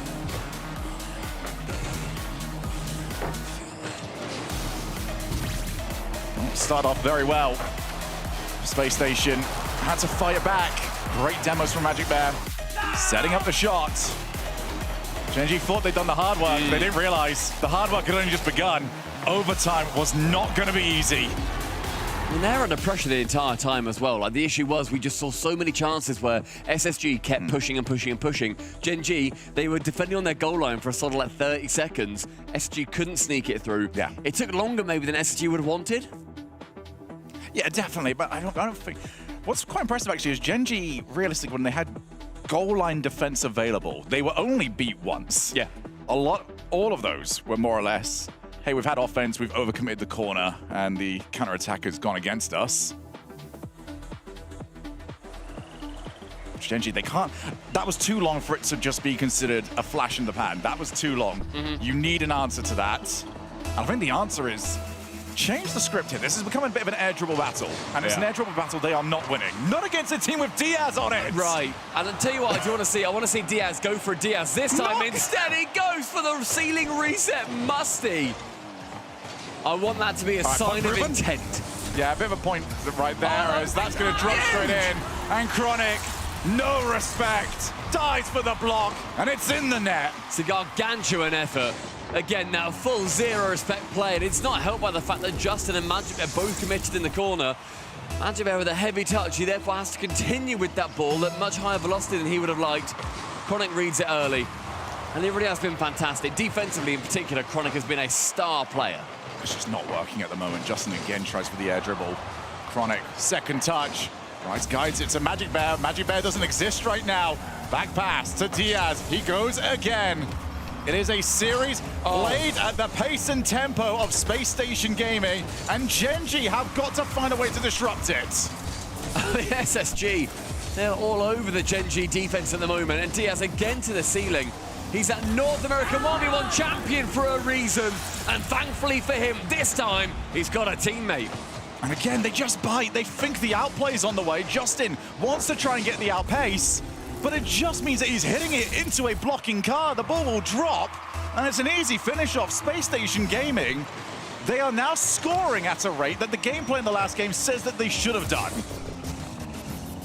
Justin wants to go solo off the ceiling. Isn't quite able to now. Rise He's got to has get to away from track it. back. Justin's tried that so often. It's not working. And somebody's got to get in his ear and just go, can we try a couple of just hit the ball very hard or just take a 50? I mean, that's goes a to team Magic play. Bear! Hits the ball very hard and gets the goal. Lovely team play. Starts with Justin, in fact. Down to Rise, and just about hits the floor. The half volley rockets into the net. 127 kilometers per hour. And that is a great answer and a wonderful response from Gen.G. I think it's the type of goal they had to score as well. What would have worried me is if they just immediately responded to Space Station. I really want to see this kick off. So the leave it on the first man. Diaz tries to hit the shot, and it's just so unfortunate. The block from Justin straight back into the path of the opponents. It's Magic Bear diving across. He makes that final contact straight into the wall, throws off Justin. He just fancied going for that side rotation. But you know what? They all count for one, no matter how choreographed or how random it is. Right place, right time. And high in the box for Space Station Gaming, and Diaz has to burn a lot of boost to get that ball away. He doesn't manage to. Chronic, my man of this series so far, gets one touch this second. I feel like a couple of demos are right around the corner for SSG, and it may well blow Gen.G wide open yet again. Magic Bear leaves it for Justin, who trying to figure out his own way out here. They have got it out to Rise, who, I don't know, just wasn't in position, didn't quite want the ball. Either way, it's coming back towards them. Magic Bear on his way over. Oh, and Rise snuck upwards. Drop down pass, like the idea, but Reveal's touch really let him down. Yeah, very heavy touch. Could have taken it to the wall or kept it close. Instead, he does neither with no boost. It's going to get away from you. Pumps long, but only Rise at the back. They're hitting it hard now. That's better. They're not trying to be these clever plays. Imagine it with no boost. Harasses a full boost Diaz in his own half. It's on target. And that is a complete swarm from Gen.G. Every time we've seen Gen.G try and air dribble, what happens? Midfield block. Goes straight back into their side of the field. It doesn't work. One half volley from Rise. And look at the chaos it caused. Because everybody is waiting on that midfield line, expecting the air dribble, and he's completely caught them out. I mean, that's why you need to have this change of pace. Rise is one of those players, the way that he can change the pace of the game is truly extraordinary. One of the best in the world at it. Keep it close or play it long. Either way, he's going to have a plan with it somewhere. That's what's been lacking so far for Gen.G. Very much the opposite for SSG, as their plan is to bamboozle and batter Gen.G. Oh, Chronic, you can't do that to them. They're absolutely convinced you're taking the shot. And Chronic says, I just don't feel like it. Nothing to suggest there that Chronic was going to fake it away. That really was textbook definition. Brilliant play from him. Sold it until the end. Space Station's chemistry at the moment is unreal. Like a psychic link. They know exactly what each other are doing. Reveal's looking for more bumps. And every time Gen.G even get a look in this series, the way they tied up the last game, the way they've tried to fight back in this one, every time they get anything, it's another gut punch. Another decent idea there from Reveal, trying to go solo, but so far for them, if we're not seeing Gen.G have much success with their dribble plays, not too sure SSG are going to have too much more with them. So those quick challenges are coming through. Diaz on his own, right above the bar. And right now, there is a lot of seconds going down, and that only benefits SSG. Boost stolen as well. Good doink. Great doink set up to himself. A Rise. Quick clear. Takes it away, straight to Magic Bear. A loose touch again. Magic Bear in the corner, wants the 50, doesn't get it. Does feel like Gen.G are biting on those fake challenges quite often. This is a brilliant position, but Magic Bear's first touch means he's got to try and reset the play. Just under a minute now.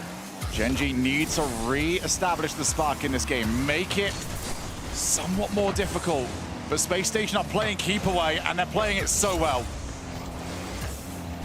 mean, they're playing keeper at the moment, but right now, Gen.G, they need a plan to get control of this ball again. Another air dribble. Justin does take it low, but on the ground, there's a Diaz waiting and lurking. Final 30. SSG still clear by 2. And look, Diaz is not trying for anything. He's just playing it around everybody. Reveal understands the shot's not worth it at the moment. You might get dunked. There's just no point. And that's what I'm loving about the way Space Station are playing. You saw it from the Chronic fake earlier on.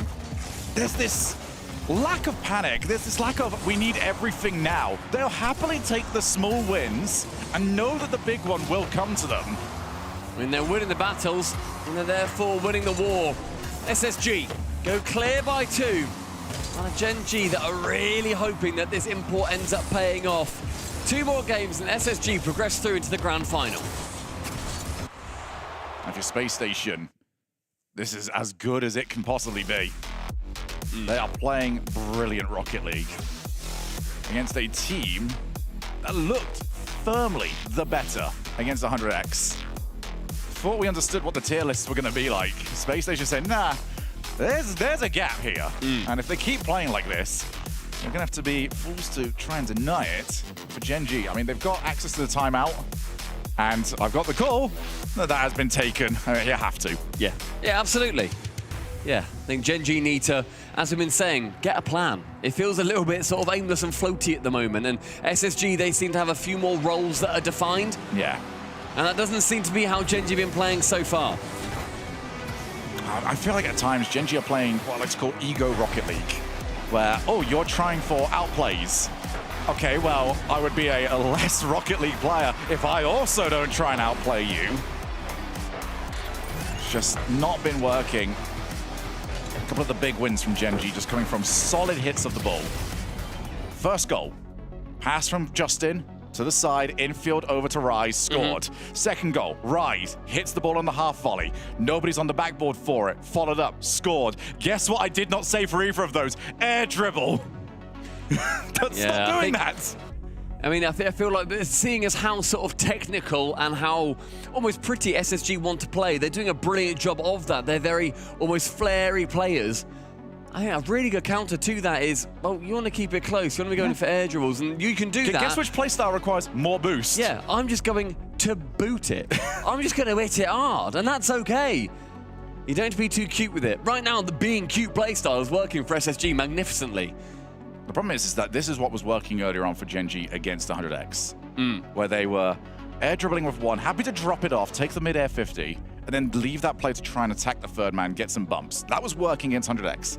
Unfortunately, right now, that's not really an option, because they're air dribbling, dropping the ball on the 50, go ahead, and you can't really demo the third man right now, because actually he's in your side of the field. Doesn't exist. Gen.G, bear in mind, the team that did take down NRG, they had a plan there. They outplayed a somewhat lacking NRG, sure, but the way that NRG were playing was a little bit more straightforward than what we're seeing from Space Station Gaming. We know that Gen.G can get on top of this series. The Space Station now from the off. Chronic, the lovely kickoff, doubles it off the backboard. No goal, but again, a statement of intent. Reveal might have got the setup to Diaz. There it is. And it's worst case scenario when you take the timeout. A goal immediately on the game restarts. It's a great play. And again, it's that swarming sort of style that SSG are doing where, okay, one player is going for an air dribble or they're going for something a little bit closer to their body. And then you then see a couple of players swarm in front. They try and get these bumps. Justin wants to go for a ground play here. It's a good idea, a little bit different. We're not really seeing too much on the ground at all, to be honest, from them. Justin with one. It's a great bump. Who's there? Who's next? It's Magic Bear. But Reveal dives in front enough. Yeah, Magic Bear just needed to find one of the pensions on the floor. Get anything. Couldn't quite get there in time, though, as Chronic low boost, no problems. Diaz got 100 to try and chase up against Rise. Gets it past one, double commit. Magic Bear caught off by Justin, but look at the pace that's taken off the play just by that. There's no threat. I like the fake. I don't like kind of when it happened, if that makes sense. Yeah, I don't like when it happened. And oh my goodness, Reveal. I like the Magic Bear went for it, but the angle wasn't going to work. You weren't going to get a reset on target with it that would be convincing, I don't think. Rise can save his flip there. That's 2 beaten. In the end, the third man just isn't there. Well, it's not even the third man, Well, it's the second man. The second man is so far back. They're anticipating that it's going to go horribly wrong. Because to this point, well, it has. Rise with Magic Bear's demo. They've got a bit of something to work with, and they just scoop around the demos. They get rid of the ball. Will nothing go right for Gen.G? I mean, the ball just waits on the goal line like it's got a mortgage there, and ends up not moving out the way. Doesn't sneak in the front door. SSG, they get away with one. Gen.G, something's got to give. Hopefully not their defense. Rise calls Justin off. Gets it past the first player. He wants Reveal's car. But that touch to get it around the first challenge, it's a bit too heavy. Yeah, the outplay is great. The heavy touch is not, and then he side flips to get the man, then he's completely out of position, and then the entire play is thwarted. Chronic? Good pass! And I don't know how Magic Bear was aware of it because he had to track Chronic. I'll tell you right now, those cars do not look backwards all that easily. Good demo, good goal! Everything Space Station do is not good, it's great! And look at the boost total here from Rise. He's now the final man. He can do nothing.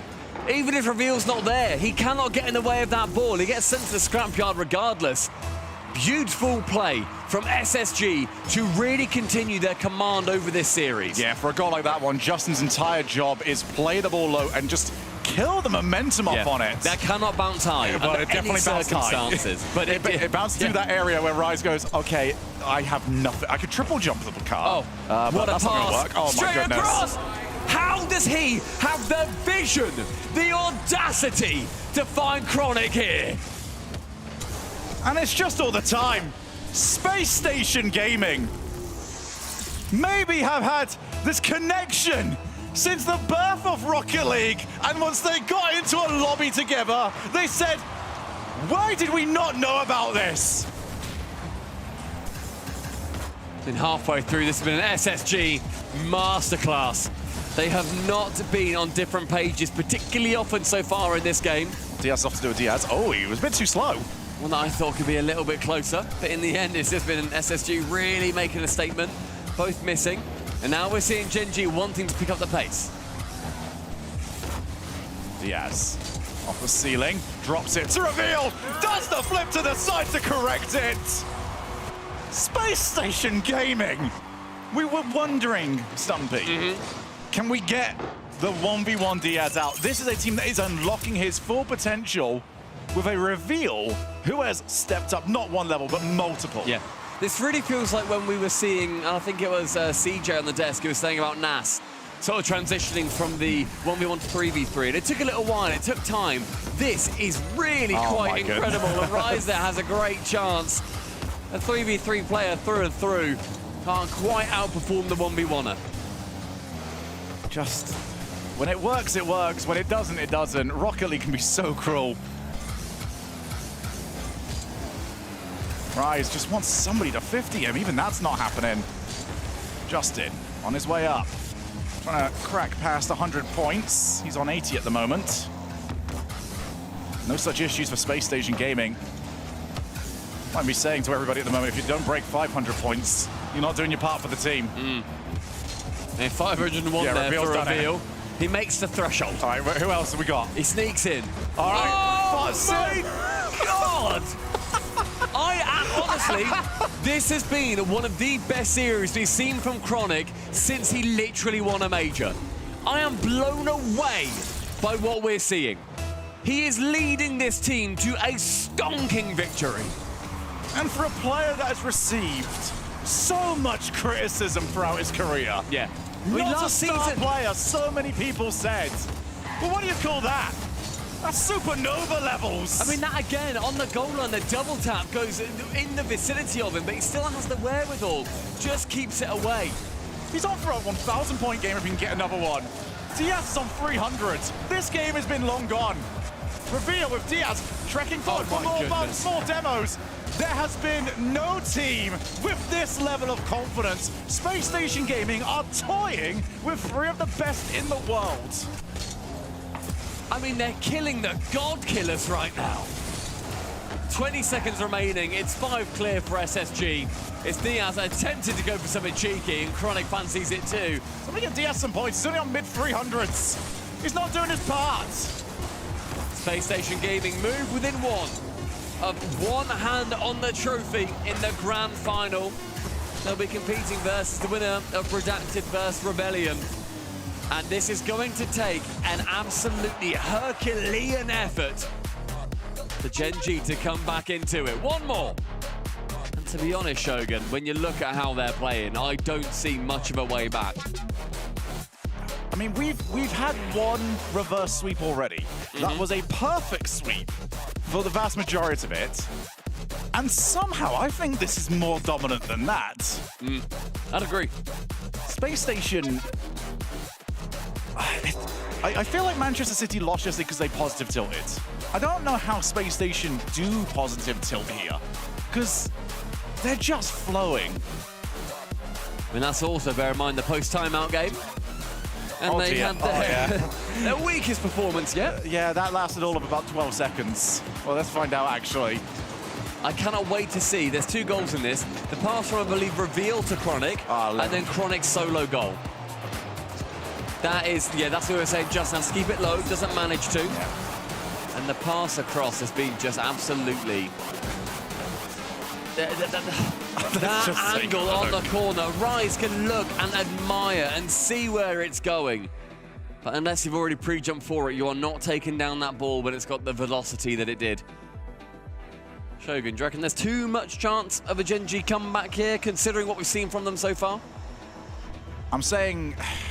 the way Space Station are playing, you need them to come down a few gears. I really do feel like Gen.G could play a great game, and with the way Space Station are going, they might still lose it.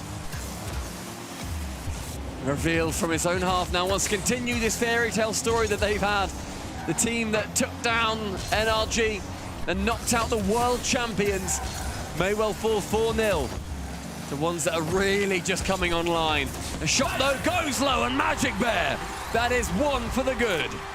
One of many, they will hope.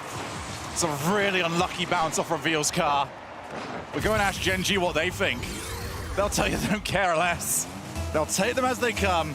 Magic Bear has got them on the board. Let's see for the first time whether or not a lead for Gen.G is not followed up by Calamity, because usually this is where Space Station always get them back. And we sort of mentioned earlier on about the fact that Gen.G can't be too cute here. They can't try and do something and try and do something. I do think it is just bang, bang, bang. They need to just go, go, go. And Diaz, that's his agenda as well. Does manage to beat one, but the second is going to get the better of him. And goodness gracious me, oh my. Have that reveal. See what happens with it from the... Yeah, Chronic's like, hey, Reveal, guess this is what it looked like what you did to me for that first goal, by the way. Yeah, not fun, is it? Diaz waiting back corner. Justin takes the 50. Over to Magic Bear. There's not really too much you can create from a position like this. You can waste some time. And Rise is not willing to bite on too much. He might just dance his way through everybody. Pass was maybe on. Rise is off with 100 boost. They've got the demo. Still awkward to create too much, so they take the bump instead. Rise, shot straight down the middle, and Chronic will clear. Yeah, straight down the middle with sort of like the low front of his car, so it generates no power on it at all. Rise wants to just go for that nice low block, but with enough momentum, the Space Station do clear it to the corner. And this Gen.G now that have really gained a lot of ground on SSG. An attempted double from the sidewall skim. And a demo opens on the midfield tremendously, a pass back central. Justin, the only man to him. And again, the ball falls back into the orange half. Diaz to the corner. Chronic wanted to get to Reveal, who did still jump for that. I don't know if he saw Magic Bear. Back just in time. Some good demos here as well for Gen.G, but not enough to keep that play going. Reveal wants to at least take the 50. It's still a little bit calamitous there from Gen.G, but results are all the same. Results are good enough. Attempted skim there. No, instead, Gen.G are going to nip it in the bud and get rid of the player before he can even jump. Chronic on that left wall, a dunk. How much boost do you have? Only 2. No chance to beat Magic Bear on it. Reveal still reckons Chronic can do a lot there with nothing. And the demos really are raining in now. Gen.G want to keep the numbers advantage going. Real goes ceiling. Best performance so far here from Gen.G. Diaz is still looking for demos. And Space Station are happy just to send somebody for the opposition side of the field's 100 boost. And just aim for demos on the blind spot. So 1v1 here. Chronic is going to be beating one. And a demo from Diaz Not quite in time. First two will be revealed. Dunks on Justin. Straight in from Diaz. Sees it from the skies and levels up game 4. Look at the positioning of all three players from Space Station. It's a small box that they have thrown Gen.G into and said, figure it out, lads. 1-1. And Space Station Gaming get that goal back. Chronic might be about to take it into 2-1. Magic Bear does well enough, but Gen.G can't afford to let their heads drop. Diaz turns. Can he set? No one's following. Right. Yeah, Bull had a bit too much momentum on there for him. Diaz wasn't able to. Lovely silo play from Reveal. My goodness, that was going in. And the save is clutch from the Gen.G defender. I did not think that would be on target. Zen had a beautiful angle from that side earlier, or rather yesterday. Nearly the NA follow-up. Seeing a lot of similarities at times today. Justin trying to find the demo, doesn't get it. Chronic's car is missed as well. Gen.G still looking for these demos, not finding the results. Dustin yet again to it. Just look at how well Space Station play the midfields. Just never out of position, never uncomfortable. And now keep an eye on where everybody is. Look at those two players. So look at how close they are. No respect, as they might have to show some now. Gen.G are on their way. I genuinely think, by the way, as soon as he said that, they actually bumped each other. Like they were so close that they ended up wanting to take you over each other's pixels. They don't have a third man, it's just two men playing second. First man and second men. Yes. All right, he's not got the boost. Just came at him far too quickly. I mean, there's no way you can read that. Magic Bear wanted to try and gauge whether or not Reveal still had boost. Nice plays it long. Justin can't get to it. Takes the shot. Diaz. Is he going to try for it? No, first touch was too heavy. Rise backboard again. Takes away all the real danger. I like the fake challenge to Rise. It's right down the middle. We've I didn't need to be anywhere else. We've seen that plague a couple of teams, and that could have been it with 15 seconds remaining. Diaz up for one. Wants the reset, potentially no, instead opts to beat. Onto the backboard, Rise with no boost. Can't clear it too far, only as far as Chronic. Backboard is found, the man is bumped. Diaz to shoot, Justin to intercept. And we may well end this series just how we started it, overtime. 4 match points to go to grand finals for Space Station. It's been the best performance so far from Gen.G, and even that might not be enough. Magic Bear, heavy with the first touch, takes its ceiling, wanted Rise to pre-jump, but the amount of confidence you would need to pre-jump anything if you're Gen.G, it's just not going to exist. As Justin does leave it for Rise. Magic Bear doesn't take the reset, he needs a block, doesn't get it. We're seeing a lot of low boost defense from Gen.G. They don't have much that they can work with, and the shots from SSG, they've been a little bit too low. They're being covered. Magic Bear, a reset, too low from him. Doesn't secure it and Reveal, he blocks with nothing. Magic Bear waits, lurks, shoots, and is saved yet again on the second bite of the cherry. He takes it down, and Gen.G stay alive. Rise did incredible, because just behind him, Justin had been demoed. So Rise has got 2 choices. Let the ball past him, go back corner, reset, or stick around and tough it out with Magic Bear. And sticking around and toughing it out was the perfect decision. And they knew they were getting that boost advantage, knew that they probably weren't going to be getting a big clear away, considering it was bouncing pretty slowly in front of the goal. And in the end, it gets lofted. Magic can finish. Pulls a rabbit out of the hat with that one. Gen.G staying alive, and SSG just going to be giving Gen.G that one game. But as we've been saying, Shogun, there's a few teams that have been 1 goal away from doing it all, from getting through to the finals. Gen.G do not want to be, or rather, sorry, Gen.G do want to be the team that continue on that trend, and SSG don't want to be looking back at game number 4 and thinking, we were 1 away, boys. I'm going to parrot something that Johnny said to me yesterday. I won't believe after 1. Speak to me in 5 minutes. I love the Bluetooth. It's great. It's excellent. I've airdropped you a fist bump. Still a decent amount of talking here that can happen. You see Expert there yapping away to his team. And it looks like Gen.G is staying a little bit more stoic. The Wi-Fi fist bumps, keeping the spirits up. It's like a full stop on everything. Put it behind you. They've got an awful lot in this book of the series to put behind them right now. But we've already seen it once. I still think in the same situation, the Novo Manchester City one was still less likely, or more likely than this one has been. Space Station don't look like they're really making that many mistakes. That was just a much better performance from Gen.G. 2 go up though, Justin and Rise both commit to it. The second and third man, not going to be punished for that, but can't be continuing on that play considering how quick SSG are. Oh, what? Wait, that's a save. That's a save. That's an own save. That was going in. I don't begrudge the touch. I do. Well, in the end, I do, obviously. But the idea of surely it's not just in, I understand. And so far, they're going to be continuing, and it does not sneak in. All 3 players on SSG credited with a shot. Reveal's now the only one back. Good demo. Justin's on low boost. There's been quite a few times now Justin's taken that ball over to the wall, and he's getting dunked, trying to clear it. I think he needs to just commit to the 50, especially on low boost. Reveal goes off the backboard. Justin's got to make contact, and he does. Rise now on the breakaway. Tries to set them up. Has them squared off. Looks for the drop down, and the demo means there will be no follow. That demo, a lifesaver for SSG. Reveal wants to carry it past the halfway line. It stops near enough dead on it. Rise is above as Chronic does one challenge. Much better to continue, but just a little bit lazy on a couple of these, and it seems like it's sort of a float and then not really a plan happening afterwards, and we're going back to Air Dribble Simulator. Why not if you're Space Station? Especially if you can lure Gen.G back into this. The fake kicks every single time, and Space Station have got them to bite. Beautiful play. A massive fake out from Diaz. 2 then have to go as Rise and Justin instantly react. It was wide anyway.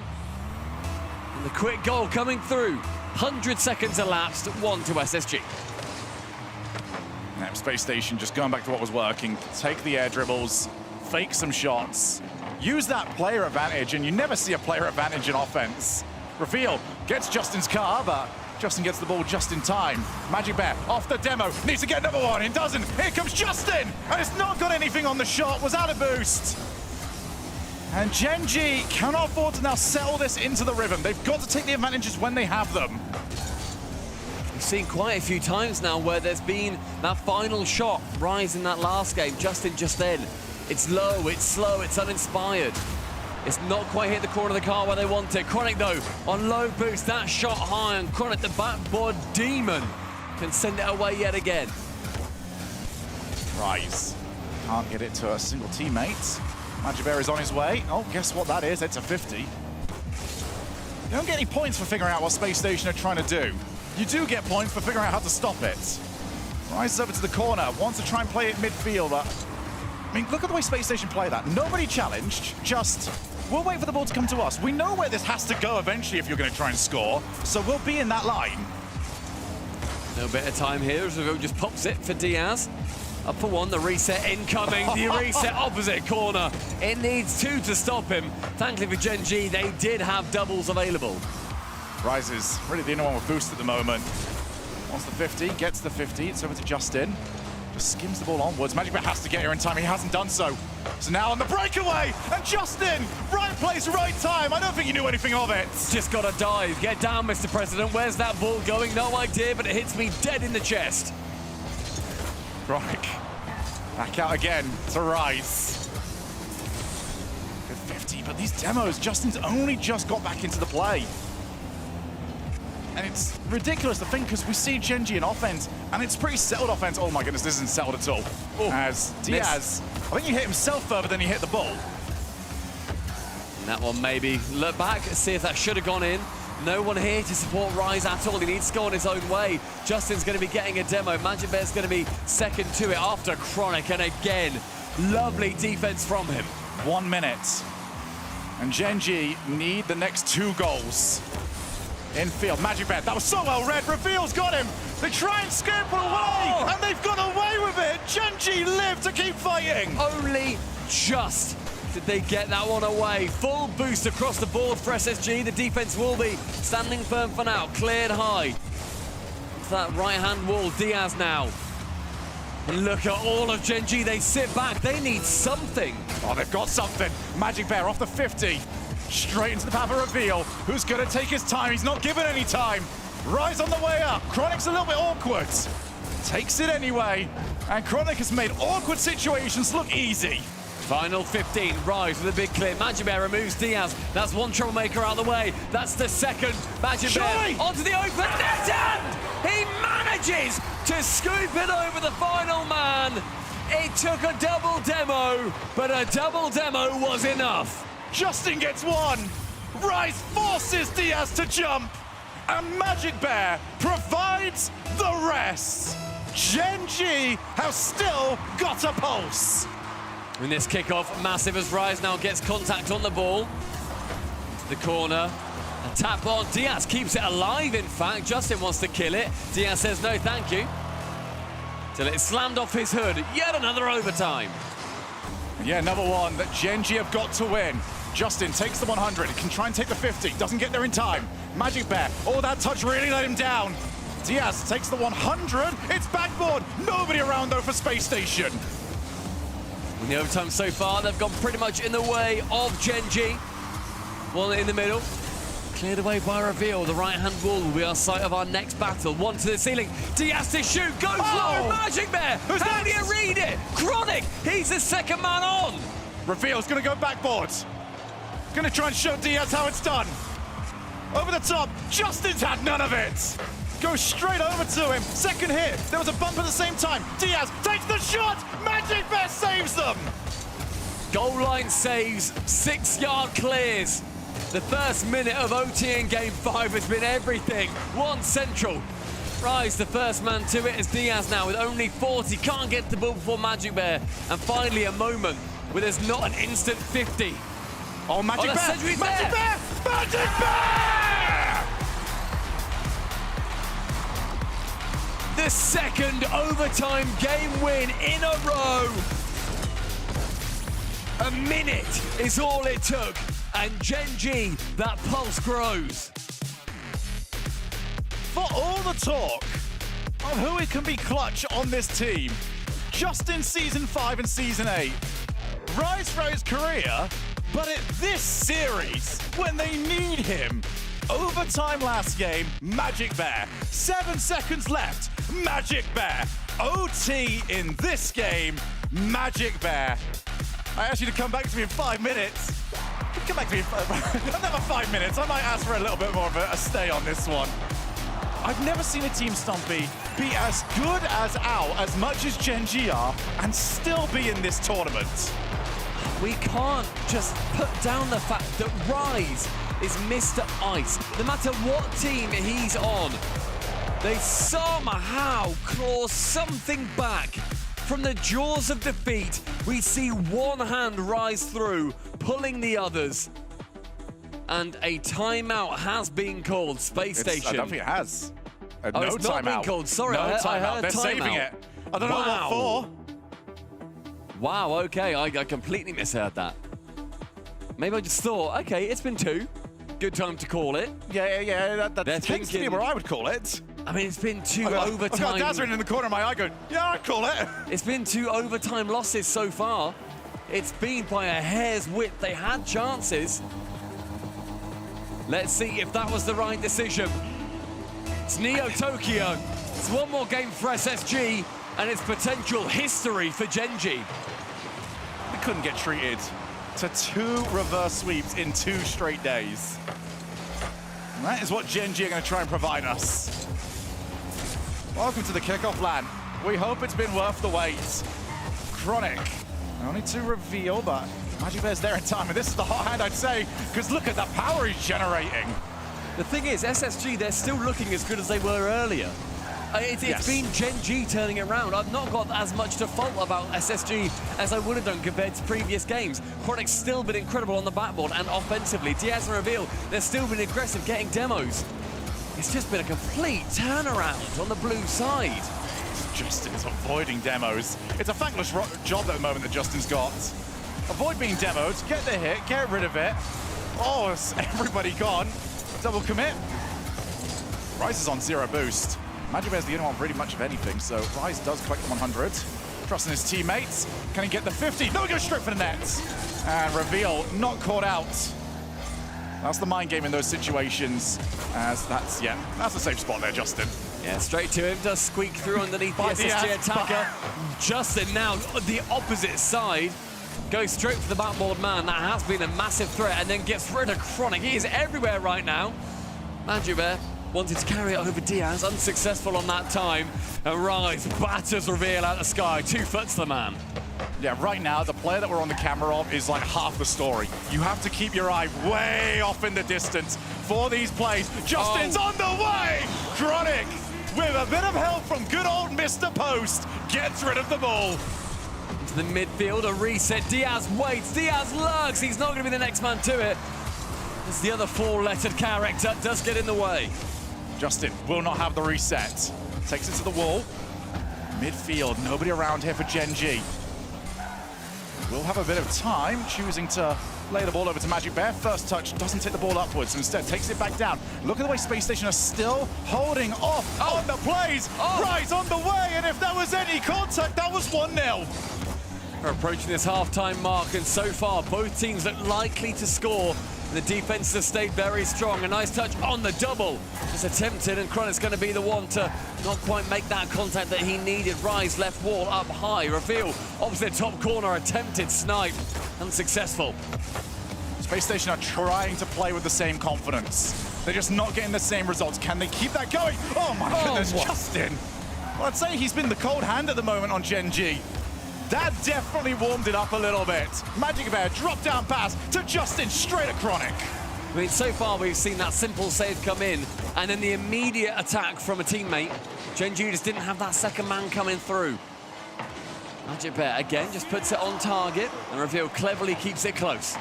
Yeah, I think he just wanted to try and bait a bad save. Nobody's going for this, so Justin wants the 50. I'd prefer if that went infield rather than towards the wall. Magic Bear moves very early. Nobody's really willing to challenge Magic Bear at the moment. I can understand why. You've got to get rid of him. 100 seconds. Last chance really starting to approach here. Golden goal as Justin off the top corner. And Magic Bear couldn't read it. He thought it was going to go wide. He tried to follow it. Now he's back up. Gonna have to go for a set instead. Oh, what a clear that is. And Justin, ready, wait, flex, scores! The man that just can't stop being dramatic continues the drama. The bump on the back, and he allows Justin to just do his thing. Gen.G, this pulse continues to grow, Shogun. It's not even that. They're running marathons at this point. They're perfectly healthy. Justin, on the way. Looking for Chronic's car. Chronic, over to Diaz. Diaz, what magic have you got? You've got a Magic Bear on the way, and he doesn't care what you've got, because he's just better! Nothing could prepare a defense for what mastery was approaching them. Magic Bear pulls the rabbit out the hat. Get rid of them Wi-Fi fist bumps. We need the real deal. Diaz went for magic. And unfortunately, Magic Bear's the sorcerer. Just too good at the moment. Reveal tries to give them something, but Magic Bear's waiting on the backboards. Chronic, can he get a 50? Is there anything right now that can make a Space Station get back into this? They've played with the confidence, but they're taking on a brand new Gen.G. The resurgence is something to study. Down and out, no thank you. The kickoff plan has proven none of these teams are out until that final whistle goes, until the Rlcs admin sings.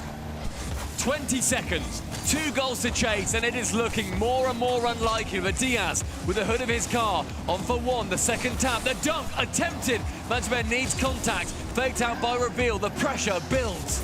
Magic Bear gets rid of it, and that will secure it. Justin clears. Wow. Champions Field, here we come!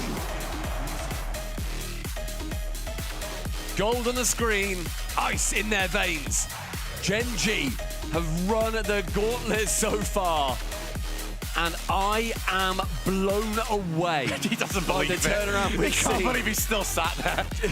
Justin blinks and suddenly, oh, it's game 7. I was waiting to a fugue state, and I can say, correctly this time, yep, timeout has been called from must Space say, Station Gaming. It should have been called last game.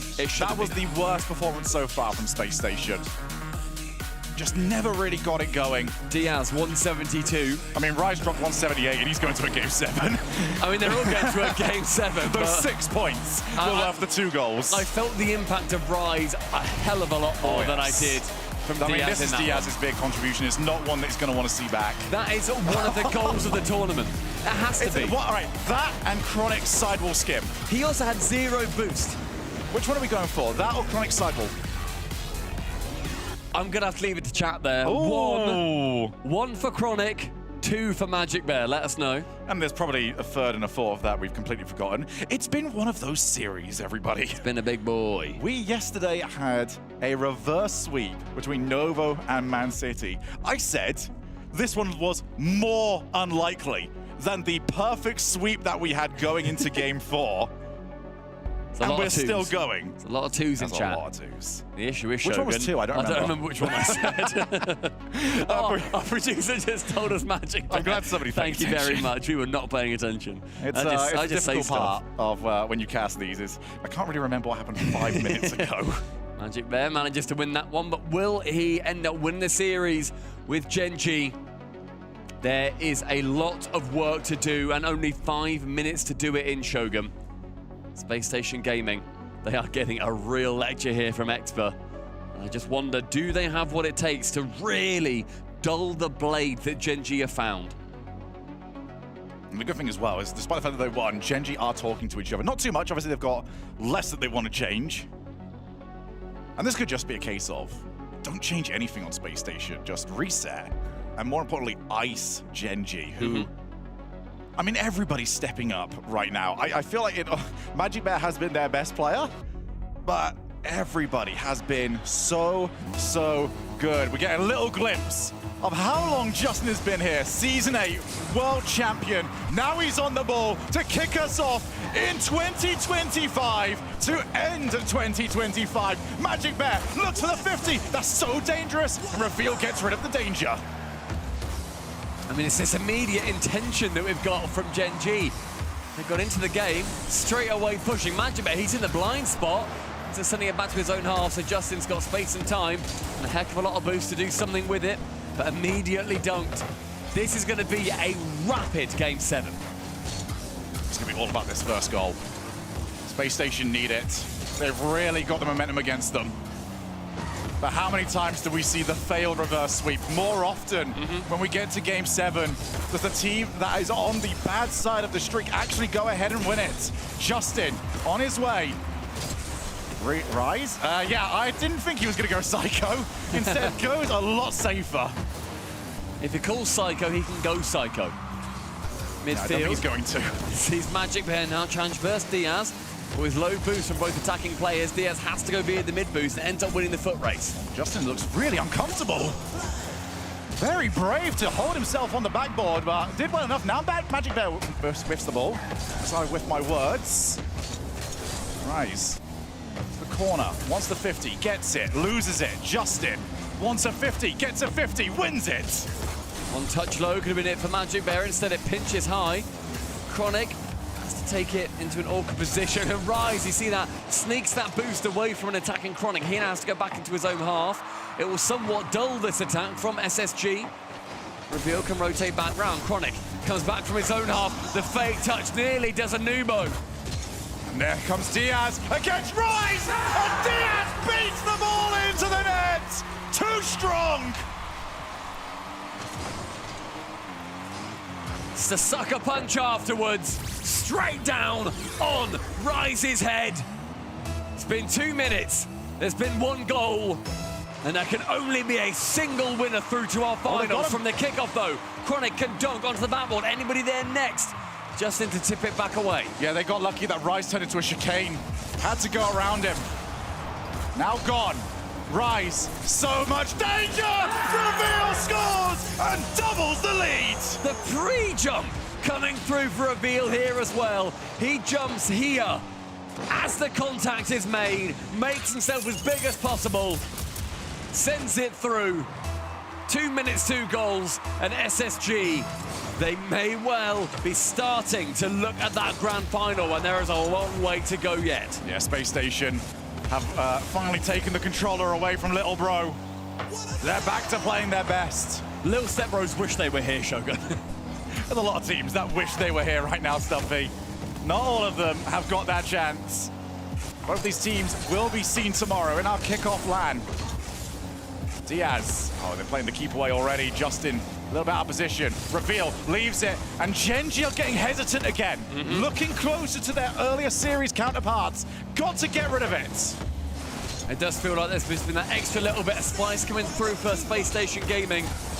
Bit of chili powder sprinkled on their hands. Into the center, who's there next? It will be Justin. Right-hand wall, Diaz dived on by Justin. That is the ambition they need. Space Station can always lead players back now if they want to. 2 minutes. Diaz off the shot! 3 goals to the better, and Space Station are toying in game number 7.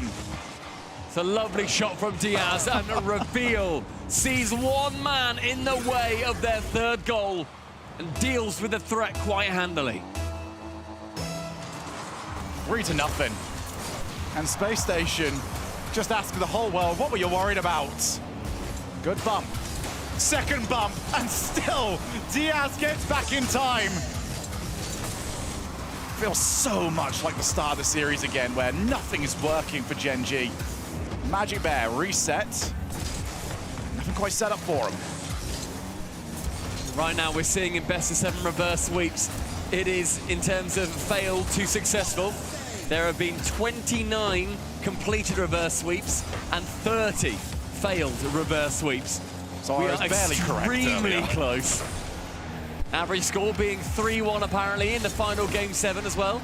So if we can get 1 goal here, this is the most average reverse sweep that we have ever seen in the best of 7. Oh, way to really suck away the tension and special teams. Hey, I'm a stats man, I gotta do it. Apparently so. I've gotta do it.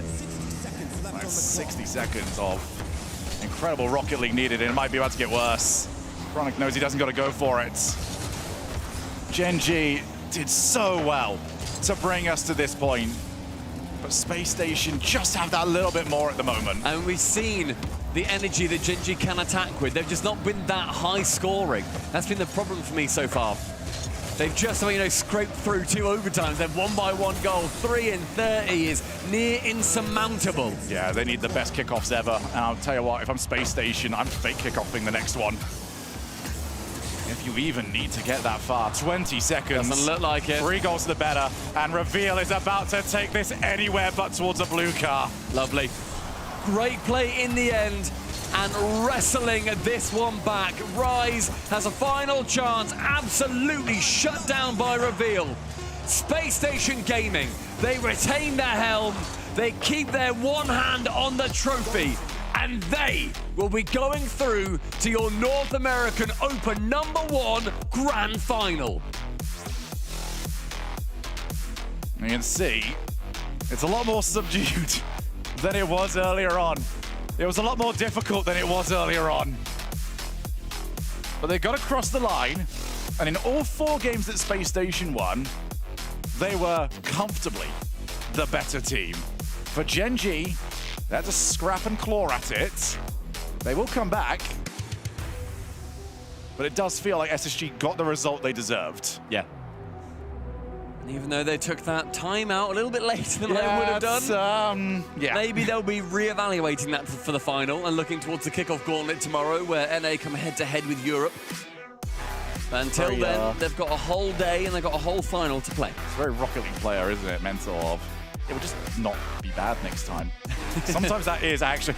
People ask us like, oh, go and ask the players how they think they played, and you just go, yeah, we just didn't play very good. Yeah. Okay, great. Sick. Love that from you. I mean, Gen.G, they've got a lot to learn from here. Good old way for them to go. And it has been an interesting journey for Gen.G. They are not done. They will be playing tomorrow, Shogun. Yeah. But we continue with our day. But for Space Station, their day is not done at all. And we are going to go in here with Leafex is Diaz, and I cannot wait to hear what he's got to say. Me as well, because that series was probably a little bit longer than maybe they wanted it to be. I gotta ask, what, I guess, went wrong in that moment, because it looked like you had it on lock? Pra ser bem sincero, pareceu que a gente se desligou ali por momento e simplesmente começamos a jogar com medo.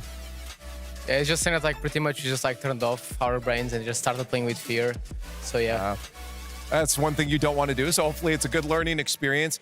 The timeout, it felt like that should have come a little bit sooner. The analysts were talking about it as well. What was the decision with the team to not do the timeout after Gen.G won 2 games? Eu acho que a gente estava jogando muito bem, tipo, desde o início, ganhamos os 3 primeiros games e o timeout veio no momento exato, no momento que deveria ser. Yeah, we were playing very good. Like we just like were on top of them in the first 3 games, and the timeout came at the perfect time, honestly. You feel like it was the right time?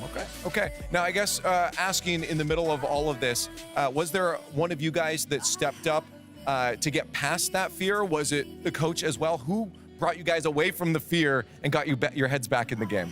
O expert foi o que trouxe a gente de volta. Yeah, it was me. I just screamed a bit at reveal, honestly. Can I ask you what you said? He was just a bit tilted because we trolled game 5, so he was a bit tilted, so I just had to wake him up. Fair enough. Now, I guess the last question I have to ask is, for yourself, the fact you still won, do you feel confident again going forward into the grand finals, or do you need to shake it off a little bit between then? I feel confident, of course. There it is. He's feeling confident. Let's see if that happens in the grand finals. Congratulations on the win. Thank you.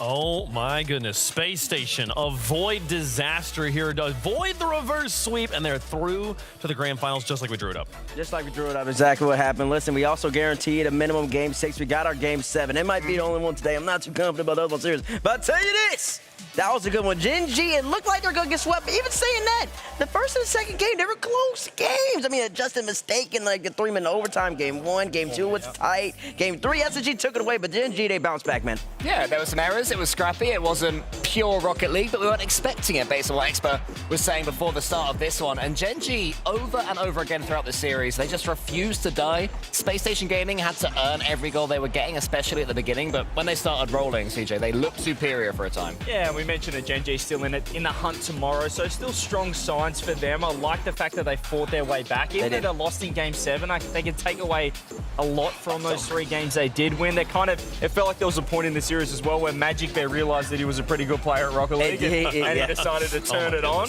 which was good to see as well. But you could see the tilt from Space Station. That is the worrying side for them. They're a younger sort of team, obviously with Chronic, but yeah, they let it get away from them a little bit. I mean, you can see the tilt, but you can also see the recovery, the bounce back from it, because after you lose 3 games in a row, I mean, mentally, it's kind of chalk, just worried about it. It's like, oh, God, how we even get here? We should have finished them in Game 5, Game 6. But instead, they bounce back after the timeout. They play a great Game 7. And for both of these squads, I was really impressed by the speed, by the pace, by the aggression, by the creativity. Both of them look great. If the series could have went either way, I wouldn't have been mad at it. If you're a North American fan, you shouldn't have been mad at it. And looking at it tomorrow, SSG's still playing later on in the grand final. But at least for tomorrow, if you're a Gen.G fan, you're confident confident for them, and SSG, you're confident for them as well. I mean, I don't know which one's more impressive, the quality of the gameplay, the quality of the goals we're seeing here, especially in Game 6. This Magic Bear goal that they're going to show here in a second this one again is incredible. This thing, look at this. What is this? Oh, the side, holding the flip reset and then getting it off of the back of the car to get over the last defender. This is the top goal of the day. I mean, Magic Bear is quickly becoming a favorite of mine. He scored a similar clutch goal in Game 3 against NRG, just before the 0-second winner that they got. He is a fantastic player, but in Game 7, maybe Gen.G ran out of energy, maybe Space Station Gaming, as they were saying, did time their tactical timeout perfectly. I'm not sure I agree, but that's what they were saying. I was going to say, like, I don't know which one's more impressive, the quality of the goals we're seeing or the fact that SSG beat Rise on Game 7 in a reverse sweep situation. Yeah, like, what a testament to how strong this team is. Rise and Justin as well in Game 7. Justin. They were showing the championship banner up there. Oh, yeah. Hype them up a little bit. Yeah, I was like, why is it up there? They didn't show Justin. Like, oh, that's why. It's up there twice. No, just once. Just the one time. Yeah, just the one time. I can't forget they lost in Season 5. Folks, it's been a crazy day so far. We got 2 more matches to go. One other semifinal. Who is going to play against Space Station in that grand finals. There's Shopify or Redacted. Redacted going to be the last team here in Copenhagen to take to the stage. Hey, I think we've got 3 strong teams. The last question mark right now is Redacted, former Shopify Rebellion two-piece wavy with Talk. They looked good online. Can they look good here? I literally have a massive question mark written next to them on my notes, and it just says, is it real? Because it was a great one day. But is it gonna be I mean, this is where we judge whether it was real. You know, you can have a fantastic day online. People have won tournaments online. Orgs have won tournaments online, then we've never really heard from them again. But this is where you prove that it is real. So do it right here, win this semifinals, and the answer for that immediatly becomes yes, in my opinion. I think it will be. I think we're excited to see it. So we do have that coming up here in just a moment. We also have that 4v4 show match draft coming up. The 4v4 show match will be tomorrow, kind of in the middle of the gauntlet. So if you're wanting to earn more time to get those drops for Drop Rush, make sure you've got your accounts linked, and then you're tuned in to that show match draft that's coming up here at the end of the broadcast. We got a lot of fun stuff still in store for everyone here for the end of North American Open #1 before we're set for our bracket gauntlet tomorrow. The gauntlet bracket, I think is the way you put the words the other way around. It kind of works either way. Yeah. Yeah, no, you're fine. You're fine. Say whatever you want. Right? You're the host. They put you guys Call on it whatever camera. you want. Call it the big banana if you want. Here's the schedule for the rest of the day. Yeah, we'll keep on going on this one. We got 2 more matches. Redacted taking to the stage for the first time here in just a moment. They'll be taking on Shopify Rebellion, and then the winner plays Space Station Gaming for the title of North American Open 1 champion. First regional champ of the 2026 season for North America. It's going to be a lot of fun. We've got that and more to get to, so we're going to take a quick break, let them get set up on the stage here behind us. When we come back, Shopify Rebellion taking on team, we don't even know what their name is. They're just a generic logo on the coin. We'll see that and more after the break. What a series.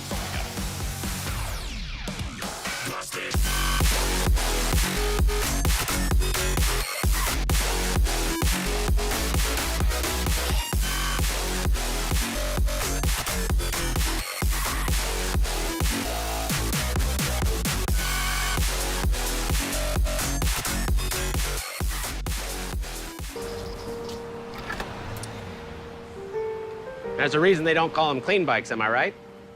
Yeah. Because it's dirt bike. Gas stations. Whew. You gotta start at the top and work your way down. You want me to do yours next? Oh, you're from Oklahoma. They have to fill the silence. The bathroom code's 9914. Progressive can't protect you from becoming your parents, but we can protect your home and auto when you bundle with us. Look at this hot rodder!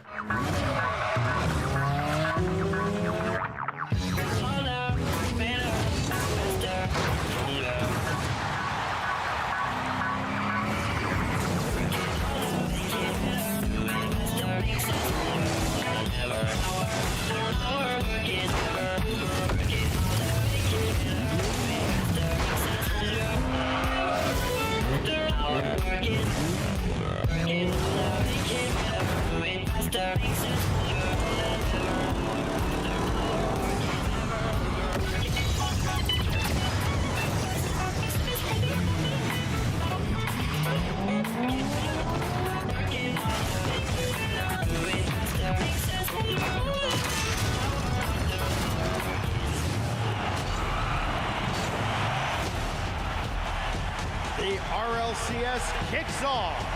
Legends fall. Underdogs rise. Get ready for RLCS 2026.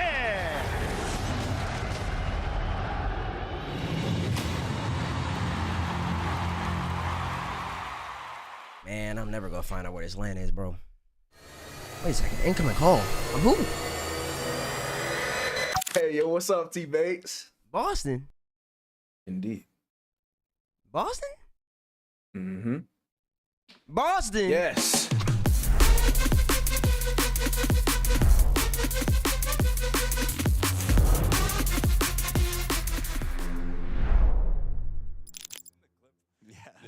That's a great clip. That's so funny. Hello. Oh, we're up. Oh, we're on. Oh, hey, mainstream. What's up, team? Dude, I was about to smack myself with that. Wow, what a series. Yeah, actually, insane series. I'm with SSG. Love that. I was with SSG. Yeah, five years ago. Didn't make it as close, right? But it was fun. It was fun. I mean, in the pre-show before, I was saying I wanted to go to 7 for the fans. But, I mean, my heart was racing. No, that was what we needed. We haven't had a game 7 today, and that was like, okay, A couple things. One, wow, SSG in the first 3 games. That is the best an NA team has looked this entire season so far. Obviously, we're not far into the season, but game 3, you see SSG literally like freestyle. Yeah, at the end. No, that reveal pass was ridiculous. Yeah. The Chronic corner shot was nice too, but the reveal pass, that was insane. Yeah. 2, Magic Bear shot in game That goal, 6. oh, wow. Also ridiculous. Yeah. I mean, those are 2 teams that everyone that is ranking NA right now has in the top 4, right? And SSG is a team that you can put 1 or 2 right now, depending on how you rank NRG. You know, obviously they got 9th, 12th, but they won Worlds 2 months ago, so it's impossible to rank them right now. Toss up. Impressive though. I'm really impressed with SSG. I think Reveal is turning some heads. This is going to be his season, I think. Absolutely. No, I mean, Reveal's been so solid. Yeah. I don't know what he has to do to not be underrated, because I feel like that guy is just, he's been consistent with so much over the past season. You just got to do it at lands. You got to keep getting results at lands, because you look at SSG last year. You go what? Birmingham, they don't make. Yep. Raleigh, they go 9th, 12th. Yeah, I think they lost to Gen. I think they lost to Gen.G. Right. EWC, I don't even think they got top 8. They lost to Vitality. I can't remember the rest of that tournament. I think they made top 8 by beating like Twisted Minds. I remember. Twisted Minds. Yeah, you're right. I think you're right. And then you have Worlds where they get top 8 as well. So like, he's getting there, but to be, when you start ranking him above like, Daniel or Atomic or Beast Mode or First Killer, like to do that, we need a top 2. We need more LAN performances. We need more regional wins. So this is a good start for him, I think. Yeah, no, I love it. And he's going to be facing, as well as the rest of his team, winner of Redacted and Shopify. Yep. Yeah, saw Shopify already. Redacted top 4. Redacted top 4. Pretty sick from them. I love it. Daz, we are on main. Welcome in. Yeah, hop in. I'll be on the next Daz segment. All right, but listen, love being able to chat. Can we talk about that last year? My God. Yeah. Oh my God, that goal Magic Bear scored. That's like one of the best goals I've ever seen scored at a LAN. Dude, it was also the Magic Bear goal and the reveal pass in game 3. Yeah. I mean, Both if there was a actual crowd, right? We were going nuts out here, but if there's a real crowd, that would have popped. I mean, I got out of my seat. I started running around the room. I couldn't believe it. I was like, oh my God. Because I'm like, did he have a flip in the air? Flip was like, yeah. You know what I mean? Oh man, but listen. I like how NA's looking for tomorrow, man. Gen.G play like that. But then this next match is kind of interesting because of the seeding, I think, between Gen.G, Redacted, and Rebellion. Because I think if Rebellion lose, they play Vitality. Oof. Interesting. Yeah, but I think if they win, then it'll be Redacted that play Vitality, and then Gen.G will play against Novo tomorrow. Yeah. I'm pretty interesting. Gen.G Nova, that's a great pull for Gen.G. Yeah. So, interesting matchup, next match. Listen, How you man. feeling? I mean, listen, you get a match like that, I'm going back on the... I was a little nervous. I said on the pre-show I had SSG winning the entire Open today, so... Same. I was really comfortable. Then when I saw the reverse sweep, I said, oh, Lord, here we go. Here we go. But, man... I was very happy to see Gen.G play the way they did. Right. Seeing the Bear do what he had to do. Like, we've always talked about the Bear because you played with him yourself. You've seen it. So, like, him doing stuff like that, like, my gosh. That shot was nasty. That team will be back. I mean, that's not the last you're seeing with Gen.G. Yeah, for sure. It's such a weird series for them because they start off so bad. And, again, SSG looked insane. Like, don't get me wrong, but they were getting dominated. Like, it was not close. And then, like, game 4, they look great. They win. Game 5, they don't look great. They kind of scam when Chronic, like, saves his teammate's shot. Like, scrappy game. Game 6, they look great again. I don't know. It's inconsistencies for a new team. It's tough to be compared against SSG right now because SSG is also a brand new team, but they gel so fast. Yeah. Like, I think Gen.G looks what normally a pretty new team looks like, and SSG is like, that's... Instant. Yeah, it's instant. it's weird. So it's hard to compare the two. It's kind of unfortunate for Gen.G that SSG looks that good, but... Yep. Shout that guy Expare, by the way. Expare saving the timeout for before Game 7. Yeah, I was thinking about it. I'm like, man, why didn't he use it after... I don't know how I feel about that. You know what I mean? Because I was sitting there, Show called me out because I was watching the caster room. Because I'm like, why didn't he call it there? But, he saved it for the end. The boys locked in. Maybe it could have been a team decision. I don't know. Yeah. But once they... Sorry to cut you off. No, go ahead. Chronic was on my stream talking about it, and he just said they felt good, they felt confident, and Spear got everything he needed to say out in the 60 seconds, so they felt comfortable with it. Yeah, sometimes that's just the case when it happes. So. Yeah. It's also some hindsight. That's if they had lost Game 7, it's like, you should have called it earlier. That's right.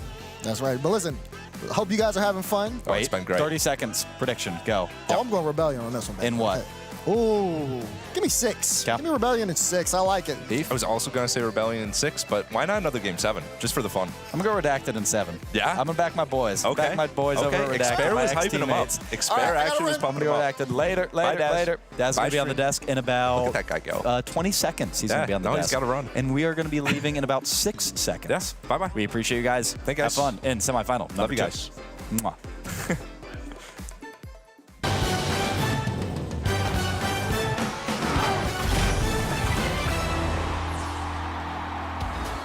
Welcome back to Copenhagen, where NA Regional #1 for the 2026 season rolls on. Only 3 teams remain. Space Station Gaming waits for the results of this next match. Rebellion taking on team we do not know the name of because they scrubbed it from the record. Redacted is going to be taken to the stage, and how good are they?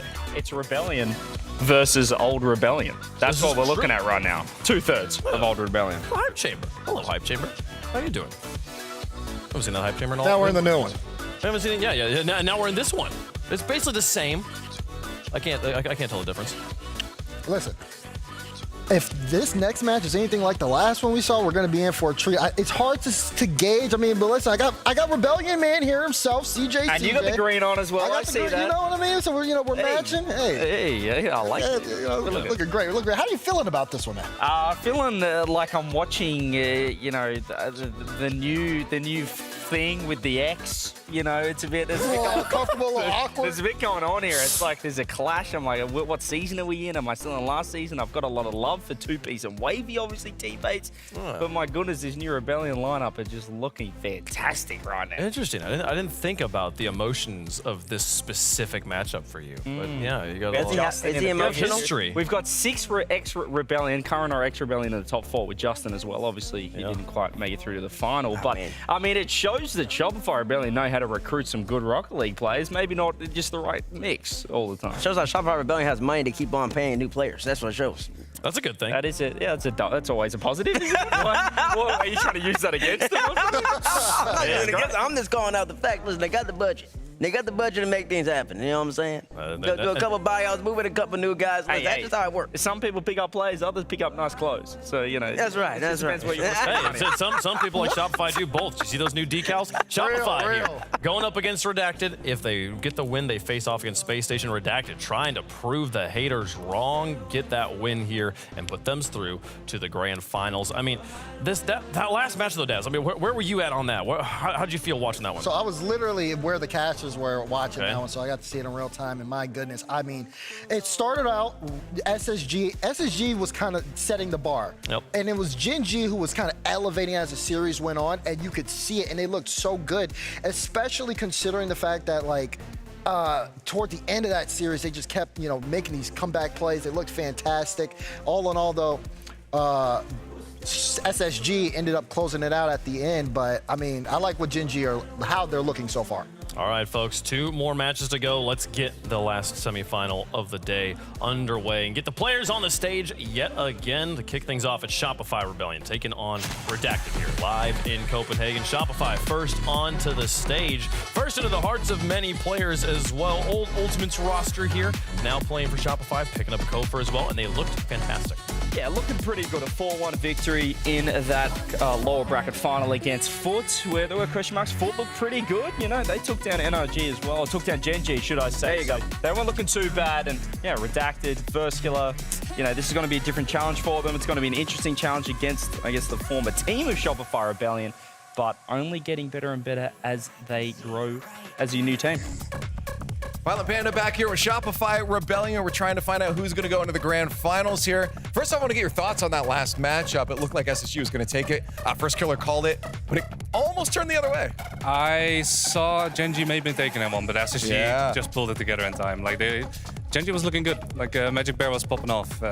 but sadly they couldn't. Fair enough. Good series, though, regardless. My question, though, is does that give the squad maybe a little bit more confidence, seeing that SSG could be shooken up like that? Oh, well, first we got to get past our fair enough. Redacted. But no, SSG, they're a good team, but I know we can be better, so we should be good. Okay, let's look at, of course, the roster across from you guys now.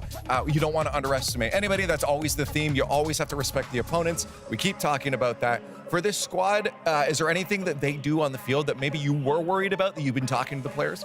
No, mainly just focusing on ourselves. Okay. I've taken that kind of approach towards most of my teams. Just focus on yourself, and if you do the right things, then it will fall in order. Right. Now, what about overconfidence? Because we've seen that happen before. It can turn into hubris that can come back to bite you for the squad. You guys look calm and collected. Do you ever worry that that can be a problem if they're too calm and confident?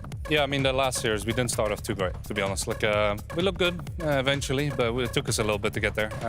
But I feel like now we're in a good groove and we can get a go in this one as well. Well, Grand Finals is waiting for you guys. We got to get through your opponents first. Let's call them in. It's Redacted. The final team in Copenhagen to take to the stage. Redacted, made up of two-piece, Talk and Wavy. Two players from Shopify Rebellion last season, and they pick up Talk in the meantime. And here they are, making waves, beating the reigning world champs to get here. Yeah, with Reddles last time retiring and currently, well, he's still here. He made it to this event, just not playing this time. But as you said, Talk, bit of an up-and-comer as well. He's been in the mix in the Hunters, and they're looking. I mean, that was a surprise packet from the first stint of this Open 1, making it through to the top 4, auto-qualifying through. Yeah, now you get to see these guys back on the land setting, and they're going to see how well they can do with Coach Memory. We are, and I've got him right here. Memory, first off, welcome to the stage. Great to see you. Thank you. Great to see you. I, of course, have to talk about the squad standing behind you here. These guys are probably thought to be the underdogs in a matchup like this, maybe the tournament overall, but a lot of gusto behind them. What have been the main talks in terms of making sure they know they deserve to be here if there was any lack of confidence coming in? I mean, I don't think there's a lack of confidence. I mean, Shopify is a good team, but we're also a good team. Yep. And we have that confidence going in already. There's really, to me, it's just about translating our scrims, which have been going very well on the day, and just, a little bit of a hostile environment, especially for Talk. It's first event. So. Yeah, exactly. And I guess, has the other two players been stepping up? Have you been able to step in that regard? What is some advice maybe you've been handing over to them? And anything else to anyone else coming to their first event as well that you could give out? Yeah, I mean, you're going to be nervous. It's going to be hard. It's just how it is. I think you just need to live through it. Just don't fight it. Just accept it. And, usually about a couple games in, you'll start feeling a little better. But there's really nothing you can do apart from just experience it. I guess so. You have to somehow try to just lock in and play the game you play here. I guess looking at the squad, who's been that ringleader? I know each of these players can get up there, be loud. I mean, I'm a big fan of Wavy myself, that energy he brings. Who's been that ringleader for the squad?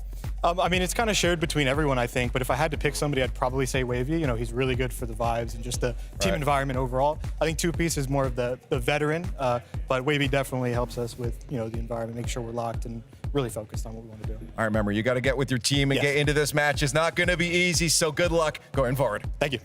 First time on the stage here and first time playing kind of as a team on LAN. First time for Talk as well. What sort of things are we looking for? There's this big question mark we have around Redacted. To get that question answered, other than the result of the match, what sort of things are we looking for here to help us understand who this Redacted team is on LAN? I mean, their performance on LAN. That's the biggest thing. Can they do their play style that they've gotten this successful from online in a LAN environment? Because again, last time we saw them on LAN, there was the shaky questions in the moments, but now they've been back and better than ever. Great early start for Redacted. We know they're going to see them in the gauntlet, but we don't know what they look like here on this stage. We don't know what Talk looks like in a LAN environment. So those questions will be they'll be answered really early. We'll be able to tell. Well, that's the thing we spoke about. Talk, it's his first LAN. It's Two-Piece and Wavy's second LAN. We saw the world champs. You can see it in the graphic. Their best LAN result was 17-18 because they didn't go through or get it past the playing stage a couple of months ago in Lyon. So it's not as if these guys are experienced alongside them. A very new team overall to the stage. I mean, I know, Bates, for me, I'm going to be watching their fundamentals. I mean, we've seen like how strong are how are they taking these 50-50s? How are they positioning? Are they playing good, solid, normal Rocket League? It's not about the flashy plays for me right now. It's can they lock all that down, and then can they do it at pace? You talking about Redacted? Yes. Oh, yeah, that's a good point because at the World Championship, they weren't doing that. It was a lot of nervy, shaky gameplay. That former Shopify Rebellion squad left a lot to be desired in that match, and I just feel like they could have been better. Exactly, and you're losing the experience of Rebels. You're losing your captain, bringing on Talk, who's a young gun. You went from pinnacle experience, a land winner in a DreamHack, to a guy who's just got the mechanics as a new guy on a new fresh blood on the block. So, big game for Redacted here, big showing. I mean, there's a lot of question marks. You beat NRG. Then you played 100X. We saw 100X earlier. They're a good team. Redacted's a good team as well. But now you're going up against a Shopify Rebellion squad that just has a lot of players with a lot of experience on the other side. Daz, let's flip this around here. I mean, what is the biggest trap for Shopify? What thing could they fail to do, especially early on in this series, that could give Redacted a foothold? I think it's slow down. Rebellion are really good when they're aggressive out in front, but if they kind of get off of that, or maybe even if they're too far forward, make some gambles, you can really hit them with a counterattack. FUT, they had a lot of good team plays where they would pass the ball up the field, and they were able to move it really well and pressure Rebellion on their own end. And we've seen once Rebellion kind of get trapped a little bit, they have a hard time getting out playing on their own play style. I think if Redacted can get Rebellion pushed back a little bit more, it can be a tough time for them. I mean, I think in terms of just mentality as well, this is not only 2/3 of Rebellion, but obviously Memory was a coach of Shopify as well. So I think for the new roster, who Shopify Rebellion as an org have put the faith in is to elevate in terms of a top team in the world, you want to be handling the previous team with relative ease. But if you're the old roster, you want to win this all real bad. Yeah, you do want to win it real bad. And listen, they got a legitimate shot. Because we watched Rebellion earlier today. They had a lot of offensive chances. Were you sold on it? Well, they did enough for one. Okay, you weren't sold on listen, you didn't even get up. Listen, I was talking to LJ. I was like, CJ might get up and get behind you. He said, he better get up. And you sat there in your chair. That's all I'm saying. He's going to sit there again. Well, folks, let us know who you think is going to win at home. We'll make our predictions up here on the desk. Daz, who you got? Listen, I'm going with the new team. I'm going first killer, Kofor and LJ. Give me Rebellion here on this one. I got him at 6. Okay. Give me the green. Give me the green. Obviously, Shopify Rebellion are going to get the job done. 4-1. I'll give him a game. For the boys. I love him. But he stayed in his seat. He did. It's not a very... I mean, look at him. Do you want to get up? Do you want to do it? There you go. Can I go coach with Panda? Is that what we want? There we go. Yeah, I like that. Hey, I'll come over. All right, let's go. I'll stand alongside him. Come on. I'll go over here. Okay. Here we go. Thank you. There he is. All right, he's distracted. He's locked in. I should have stayed in your seat, CJ. What are you doing? Sorry. LJ wants a little bit of love as well. So there you go. He's warming up. He feels good. Give him a little warm up. Give him a little warm up, CJ. The boys are locked in. There you go. It's game day. Come on now. We're locked in. We're never beating the biased caster allegations now. Exactly, and people used to call me biased. I've never done that. Give me Shopify Rebellion. They're a better team, more experience, and even if they looked a little lackluster earlier, I still think they got enough to be Redacted. Give me them in 5. Look, I think both teams got a lot to offer here, but I do think Shopify's been on the stage before, and Redacted doesn't even have a logo. Like, what am I like? Someone pick him up. I'm big on branding, man. The branding here is like it's something to be desired there. I got Shopify. How does the coin feel about it though? We have the orange Rl Esports logo representing Redacted. Looking great. When it comes up Shopify. And Shopify gonna be the pick for the coin. Fate has spoken. That is a clean sweep. First clean sweep in a long time on this desk. Gets me worried. Whew. And they're the favorites in chat as well, CJ. Yep. Yeah, that's the history There's says. no This is way. a 60-40. You know, it's not too convincing, CJ. There's a lot of old love for these guys as well. I'm sure for the committee. It was almost. Relax. We were getting close. Folks. All right. Well, we'll see. We'll see how Redacted are able to handle the pressure. It's first time on the stage as a team. Always a huge moment for any squad in this fantastic esport. A spot in the grand finals with SSG awaits. Who has it when they need it most? Let's get into it. Redacted on one side, Shopify on the other, looking for that title of first North American Regional Champion. Let's play some Rocket League. Well, Redacted have already beaten NRG in this very tournament before making it here to Copenhagen. But still, Johnny, against their former org, they've got something to prove, as Game 1 is brought to you by Progressive. It's a grudge match, and it's also a real chance for 2Piece and Wavy to prove that their best result can be above 17th, 18th. They've got the lowest possible result there on that stat. Very unenviable record on their part. Debut land for Talk as well. Exciting moment, but tough matchup to go up against Rebellion. Yeah, Talk who's joined these two and is looking every bit the part. Looking excellent so far. Here's the man they'll turn to mechanically. As we were hearing beforehand from their coach that Wavy is the one who will get them going, but Rebellion, there is so much experience there. They are used to this stage, and they've already played on this very stage earlier. Yeah, and like the Death said, you know, they didn't look all that convincing, but the scoreline was convincing. They did the job. They advanced into the top 4. Now they're just 2 rounds away from winning this thing. LJ with the ceiling double there. Good try. First Killer's going to try and show him how it's done with a reset as well, but he doesn't get the shot off in time. Kofer has to do some defending. He decides to bang it into the backboard. It does give away possession. Not a lot of time being bought there by Kofer. He'll want to do more with the follow-up. LJ has way too much time here as far as Redacted are concerned, almost weaves it between a couple of them, and it is First Killer to the ceiling, who, while his team earlier on weren't playing at their very best, First Killer had some beautiful moments, and is looking every bit like a premium North American Rocket League player. As LJ gets this catch, Rebellion having plenty of control early doors. First Killer, another clean hit. LJ tries to take out 2Piece. 2Piece had to dive up early, but there's Kofer, and the pressure eventually tells. Yeah, very nicely done. Look at the placement from Kofer here. Didn't rush the shot. First Killer just forces the save out of 2Piece, and after Tox jumped, Kofer puts it underneath him for 1-0. Redacted, they almost scored a kickoff goal with the opening touch of the game, so we're looking to get another opportunity just like that here. No luck as it goes long for First Killer towards top. Well, the business masterminds and CJ behind Rebellion will be watching this one, expecting their new 3 to do the job against 2 of their 3 former players. These are the sort of matchups that Rebellion would have wanted when this team was brought together. First Killer will be confident. Kofer easing into it, into his new surroundings. And LJ, you know, when he first came forward with Space Station Gaming, he was very quickly one of my favorite players in North America. So mechanical, so aggressive, and so confident. You know, I've really yet to see him, I would say, live up to his true potential. Perhaps this Rebellion roster is the one that allows him to do so. And they've started this series as we expected, looking warm, looking ready to keep on taking down Redacted. Redacted are dangerous themselves, of course. Yeah, patient offense from Rebellion in the opening half of the game here. They're not rushing it to set up shots. They're quite happy to go across the box multiple times. And no boost steal there. First Killer beaten to the punch by Redacted, a defender back corner boost. They're still defending as well as they can. Losing control though here as boost starts to run out. Yeah, that was a nice repo from Wavy. Knew the infill pass was going back to First Killer, and now we have a chance to see Redacted spread their wings. That touch from Talk though. We've heard a lot about him. Have to hope that it's not all talk. Here's 2Piece. Gets the flip reset over one of them. First Killer is back. Wave with a chance to slow things down. There's a bump as well. Goes for the musty. Not ideal, and now LJ can try and bully Talk. 2Piece into the center. Good pressure here from Redacted. First Killer's 50 is as far as Wavy, who opts to go higher. Wondered if he could have taken a shot there and tried to force a save from Rebellion. Instead, it's a little bit floaty.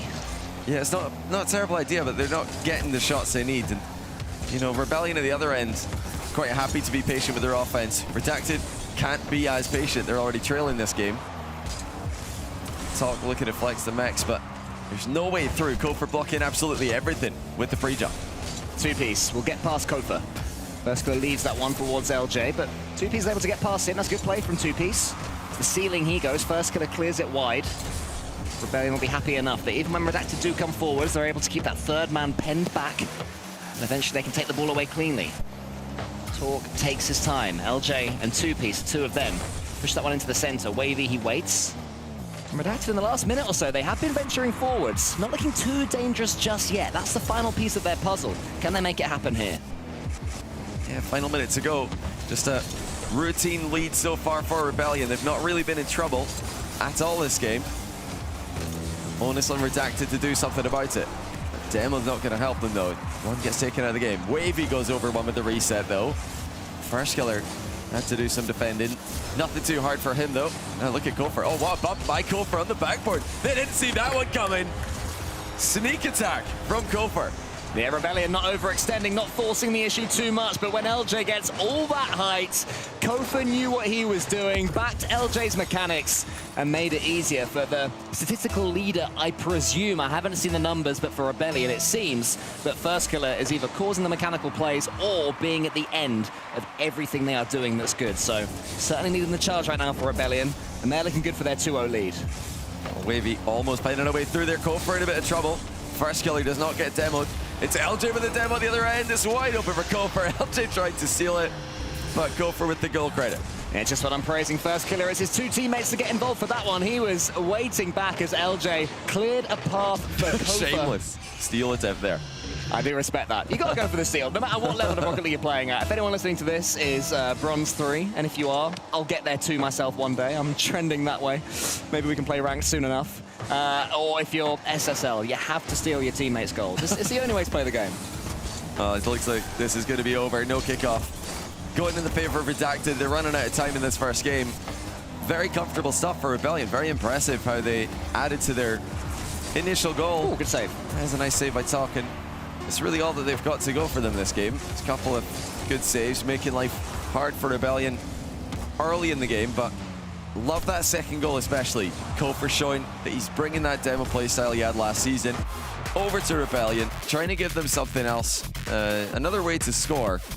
And obviously LJ with the demo for the third goal as well. Very physical in the second half. I mean, Shopify Rebellion, they got the win against FUT earlier, but I'd say that was a cleaner performance than any of the 5 games that it took for them to win that best of 7. They were looking like they were just a lot more comfortable around each other, and that was a lot more of a replicable performance. There was no chaos there. It was structured, it was clean. First killer, top scorer, but the other 2 involved as well. Look at that, big score there for first killer. I think that's going to be the ideal game. I mean, just a coach's dream there for Violent Panda, because he's got 3 goals, no goals conceded, and everybody's getting involved. First goal came off the back of LJ's attack, first killer followed up, and then Kofor, all team doing their work there, just forcing bad saves. And then you had Kofor with the very creative bump on the backboard for the second goal, set up by LJ, first killer with a finish, and then first killer just gets to best seat in the house watching his teammates run away with this one as they score the third. Kofor, of course, trying to face off against his former teammate Reveal in the grand finals if they do make it there. And I think what we saw from Shopify Rebellion is that this is a team that can continue to play at that level. You know, as I was saying, that's a replicable performance. That is one that they can do again. It wasn't too inspiring from them. I don't think that's a way of playing that will win them titles, but certainly it will get them into more semi-finals, into grand finals as they go forwards. Absolutely, I think that they can do that. And obviously Space Station looked really good. That was a great series earlier against Gen.G. But Rebellion coming into the season were supposed to be that team challenging NRG for the top spot in NA. And usually it is whatever team first killer's on that does that. Well, let's see what Redacted can do. They, just like Novo yesterday, need a goal. That's job number 1, is just get a goal. But obviously in the hunt for one, they don't want to leave themselves wide open. That's what Rebellion will be hoping. We'll see if Rebellion can continue themselves to play this professional style of Rocket League, or if Redacted can shake that out of them. So far in game 2, the first real chance falls to Rebellion. Here is Kofor. 2-piece clears it as far as Torque, but Torque has no boost. Keep an eye on those boost levels for Redacted. It does seem that they're being stretched by Rebellion, without Rebellion having to push anything too far forward to make that happen. Again, Torque, nothing in the tank. Tries to chain dash his way around the corner, isn't quite able to land it, and Wavy's chasing. A lot of chasing with no boost right now for Redacted. Oh, multiple resets for first killer. 2-piece does well to track him. Again, it's that patient attack from Rebellion, just getting the system going, getting the players into those wide positions. And you've got to look out for Kofor in particular. Everybody knows that. It doesn't make it easy to play against. Yeah, Redacted there, they were swarming around 100 boosts, waiting for it to spawn, and it wouldn't. I don't think I've seen any of them get a boost pill for a good 40 seconds or so until finally 2-piece gets 100. And Redacted are able to rebuild. Here is Wavy. He has that 100. He shoots with it. Kofor puts it safe, but then gets taken out. A real chance here for Torque if he can thread the needle. Wavy waiting. LJ takes him out of the game, so that should clear this Redacted chance for a second. First killer to the ceiling. Is anyone here helping him out? Goes for the bump along the way. LJ there. Rebellion beginning to exert control, but Redacted have had 1 or 2 looks this game.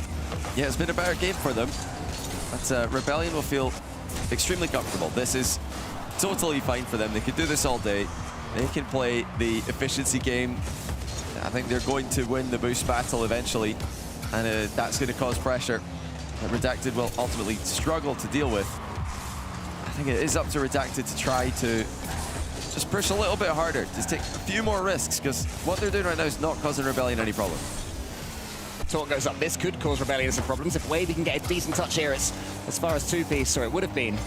2-piece decided that the risk wasn't worth taking at 0-0. So Redacted not rushing anything just yet. Combining again, these pre-jumps are beginning to prove a little bit more effective for Redacted, and Rebellion having to answer 1 or 2 half questions. Torque goes solo again now. 2-piece helps him out. Better change of pace here from Redacted. It's going to fall to Wavy. LJ, lovely touch along. Wavy's able to clear up. Redacted living a bit more dangerously, but that's because of their choice to take risks. Oh, Wavy just does well here. blocking out the shot attempt that was coming their way. Nice cut rotation again by Wavy, just staying involved, just making sure to break down the play before Rebellion can really seriously counter-attack. You know, do Rebellion flip a switch at some point is another thing to think about, because yes, they look comfortable right now, and yes, they haven't conceded, but just like last game, you know, very happy to just play this rotational gameplay, and I'm surprised that there aren't more demos after the success they had at the tail end of game 1. There's an attempted pre-jump there from Kofa. First killer tried to find him, but it was well read there by Redacted. If they can nick a goal, Johnny, they'll be feeling okay about themselves. Good read there from Talk on LJ. Talk then uses his flip reset that he'd got on the challenge to keep first killer pinned back in that corner. This is what Redacted want to do, keep Rebellion as far back as they can, and also read what they're putting up. Redacted have been offering and showing Rebellion a little bit less respect to this one. It seems to be effective. Kofa misses that. Wavy gets the read. I think that's all the way, and it's going to hit the crossbar. Wavy follows it up. First killer does get a save. A true chance goes begging. 2Piece tries to keep it going. First killer clears once more.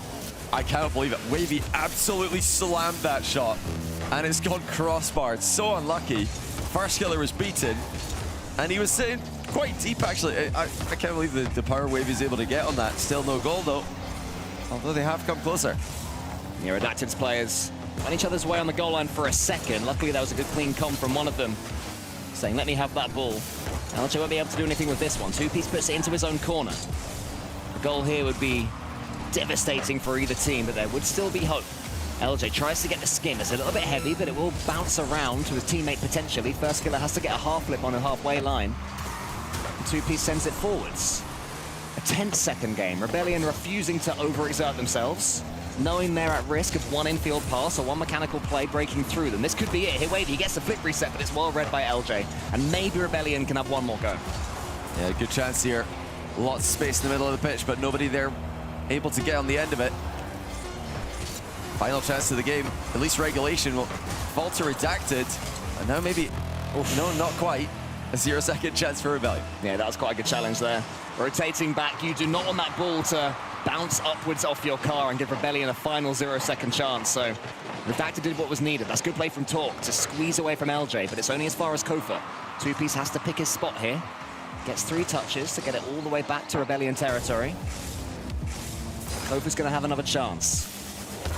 Rebellion have been fairly blunted this second game. As you mentioned earlier, Johnny, it's one thing being clean, but you have to know when to attack. Rebellion haven't been doing that just yet. Yeah, it's surprising, like I said earlier, that we're not seeing really any kind of physicality from them. You know, they were happy to do it up 1-0, but that was with Kofa coming really wide, completely catching the defense of Redacted off guard with his approach.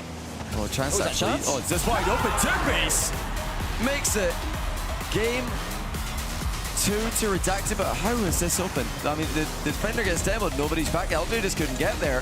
First they're sliding back in for the respawn. Redacted, against all odds, have tied the series. Yeah, they win the patience game, and that was the risk that Rebellion were taking. It is, yeah. And suddenly you have to say, fair play, Redacted. They had a game plan. Stay patient, don't panic. The chances will come. 2Piece had one real clear-cut shot. It was only his second shot of the game, and that's including the overtime as well. So he didn't have too much to swipe at. But when that chance came, my goodness, did he take it.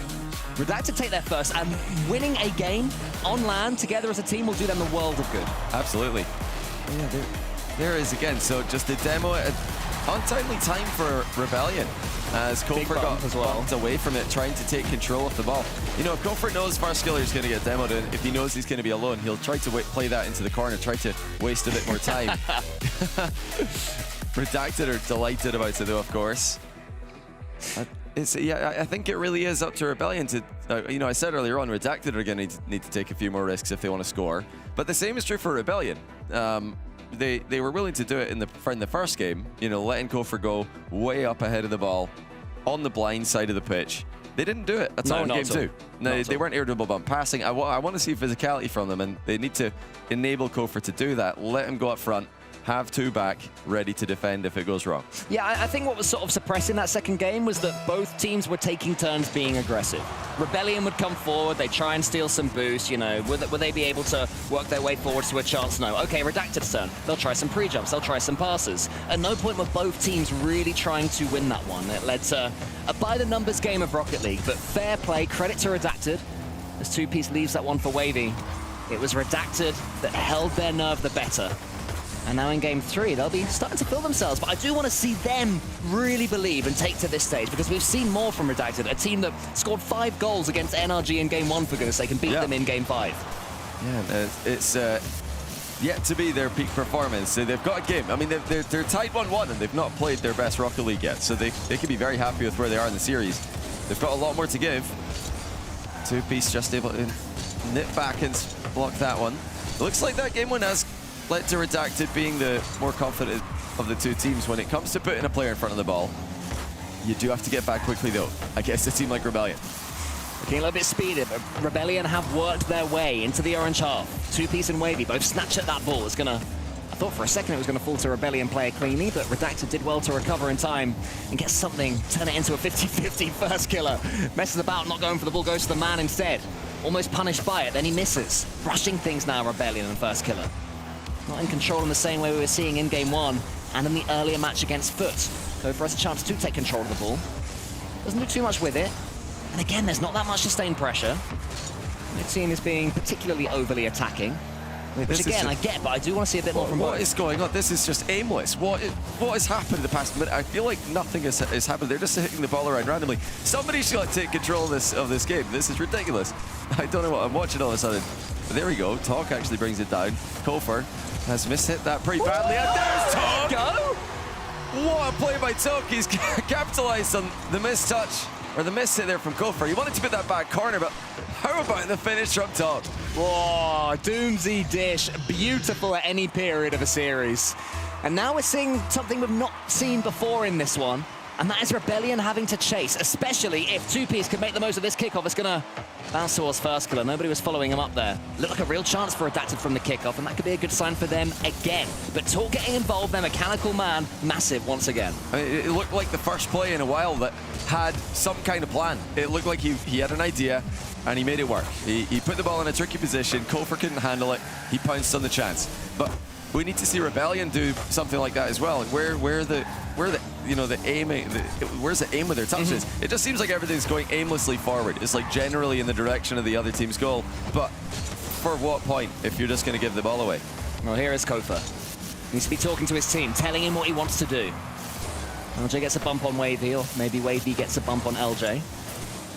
He's going to bounce. I'm waiting to see the second Rebellion man in this attack. Here comes first killer arriving late. It falls to Kofa. Again, Rebellion attacking once at a time, making it easy for Redacted. 2Piece forces him out wide. First killer pre-jumps and is faked out. There's no boost at all for Redacted, and still, Rebellion can't work a shooting chance out of it. This is just not good enough from Rebellion. I don't know what's happened to them. They looked so organized in game 1. This is a good chance now. Can they put it in? No, it's a crossbar for first killer. Yeah, it looked like a different team. I don't know how they've fallen apart this much with really not that much going against them, but just literally 2 goals. They have to pull themselves together. Redacted are starting to take control. Talk rolls that one up and leaves it for 2Piece. A real chance here for Redacted to take a stranglehold in this series. Wavy steals that boost as well, so that will slow down Rebellion's counterattack. But Kofa does have complete control. First clear in the middle, this could be a big chance, but it's charged down by 2Piece. Talk has to get the clean pinch into the center. It's risky. Wavy was alert to it on the same wavelength for now. Good pass. I prefer that. It's a lovely idea. It didn't happen, but I like the opportunity. And this is more like it. Much more promising out of Rebellion in the last few attacking chances. Now it's LJ's turn. Looking for the ceiling double. Intercepted at ceiling height by 2Piece. The Talk gets faked out. First killer. Completely had him on a string there. Now Kofa coming in. So much mechanical talent on Rebellion. But who can make the magic happen? They desperately need a goal. Bit of a rush at the ball there at the end of some good mechanical work from Kofa. Means the 50-50 is relatively safe for now for Redacted, and that's a fantastic clearance by Talk, who's really come to life in game number 3. Kofa has boost again. He's looking like Rebellion's brightest spark in this game, but it's 2Piece that has the ball right now for Redacted. Wavy waits behind Talk. A little bit sideways, but Redacted happy enough to steal a few more seconds. Kofa is in. LJ takes out one. How's the next touch? This. Demo's going all over the place, and Talk gratefully squishes that one away. Another chance maybe for first killer. It's over again. The shooting not good enough. Johnny shakes his head. You can see why. Yeah, he's just not putting it together. Rebellion putting the pressure on, though. They're in the right part of the pitch, but they're not getting the openings. Wavy can't make it too. Two-Piece has to be careful here, but no, he doesn't. Rebellion have missed the ball. He's absolutely fine, and that should be game. Talk can just let it drop. They do win again with a 1-0 score. It never ceases to amaze me how in Rocket League a good professional game very quickly turns into a toothless performance. Yeah. And Rebellion have done exactly that. Game one, you're saying, okay, they didn't rush into it, you know, they weren't over-committing. It was a patient game, you know, it's well managed, well run. And now you're thinking, all right, lads, okay, we get it. Let's see some explosions, let's see some life from you. They're taking a tactical timeout, and I hope they're G'ing each other up. This is one where you need to say, guys, this isn't good enough. 94 points from First Killer. I don't think I've ever seen that. I don't remember the last time I saw that, but I mean, this just looks confusing. How have we just watched 10 minutes of such a talented Rebellion roster doing mostly nothing? I just haven't seen them do anything. They're just aimlessly hitting the ball around for the most part, and it's all well and good to do that on, you know, when the score's 0-0 for a while, you know, just see what the other team's going to do. Did they make any adjustments after that game one, and then go for, you know, get Kofa up in front of the ball, get the mechanical solo plays going? But they've really just not done anything. I'm really confused, honestly, with the performance we've seen from Rebellion in the last two games. Well, let's hope that they're G'ing themselves up in this tactical timeout, and as for Redacted, they will be as pleased as punch right now. You know, 2 1-0 wins in a row. You don't get 1-0 wins too often. The amount of concentration you have to have defensively. And you can see there, 55 seconds left in 54. A room that... Sorry, yeah, 53. Oh, sorry, 53. 53 now or less than 53? Probably less. Okay, all right. It's amazing how time works. Seconds just keep ticking away. But in this room that will suddenly start to feel very empty for Shopify Rebellion if they can't step themselves up and fill it with a bit more aggressive Rocket League. I like that from Paddy, you know, the double fist pump. That's what they need, a bit of fight, a bit of spice. Yeah, I mean, they just need to play anywhere close to the level we expect from them. I mean, it's First Killer, LJ, and Kofa. You put these three players on the pitch, you expect to see... Are they overthinking? Pretty regularly. Is it? I haven't got a clue. I'm so confused because game one, it looked, you know, very clean. They came out, they, you know, got the opening goal, played patiently, built their attacks, got the, you know, the third goal was probably Redacted overextending because they were pushing for a comeback. But the second goal I loved. I thought that's exactly what I want to see from Rebellion with Kofa, the new iteration with Kofa in the roster. Will he still be able to put up those physical displays? He did, and then we didn't get to see it again. So I feel like we're being robbed here. We were promised something, and now we're not getting it. Well, Rebellion have been looking fantastic this entire tournament, not so much in the last couple of games. That's a better start for them. Kofa had a chance. Good block from a Redacted player early doors in Utopia Coliseum. Rebellion seem to have a bit more spice about them. But Wavy will be able to slow things down and go to the air and air dribble. Talk launches it forwards. Let's get a 50-50 in the air here. We'll steal some boost at least and won't let LJ escape that corner. Redacted have to make sure that if Rebellion do come at them hot, which we expect they will, they do as much as they can not to concede, because Rebellion give you the sense they're going to get frustrated. Yeah, this is a real serious opportunity for Redacted to start their season in an incredible fashion. Already taking down Gen.G online. If they could beat Rebellion, we'll crack at SSG later. But LJ, he finally, eventually, gets the goal. The floodgates are open again. And it's a very nice redirect as well. Just skimming it down the middle of the goal. Too fast for the keeper. Rebellion remembered how to score. Yeah, there was no goalkeeper at the time, but that was by no means a gimme. LJ had to keep a lot of speed on that ball, or else one of the Redacted players scuttling back would have got there in time. But from the kickoff, Two-Piece has control of the ball. Talk and First Killer race to it. First Killer, who was barely involved in that last game. 96 odd points. Tees up LJ, who gets it onto the crossbar again. The finishing has not been ideal from Rebellion this series either. And First Killer gets a demo. So Rebellion a step up, still not their absolute best, but it's looking a bit more like themselves. It's clear coming out of the timeout, they've just decided, you know what? We are more mechanical, we can just be faster. And I could have told them that before the match.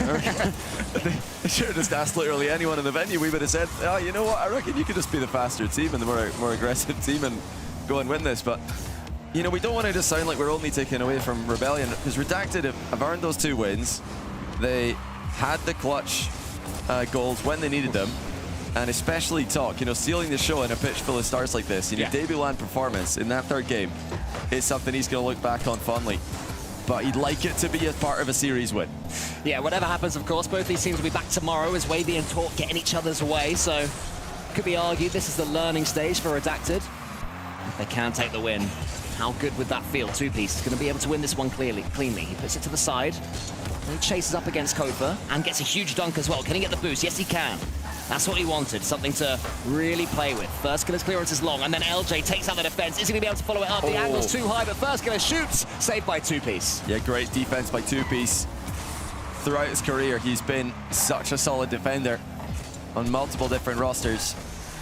And in the wins Redacted have had, they've all featured several saves from 2Piece, interceptions from 2Piece. He really is making life very difficult for Rebellion, who are they're going towards the air dribble so much, and 2Piece is just reading their minds. He's just up in their faces, intercepting the ball before they can even get too many touches. His Talk wants to get this double, isn't quite able to do so. First killer's touch is a very good one. LJ to his right. First killer's going to have to go solo, though. LJ knew that the 3 Redacted players heading back were going to beat him to the ball, so waits for his turn. Rebellion with a slender lead. Lovely touch there from LJ, who's looking like Rebellion's most likely player at the moment. It was Kofa earlier. It was first killer in game 1. Now it's LJ's turn to come to the party. Wavy's taken out. LJ, can he get this read? Not quite. The bull cannons down off the backboard. And Redacted survived, but another demo. You said you wanted more demo plays, Johnny. You've certainly got them. It might be the catalyst for 2-0 nearly. I mean, yeah, it's back to Rebellion, very like their game 1 performance. They look more confident. They came out of the timeout looking more confident. They've clearly, you know, got a better idea of how to win this matchup. But they are only up by 1, and it's just like the danger of holding a 0-0. It's dangerous to be up 1-0 as well. It just takes 1 moment in Rocket League, and you can lose your lead in the blink of an eye.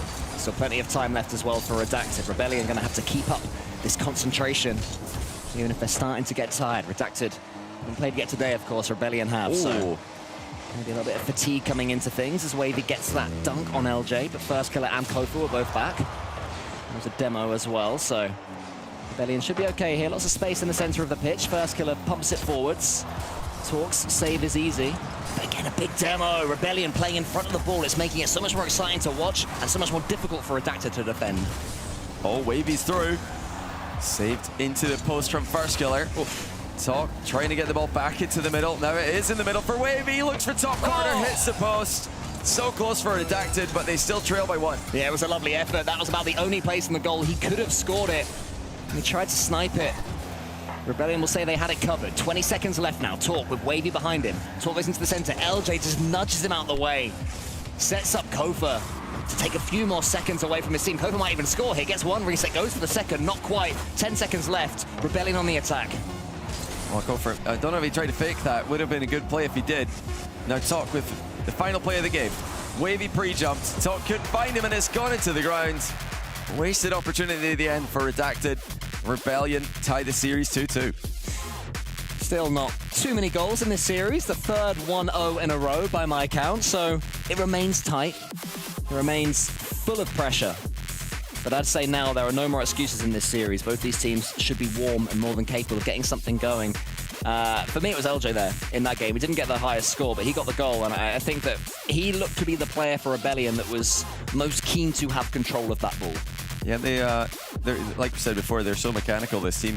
I mean, both teams are very mechanical, but Rebellion more so, in my opinion, and I think they can use that to just create overwhelming offense at times. But they've got to commit. You can't have, you know, too long between the attacking touches. It can't be one player and then a break and then the next player. It's got to be one after another if they're going to put pressure on Redacted. They got the goal in this game off of, you know, some loose rotation from Redacted. We're not seeing a lot of that, so don't expect to see too many goals in that manner, if any more. But yeah, really difficult to know what we're going to get here. Are Rebellion now just back to being solid out of the timeout? Are they going to have another off game or two? In Redacted, in the games Rebellion have beaten them in, have not looked like they've had many chances either. So, you know, both teams have a lot yet to show. Yeah, it's an odd one because normally by game 5 in a series, you have a sense of how the story is going. You know, as first killer almost gets the shot on early doors. You know, if you're thinking, oh, this team's not playing very well, this player's looking up for it, etc., etc. Yeah. This one, I can't tell you the story of what's happened. It's sort of 4 fairly standard games of Rocket League, 2 of which have been won from each team. I'm desperate to see one of them at least try to really make a statement, and Kofa has tried to do exactly that there. Great pass from first killer. Just dunking it mid. Kofa snipes it between the 2 goalies. 2-piece. Got a piece on it, but not a big enough piece. They trail again. The second game in a row as well, where Rebellion's goal has been because Redacted are sitting so deep, or pushing forward so much, but just not covering that central space. And Rebellion certainly seem to have noticed that passes there are a danger zone. Redacted need to fix that before too long as LJ comes forward. Wavy is in that space this time and is able to get it as far as Kofa, who shoots high. Talk with 1 touch. First killer waiting. 2-piece has to help Talk out. All 3 of them involved, actually. Wavy gets a touch too. That changes the pace for Redacted. Is anybody following for them? Wavy towards 2-piece. Yes, there is still a crossbar though. And there's no one following up. Yeah, the mid pass has been the avenue of attack there. Been available for Redacted. So many crossbars in this series. Like you said, not crossbars with follow-ups, not crossbars that are intentional. We need the falling pipe sound effect. It's Rebellion, for goodness sake. It's post-hits, it's Chaos of Pandemonium. Someone get onto the soundboard right now. Or CJ crying, either of those things. Or just bring some actual pipes so we can just drop them near the microphone. Guys, Johnny Boy is always banging on about bagpipes. We're not playing the bagpipes, Johnny, all right? Stop suggesting it. I think it's underrated. The bagpipes and the harmonica. The most beautiful sounds in nature. I think so. I think it would match what we're watching beautifully. It's got to be a great combination for any Rocket League. Oh, what a fake. Kofa. Almost tricking Talk on that one. Now looking to do the same to Wavy. Wavy does not let him go through with ease. Who's going to get the ball out of defense? Who's going to put the ball in an attacking position for Redacted? Will Rebellion be able to find another goal? I mean, it's been a chain of 1-0s here. A lot of 1-0s. We had this happen in Novo versus Manchester City as well. Oh, there's a tie game. Finally, both teams have scored in the same game. Infield pass back, it came from Wavy, who got the demo, and then he went for the bump as well, made it impossible for First Killer to get involved. Wow. Kofa was on the goal line, but that shot had some power, and both teams have scored in a game! We got a match! It's a great pass by Talk, and you know, he's now scored their best goal. Gets the best pass as well. Talk is proven to be quite an addition to 2-piece and Wavy, not just online. Great land performance here for a debutant. 2-piece does get the catch of the flip reset and almost guides it over the top of LJ. Talk becoming more and more involved, demanding this ball. Wavy can only get as far as first, but not the best touch. 2-piece has to think about what to do here. He gets some boost. It's not going to be enough for the post again. Someone get the bagpipes out. They've hit the crossbar in the follow-up as well. LJ waiting to see if he can find an angle of attack, but they you know, don't want to go too deep here. Give Redacted an opening. Here it comes. 50 back towards 2-piece. Nice. That was an intentional backboard, but too risky. Sidewall double by Kofa now. Testing Talk. You say it's too risky, Johnny, but I want to see them take that risk. I do too. Redacted have a real opportunity here, especially considering they've got almost the second life of definitely coming back tomorrow. It's the chance for them with no org as yet attached to them, just to go hell for leather and say, let's give this one a go. 1:38 left. 2-piece, great couple of touches. Will the boost spawn for him? No, but he's still able to get the next touch. He tees it up for somebody. It's Talk. Can he get the double? It's a little bit heavy on the first touch. Wavy wins that next race. Anybody following up? No, again! 2-piece waited, he had no boost. Keeps the attack going just about until First Killer clears, and Rebellion will be able to get this ball away. Oh, Talk will want that one back. I mean, that was a wide open backboard. You'd back him to get the rebound, get the double tap, but the way that he hits it, there was no getting back to the ball. Still though, not a bad position at all for Redacted. Completely even with just a minute to go in game 5. LJ and Kofa both underneath this one. Wavy tries to part that Red Sea.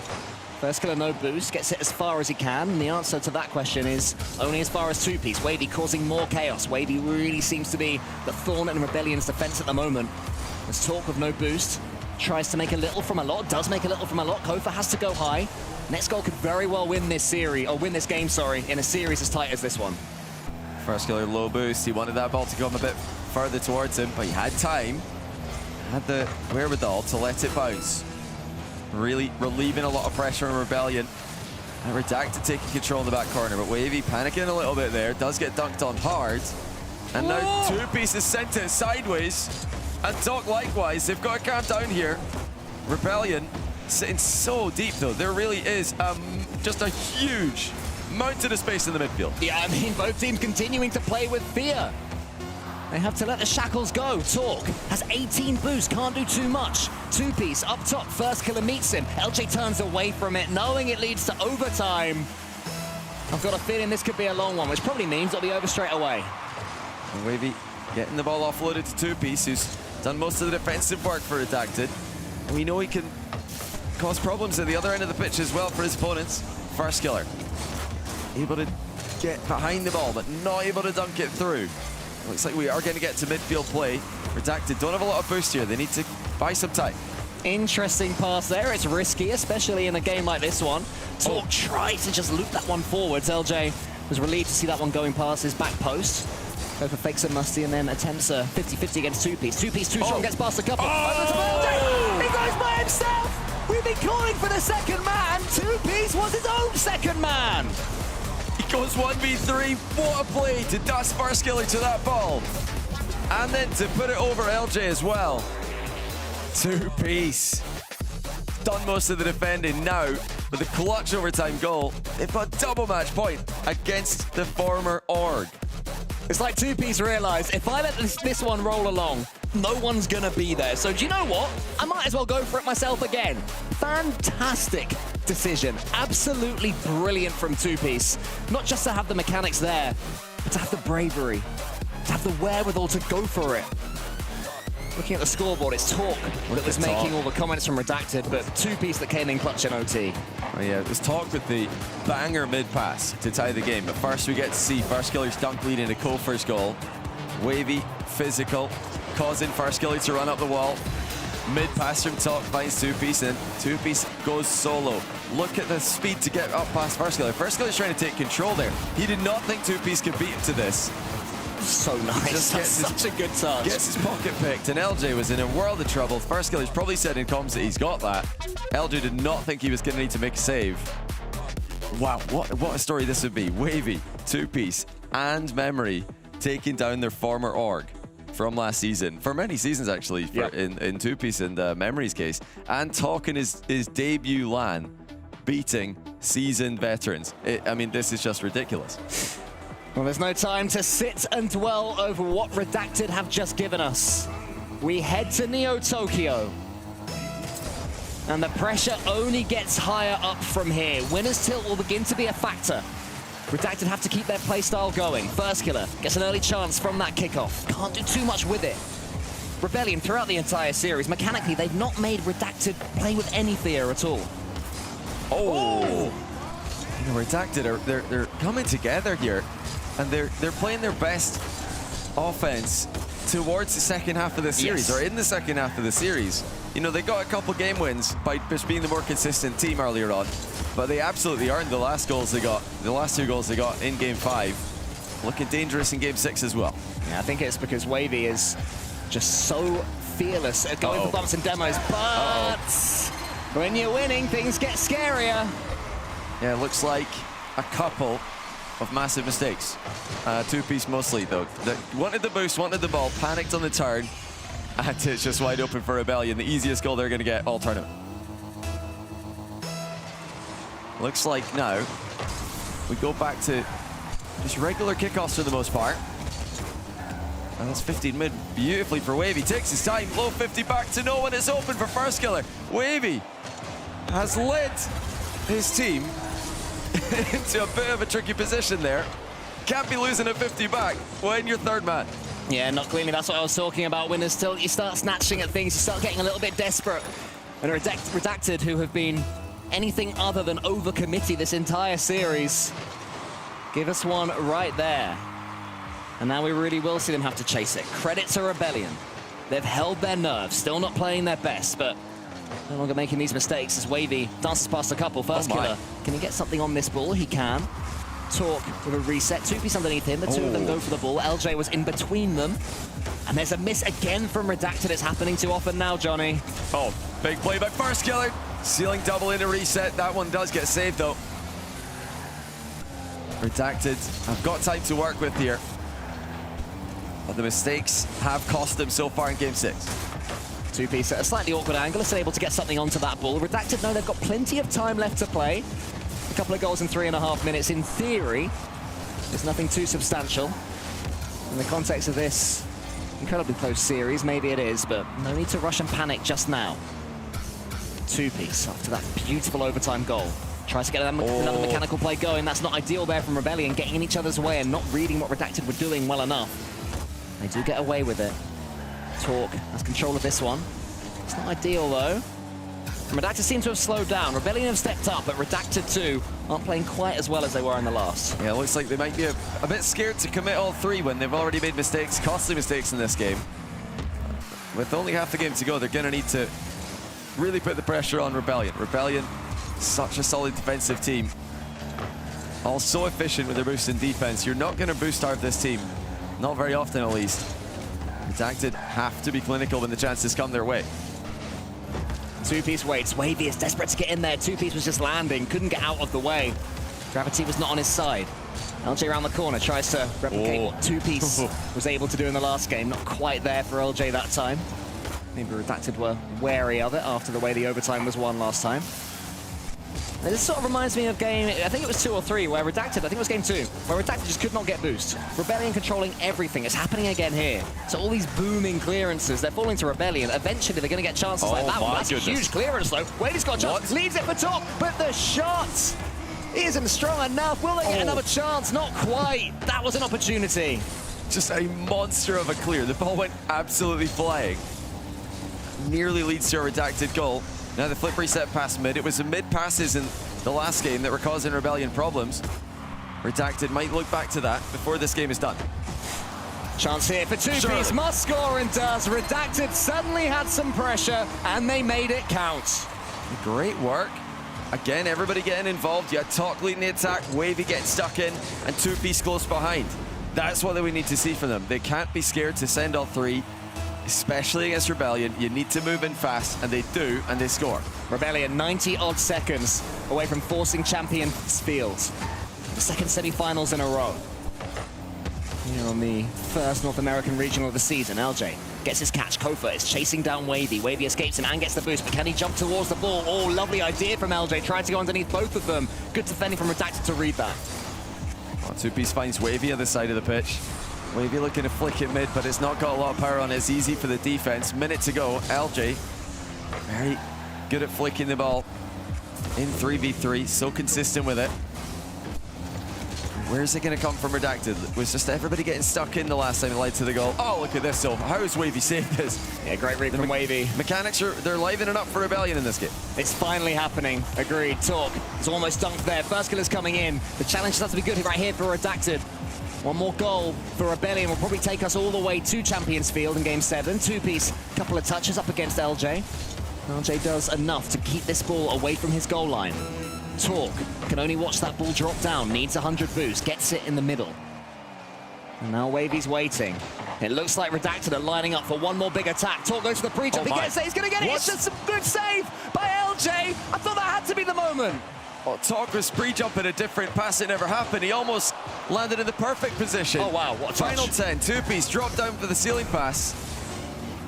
It looks like the attack is just slowed down for Redacted. They have to get a goal, but they can't get the ball in the air. First killer's gonna send it into Game 7. Into Game 7. Redacted do have a tactical timeout, which I presume they will use. Unless they feel they had the momentum at the end of Game 6. Yeah, they might not, and it could, it could just be fine to, in this situation, to go into that Game 7 without using it. Maybe just to send a mind game to Rebellion and say, nah, we don't need it, we're fine. But, history usually favors the teams calling timeouts in RLCS, so you could make a case for it. They have not called on them, so, I mean, they do feel ready. They got the most recent goal, so, momentum did swing. And yeah, some mistakes in this game. We had 2-piece missing the ball in defense. We had Wavy getting dunked as third man, trying to go for a kind of mind game, low 50 back. Can't be doing that, but you know, if they avoid those mistakes, they can get the dub. Yeah, I think as well, the reason not to set a tactical timeout is because Rebellion would probably want one.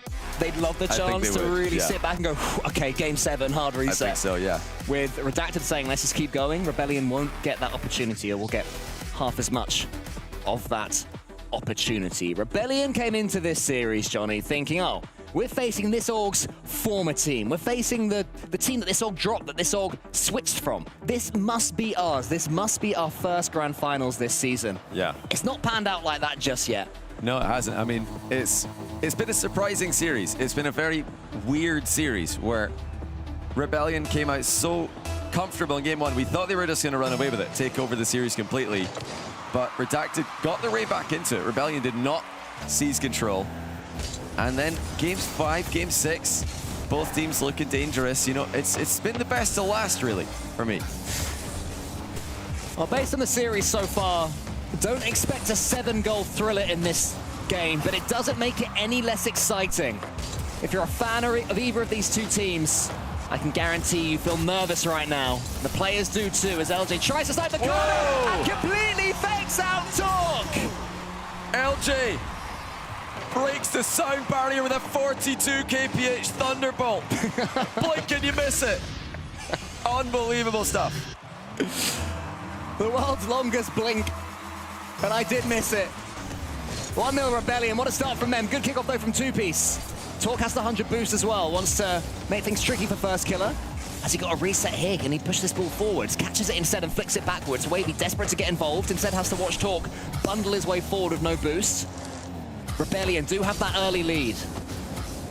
Redacted, keep the ball down. It's 2-piece, Wavy in front of him. This one's gonna come to the center. Kofa pumps it as far forwards as he can, doesn't quite get the read.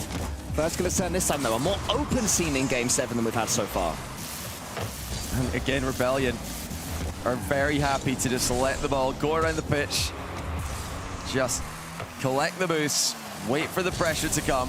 And Talk's not got enough in the tank for the full pitch air dribble. Does make it to half, offload to Wavy, but interceptions coming through for Rebellion. It wasn't a bad effort there from Talk, and that's a big demo. That'll open things up via Wavy. 2-piece. Does he leave it? He does. What? No one! He must have thought there was someone behind him. That's why he left it. I mean, I thought as well. I thought it was a great pass. Wavy doing everything he had to do there, but no one mid for Redacted. On that play, you've got to have somebody mid. I don't care if they've got no boost. You just have to have somebody following that up. Wavy has 100 this time. And it's a teammate rotating back. It's Talk going for a bump as well. 2-piece does come in. This is better from Redacted. All of them involved. Wavy nearly gets that ball. Good clearance though from Rebellion. Talk has to track this ball wisely.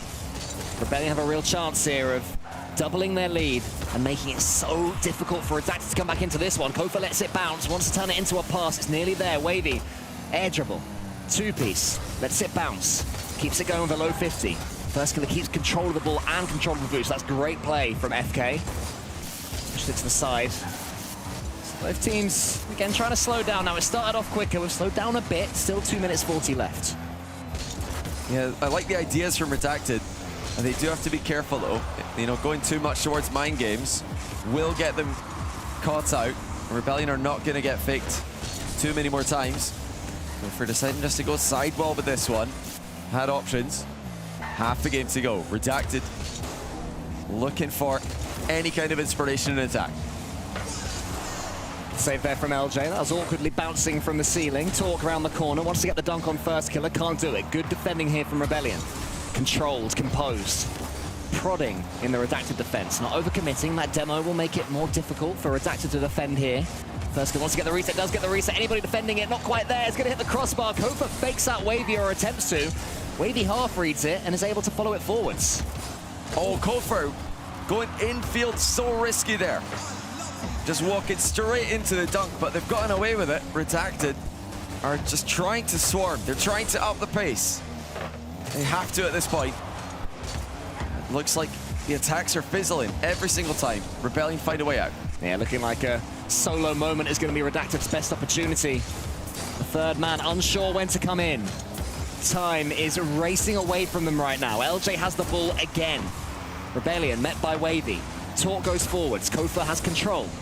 Talk puts it into the center. There's a bump and a demo going on as well on the Redacted goal line. So Rebellion continuing to be pests. Look at this. Can Redacted get it over the halfway line? They're struggling to at the moment. Oh, pre-jump. Talk almost sniped it with the attempted pass. Rebellion have gone, taking the ball off them though, and now LJ unable to 50 at mid, but they've got follow-ups. First Killers looks impossible to dispossess in this match. They've got to keep the ball away from him. 50 seconds to go. Wavy does have a pass into the center. He goes via the backboard instead. First Killer, the man you mentioned, Johnny, is the thorn in their attack side again, but he's ducked. Talk has it on the backboard. LJ to the side. Anybody following up for Redacted? Again, the third man is deep, running out of time, have to be more aggressive. 2Piece gets the 100, and via that demo, should be able to get onto the ball. So much time for Kofor on that play, so much time for LJ, the one before it, and no time for Redacted. We've had a bunch of 1-0s this series. It could very well be another one, unless LJ can do something here off the sidewall. No, it doesn't go their way. Talk takes it away from him. Final few seconds approaching. First Killer with another good defensive stop. Yeah, but it's a bit predictable from Redacted. They have to change their approach. They need to believe in themselves and believe in their teammates. That's a better prod forwards. If Talk can get this done, they could be in business. Not gonna happen. First Killer is making it a simple end for Rebellion if they can kill this ball. 2Piece in the middle. LJ says no, swats it down. Rebellion breathe a huge sigh of relief. Oh yeah, they've gotten away with one there. That was not anywhere near the level you expect to see from them. And it's not anywhere near the best that we will see from them in this season, I'm sure. Honestly, for Redacted as well, I think both teams have got a lot more to show us. But Rebellion have got the win. They advanced to the final. And now they need to step it up massively if they're going to beat Space Station, I think. Space Station against Gen.G looked like a higher level series in my opinion. Space Station looked like a much better team today than Rebellion have. We know what Rebellion can be, but can they be that team today? Can they be that team in the next series? We'll see very soon, but not a bad showing for Redacted, the new young team. Yeah. Talk, debut performance. I think you can be happy with that one. They're not going to like the result, but they get to go again tomorrow against EU. Yeah, they certainly showed moments there, did Redacted. Of course, everybody, they are looking for an org. So anyone watching this one who wants to sign these legends, and make sure you get involved because they have shown an incredible amount of potential. And Talk's first RLCS LAN, no less, as well. So great personalities as well. These guys are they're really great, really great team. I think an org will sign them, and especially now that they're into the top 4 in points. Yep. And who knows if they can make the Cinderella run tomorrow, win the kickoff LAN, guarantee a spot to Boston. That's the golden ticket for getting an org, is qualifying for majors. But yeah, GG's well played to Redacted. Rebellion advancing. Yeah, Rebellion. They won't be too happy with their performance. There is a lot to work on ahead of the Grand Finals versus Space Station Gaming, but they did it. And to speak to them about it, it's Brody Leafex Moore. Cool. Thank you. And we have LJ with us. They're on their way to the Grand Finals now. LJ, first off, congratulations. Thank you. I mean, it was a tough series, I think. Yeah. We should have had it a bit earlier, but you know, we get played a little sloppy at the beginning, but we're back. We're ready. I was gonna say, what got away from you then? It seems to be some teams are having a little bit of trouble getting into it. You just said sloppiness. Yeah, I think first LAN of the season, getting into it, you know, a little bit of nerves, I think. Playing our play style a bit wrong, but you know, we got back into it later in the series, and I'm glad we did. Yeah, I was gonna say, even without an audience, I feel like it can still hit you. Like when you can see your opponents, you can see other people still watching. Yeah, it's definitely still that LAN vibe, you know. A bit a little nerves, but I mean, we're good. Been here before. Just trying to get my first regional win. Right. Is it usually for you? I guess every player is going to be different. Is like getting that one match out of the way, because now it's been a couple for you. How long does it take kind of to get those nerves out of the way? I mean, I think it can take a couple series. I mean, I think now we're into it. Okay, we're ready. yeah. We're locked in. We're ready for the Grand Finals. Yeah. Hey, well, you're on your way there. I want you to tell me about your opponents a little bit though too, because again, they're a bit of the underdogs here, but they took you right to the end. That you guys went the distance. I know you said a little bit of sloppiness, but what are they maybe doing right that is catching people off guard? I think they're playing with like a lot of confidence. They're really good mechanically too. I mean, they're just good players. Yeah, and I'm guessing you're going to say you expect to see them in the rest of the regionals, probably fighting for the top spots too. Of course, yeah. I think they'll make the major. There it is. I guess going into the Grand Finals, you got a little bit of time before we get there. What's the game plan? I know for you, you feel like you're in a good spot. Does the team huddle together? You guys kind of go off on your own, get in the headspace. What's that ritual like? I think we'll take a couple minute break, and then we'll just get right back into it, talk about the series. And no time to think. Right into it? Right into it. There it is. Hey, congratulations, LJ. Good luck in the Grand Finals. We'll go back to the desk for the rest of the talk. Shopify Rebellion have punched their ticket to the grand finals. They will play against Space Station for the title of North American Regional Champion. And it says something about how hard it is to win a regional that a player as decorated and as popular and as professional as LJ has yet to do it. Yeah, I mean, if you're going to do it, though, this is the one, isn't it? Yeah. In a live studio environment, kind of feels like a little bit bigger than a normal event, a normal qualifier. Right.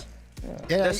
Go ahead, Base. This is the one because NRG's not here. That's why. That's why. This is the one because there's no Atomic on the other side. There's no Dan on the other side. There's no Beastman on the other side. I thought you were just going to leave it at Atomic. Well, I could actually stop it at Atomic. How many did he have? About 14? Yeah. So, I mean, that's really the case. Wow. I mean, listen, DeMar, you're about to say something. Well, yeah, I was about to say something. You want a whole diatribe about NRG. Now, NRG isn't here. If they were here, I know. I was just calling it like it is. I was helping out Wayne. Sure. Let's talk about this series here and open it up a little bit. Obviously, it goes 7 games. It goes to distance, but I feel like The Rock was a little uninspired here from CJ. Yeah, I didn't feel great watching this entire series, I think. But look, Redacted played with freedom. They look like a team that really just had no pressure on themselves first. I think they just played nerve-free. There's a whole bunch of 1-0 games. Listen, you are such a nice guy to these squads. Both these squads look slow. They didn't look like they wanted to go make any plays happen, and that's just how they're playing. And listen, this is the second time in a row we've gotten a Shopify Rebellion post-game interview, and they keep talking about some game plan. I'm not seeing it. What I'm seeing is solo queue air dribble, pop the ball up in the sky. I'm going to cut Redacted some slack. I think they were waiting to see that game plan from Rebellion, which is why they were playing slow themselves. But I think Redacted played pretty well. They were pretty impressive, and they're still going to be here tomorrow for Sunday in the Gauntlet. And I like what I'm seeing, the potential out of Redact. I think they cleaned a couple of things up, and they got a lot of good gas from LJ. LJ saying he expects to see this team at the major. Like I said, that's pretty good gas considering that was nice. All the other teams that are in this region. So, very impressive to see. Or he's expecting them to be the 5th team and they win that extra spot. Hey, I like that. The confidence. I like that. Either way, Redacted, they did look good, but I'm with Base here. You are just completely off North America. You are sitting here watching these games, watching these highlights right now, just shaking your head. I mean, listen, they've had some good moments, bro. But listen, if you're watching this game plan today and you're expecting NA to come out on top tomorrow, then you're delusional. I got to call it like it is. And a lot of people call me delusional, but I'm not. I'm just a realist. I keep it like it is. Here we go. And saying that, man, Shopify Rebellion, you can take away. Look at this. That was the fastest going on CS history. How was that in Game 7? And this is what I'm talking about right now. I don't understand how that happened, listen. but you got to take them out of that. If you're Shopify Rebellion, you're happy. If you're Redacted, I think you're good. You definitely played better than they did at the World Championship, significantly, especially 2-piece. He looked pretty solid in comparison to his former Leon, so that's a win. Listen, he did look solid, but I am getting a sense of some Stephen A. Bates reactions here. There's a lot of reaction takes here. I don't like what I'm seeing because there are good teams on the other side of the bracket with Gen.G and SSG. They got the team play. They got the style. So I don't think NA will be completely out of the game tomorrow. We are filling up that gauntlet bracket. But again, between these two teams coming up next, I mean, I'm feeling like it's going to be a little bit one-sided here. And Bates has been calling for some Game 7s for North America. You just got back-to-back games. I don't understand how he went to Game 7 in the last series. Now, the one before that, Gen.G Space Station, that Game 7 felt Game 7. I don't know how we got to Game 7 last series. Do you know how we went? I don't know. Rises on the field doesn't know how it goes to Game 7. 1-0. Like, it just kept ending up that way. So listen, credit both teams. You pushed it all the way to the distance. CJ, when's the last time you, as a Shopify Rebellion fan, did feel good? Never. I don't feel good right now either, I don't think, but they are in the grand final. They're doing That's true. That's true. Are you asking if I've ever That's what I'm saying. I'm saying you're like, I didn't feel good through this series. I'm like, when's the last time you're just kind of a true fan, you know? Which you never feels good when you want your team to win and it's like close. You got to be right on that. I mean, it's relax. What is wrong with you? Why are you're wearing this old man quarter zip and you're a grumpy old man. Here we go. He's a grumpy old man as well. You're sitting here, hating on North America, NRG, they're not here. If Atomic was here, yada yada. Who cares? They're not here. You gotta face it. Looking like fresh Neapolitan carton of ice cream there. Let's take a look at the gauntlet bracket. We got some matchups fully set up now. Gen.G Mobile 1 Racing will play Team Vitality. Gen.G Vitality. Well, round 1. And then Redacted on Nova on the other side. We can't throw Gen.G on the other side of the bracket. The Gen.G team play is going to be needed very quickly because they're going up against Gen. I mean, listen, I just think that we should put the Gen.G on the other side just to make Gen.G over. Give him a better chance. I mean, look at the importance of winning this North American qualifier, not only for 15 points, but you avoid KC and Vitality on one side of the bracket. Hey, man, but yeah, listen, you do get the voting, but NIP, there ain't no slouch now. That's true. That's true. Listen, let's flip the narrative here. I think Vitality is a team that has to go through the gauntlet this time around, okay? Because now Vitality got to take on a Gen team over one squad instead of Surge, and then they're going to have to take on the loser of a Rebellion team that's looking hot or an SSG team that's looking hot. Folks, the grand finals are coming up next. We also got a little bit of a draft for our show match, so stick around. RLCS kickoff weekend continues after this. American. Come on.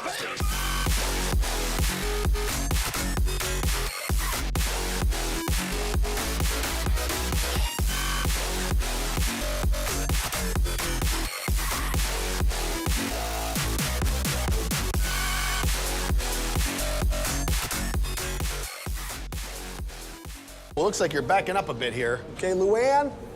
Is there a Luann in the house? Remember, you don't work here. Young homeowners love to get involved with everything. Luann going once. Progressive can't protect you from becoming your parents, Luann? but we can protect your home and auto when you bundle with us. Sorry. Luann. We have 16 teams from around the world. It's a shot. It's wide. The follow is in. They need to keep running back to their net. Otherwise, Reds will come back at them. But it doesn't matter because there's killers through one. There's killers. 1, 2. Oh, it's so cold. Just give him the trophy now.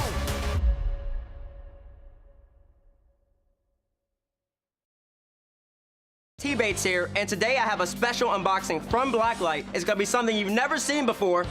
ASMR. Let's get into it. Oh my gosh. Sorry. Oh my gosh. It's cool. These are the instructions. It's a piece of art. Smooth as silk. And now for the finishing touches. The Athena Pro. Blacklight. RLCS. Available for pre-order right now.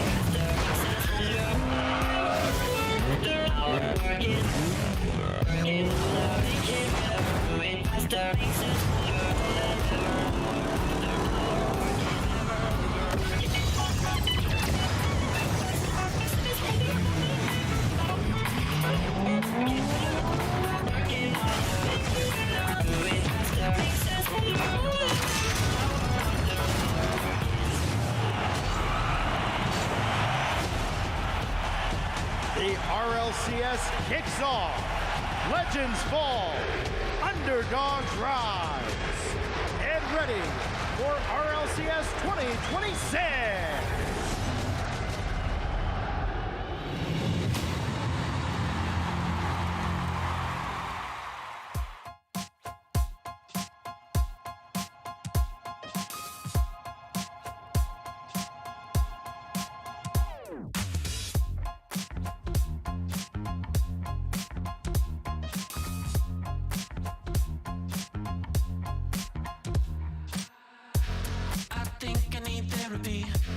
My feet gets the best of me.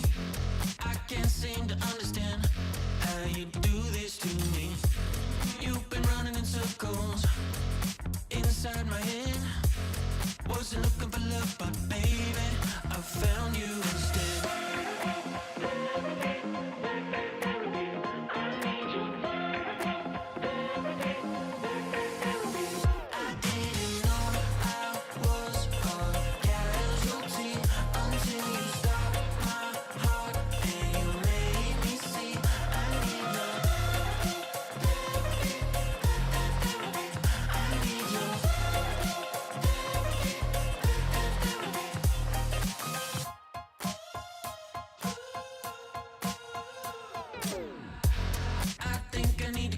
darkness.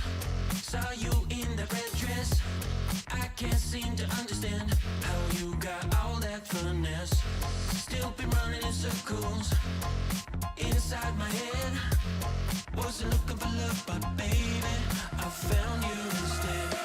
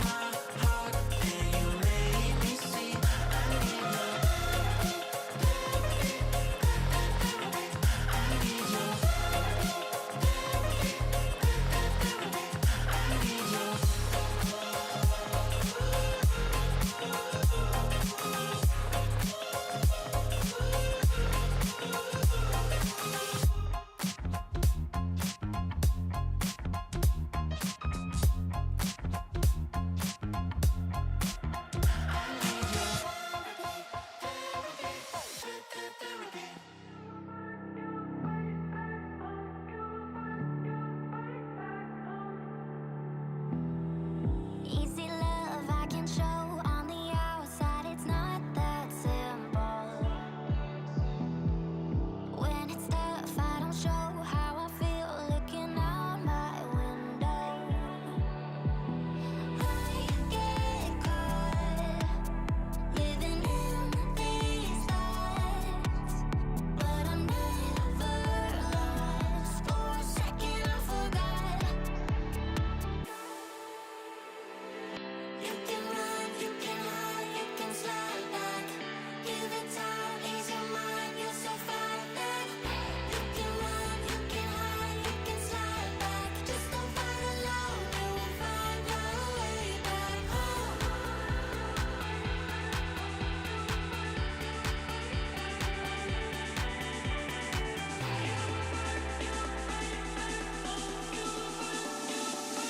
You will find your way back home.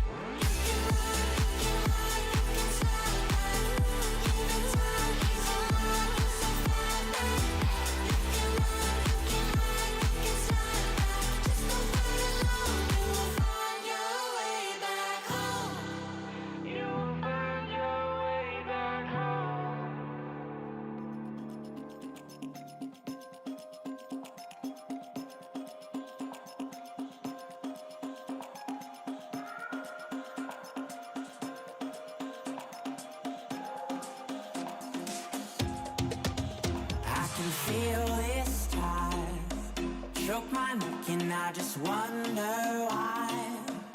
I'm buried in a suit I'd never buy, a suit I'd never buy. Cufflinks on my wrist, I can't.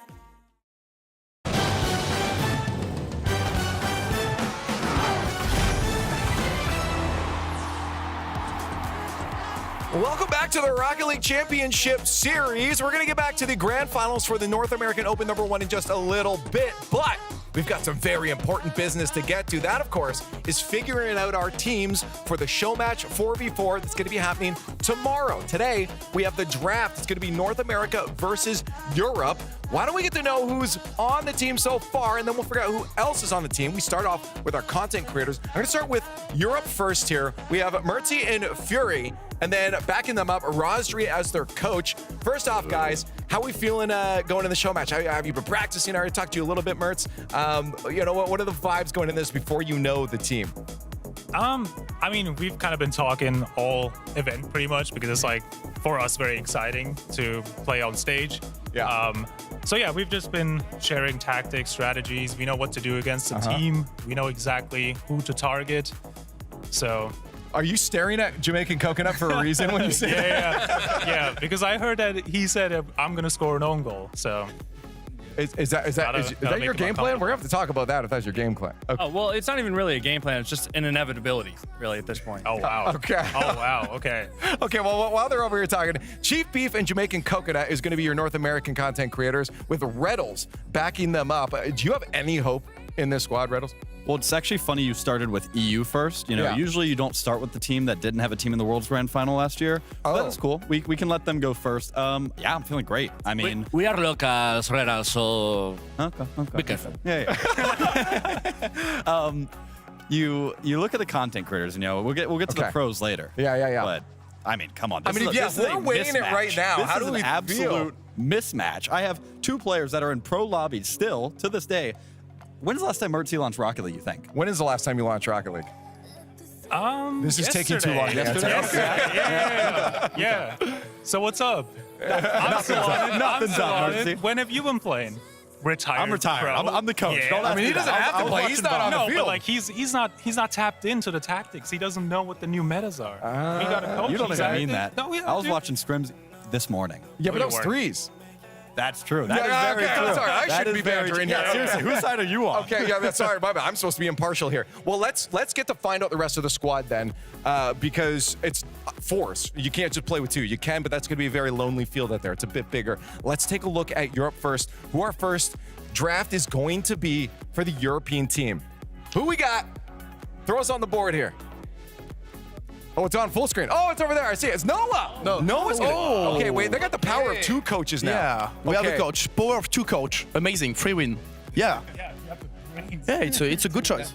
The strategy is the most important part in a 4 versus 4. Right? Yeah. Okay. So early thought. You guys now see Noah. They got them backed up. Double the brains. Right. Which is like, I mean, so we got mechs here, brains here.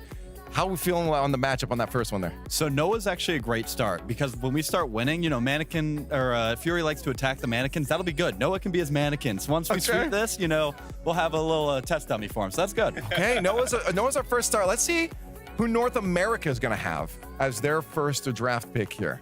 Who's going to be backing up as the third player? Okay, love it. How you see Seamus. Yeah, he was actually on our stream after they lost, and even though he lost, he was in good spirits. So now imagine when he's winning. We win that first game, and I feel like that ball gets rolling a little bit. We're definitely adding on to the MMR on this side. I have something to say about that, actually. Yeah? This is funny because I played Seamus for a video in a 1v1. Okay. Guess who won? Seamus. You would be wrong. Clearly, I didn't watch the video. But yeah, I actually beat Seamus in a 1v1, so... I'm coming for you again. Once again, though, is not 1v1. It's not, but it's a mental game. It's a mental game. Okay. So you'll make him remember the text chat beforehand. Okay, 100%, yeah. Okay, let's round out your squad here. We've got Noah as your third. Yeah. Who do we got as our fourth? Let's throw it up on the board here. Oh, nice. It's over. It's over. Okay. Yes. We got some mechs. We got the brains to back up the mechs here. You guys seem like you're feeling good about that. Yeah. Guys, if you don't want to play tomorrow, we could understand. Are we throwing the towel in? We forfeit early? Not a chance. Who's gonna beat Nas from NA? I will. I think he's targeting. I don't think you're going to be playing a lot, to be honest. That's if he can catch me. Let's go. Okay, I'm going to be watching. That's going to be the subplot for tomorrow. How you guys feeling though about the brains, and now they got that gusto behind it? I mean, they have a little bit of a duo, but we got 4 people. I mean, Nas, there's no way he 1v4s us. It's going to cut to an edit of us getting 1v4'd after this. It's Cue the montage, right? Yeah, okay. Well, we've got our European team. Let's start to round up the North American team. We've got 3. Who's going to be our last? Okay. What are you thinking? What are we thinking here, squad? I mean, what? I've won a regional with this kid. I've been to multiple lands with this guy. Come on. Like this is the star I needed. This is the focal point of our offense. I'm feeling good. I'm ready to play with Cheese. Yeah, that's a tough thing. I mean, like they've got now that camaraderie. They got that experience together. Does that shake you guys up a little bit? No, man, we have Nas. He can win. We have Nas. He can win the show match alone. No problem. No problem for us. Okay. Well, now that we're looking at each other's full squads, before I let you go, I want to get the final thoughts maybe from the coaches. You're already putting together some plans. We heard here from Rlcs that you know where you're going to be putting Cheese. What about the rest of the squad? What's the game plan here going into tomorrow? Yeah, I mean, there's a lot of things you could do as the coach of this roster. But honestly, looking at the teams, all I need to know is, where do we pick up our medals after this series? Because really, there's not a ton of strategy to it. My content creator's clear, my pro's clear. Unfortunately, they stuck us with an EU pro, like an import, which might make it a little closer because yuck. Oh my God. Even taking shots on their own team. Okay. Yeah, why is he playing with an EU player? What's up? Okay, your NA team consists of an EU player. I didn't build the team. Hey, I mean, listen, he came over here and he won, right? He got here. And I mean, at the end of the day, EU, North America, it really doesn't matter. We're going to win. It's going to be 2-0. It's going to be more goals than you've ever seen in any Rlcs match ever. And do we get a title for this one? And Fury's used to a lot of goals, with the whole SSG Vitality series last year, so he's used to a lot of goals. I don't know. Chat, you got to rate that victory speech. I don't know how I'm feeling about that. And they speak a lot. You speak a lot. Yeah. We will see that tomorrow. That's exactly what we'll do. See it tomorrow. It's going to be for the grand finals tomorrow. The gauntlet is going to be great, but so is the show match. Tune in for that. Now, though, we got to get back to finishing off the North American Open #1. So let's get some actual experts here to talk about Real Rocket League. Analyst, you in here? Okay, we need your thoughts on this too. Get in here. We're gonna kick these guys off. Come on, we got to let the real brains do the work. Guys, what do you think on these? Who's gonna win this? Can we get some thoughts? It's not even a question. So I'm okay. It's not even a question. Of course, it's gonna be Europe Leaf. No, this is gonna be Nas versus Cheese with 6 roadblocks they're gonna have to get around. Okay, like it's just we'll see. I don't know. But they have 3 traffic cones per side they can position where they like. It's gonna look like Swiss cheese in defense up against the EU. Interesting. You know you believe that. I do. Of course, I believe that. You don't. I don't think any wins the series tomorrow. I don't. There you go. Look at it. That's how you literally don't walk a Kermit meme. No, I don't think they win a series. Here he goes, guys. Here he goes. Look at his face, bro. He's an X-Men rage baiter. But one in the chat if you think Johnny's a rage baiter. I'm not rage baiting. Look at him. He can't even look straight. Look straight and tell me. EU will win every series against NA tomorrow. He's calling it right now. He might be wrong first thing tomorrow morning. We'll find out when we get there, folks. Got one very important match to play before we get to play that gauntlet bracket, though. We have the grand finals of North American Open #1 for the 2026 season. It will be Shopify Rebellion versus Space Station Gaming. This one is for the title for 15 points as well as $21,000, 7K per player. They're already at, I think, 15K is second place. So it's like a $6,000 jump in this show match. And every point matters here because you got to remember NRG's not here and you have to kind of expect them to make a run in Open 2 and in Open #3. Yeah. Well, let's get the teams on the stage to kick things off. The boys playing on the blue side, but they're wearing the green. It's Shopify Rebellion. Well, I saw somebody saying that after Johnny and I just casted their series against Redacted, it was the most negative take on a semi-final victory they've ever seen. And do you know what? They're not wrong. We were not beaming with praise and pride over that Rebellion performance. And the reason for that, Johnny, is because with these 3 players, We expect more than that, and No, they they have can- to yeah. offer more than that against SSG. And they can definitely, they know that. They know they have to play better against SSG, and they've got what it takes individually. Can they do it as a team? As they get set to go, LJ has been a world's offensive MVP. Oh, yeah. But has not won a regional. Oh. It's a hard thing to do. It's crazy. As the players get set in their stations. Well, Juicy won his, you know, so maybe now it's LJ's turn as well. It is his turn. We'll see if they can get there. The players are getting set up. Leaf is standing by with the coach. VP, one more time, maybe another after, if you guys can get a dub here, but you're in the grand finals now. Feels good, right? Feels great. I mean, this is where we need to be. That's like kind of the expectation, what we have for ourselves and what everyone has for ourselves. Now we just gotta win. Yeah, that's easier said than done, I guess. That's true. Now, looking overall, I mean, the matches in general, I feel like have been a lot closer than some people have been expecting. Like on paper, there's some teams that look like they should be winning, should be in the grand finals. You guys are one of them. But matches have been a lot closer than I think people are expecting. Why do you think that is right now? Yeah, FUT wasn't too much of an issue, but Redacted, they played well. Gotta give it to them. Redacted played a very solid game. And we had to play some type of way, I'm not gonna say what, to beat them, which we did eventually. But they were good, but now we just gotta lock in for SSG and we're confident. I guess that's the thing is like, how do you adapt mid-series? Like it's easy to say, let's adapt, but to actually do that and like switch up what you're doing must be hard. It is, but most of the time we have like a set play style. You know, we gotta focus on ourselves, and if we do it right, we'll be good. That's right. So I mean, going into this, you have to be confident of the squad. What's maybe the final words you're saying before a grand finals for the Open? What's that last speech you give them? Just have confidence. Like that's the big thing. Some people just lose, or they get too overconfident, and they start playing too fast. But then they gotta have some confidence, and that's the most important part. All right, you go give them that confidence. It's time for your opponents to come out here. Space Station Gaming.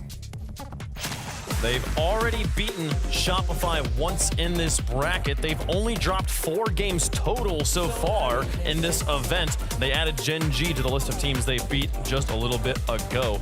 In Game 7, nonetheless, avoiding a reverse sweep. And now here they are looking for that title. Yeah, well, Gen.G in the end gave them an incredible warm-up. It would seem like it was going to be a stomping by Space Station Gaming. All 3 of them were involved. They were having fun against Gen.G, but they had to work for it, Johnny Boy, in the end. But I think that'll do them some good going into this grand finals. Yeah, they faced serious adversity. It looked like they had the sweep, and then it looked like they're being reverse swept, but they clutched it up in Game 7, and a lot of emotion as well after they got after they got every goal.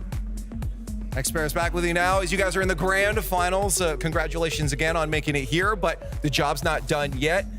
What were the talks between here? Because you didn't have a lot of time. We just went to chill. Like we knew that we took that series longer than we should have. So we just went back to the prac room and just like, okay, boys, let's just calm down. It should have never happened. We should have just followed them. It happened. We know why it happened. Now we're locked in for the finals. Good, yeah, I mean, looking back, you don't want to look too far back, but how do you make sure that the lessons learned in the series before stay in this series? Because it's so easy once you get into the game to forget everything else you were just talking about. I mean, to be honest, what happened today was something like we talked last night. So it was kind of like perfect timing. So it should help like maintaining things in the series before. That's awesome. That's good to hear. Now, in terms of, I think the word that was brought up before was fear. I mean, you guys got a little afraid in the last series. How does that get stopped sooner than later? Do you ever see that rise in your players and try to jump in early? I don't think they were scared. It's like we lost game 4. They were playing better than us. We just like, that was a bit scared there, but like game 5, we just strolled open nets. Game 6, Review was hard tilted. And yeah, game 7, we're like, yeah, boys, we just got to lock in. We're better than them. Just play the game. Okay, I'm wondering if that's going to be your speech. I asked VP, and I want to know yours as well. You're about to sit down with your players and get into the grand finals. What's that final speech? What are those final words of wisdom that you give to them before they jump into the pitch? I mean, that's something for us to keep in private. Okay, fair enough. You know, I'm going to let you go whisper those words to them, and hopefully they're words of success. Thank you so much, Expert. Thank you. Both teams ready to go. Both teams went through a gauntlet to get here, had to go to Game 7 to win it, to make it to the grand finals. Space Station had a little bit more of an easier road, though, when it came to that Game 7. Did win it 3-0, not allowing the other team a goal. Yeah, it was a good performance in that Game 7. I was really worried about them. I thought they were going to lose. Gen.G had all the momentum. Gen.G had an experienced team, but SSG locked in and they got the job done. So they've faced adversity and then they've prevailed today. I mean, Shopify likewise, but in a different way. Chat, we kicked CJ off the production because he was a little bit too biased. Production, he's found a different broadcast to join. I think he's arguing with Chief Beef on his screen. This is a Rebellion versus SSG debate. They're getting angry there. This is getting serious. He's getting pointy. He's getting very pointy. I'm a little bit worried. Don't you get me started. I'm not sure. Hopefully they're okay. Hopefully they're holding on down there. Yeah, I'm glad we cut away. There's, oh my goodness, there's so much anger. I do appreciate that when CJ was being, a bit too biased, and you thought, who do we call? Johnny, you need an unbiased, just impartial. I mean, I'll balance it out. I was the one defending North America on the first. Back to him. Listen, if you mix yellow and green paint, you get something that's kind of close to your shirt. So I feel like it kind of works out. You kind of got that unbiased thing. Twitch.tv/Chief Beef, I believe, is the URL if you want to watch that argument live in person right now with audio. So it's so cool that we have all the creators. I know. I love everything should be in this giant circle. Right now. We can get them up here right now rather than over there. We can get their actual takes up here on the main desk. We'd have to get some and take them away from the wonderful I don't know what they're doing. They're broadcast just looking at each other.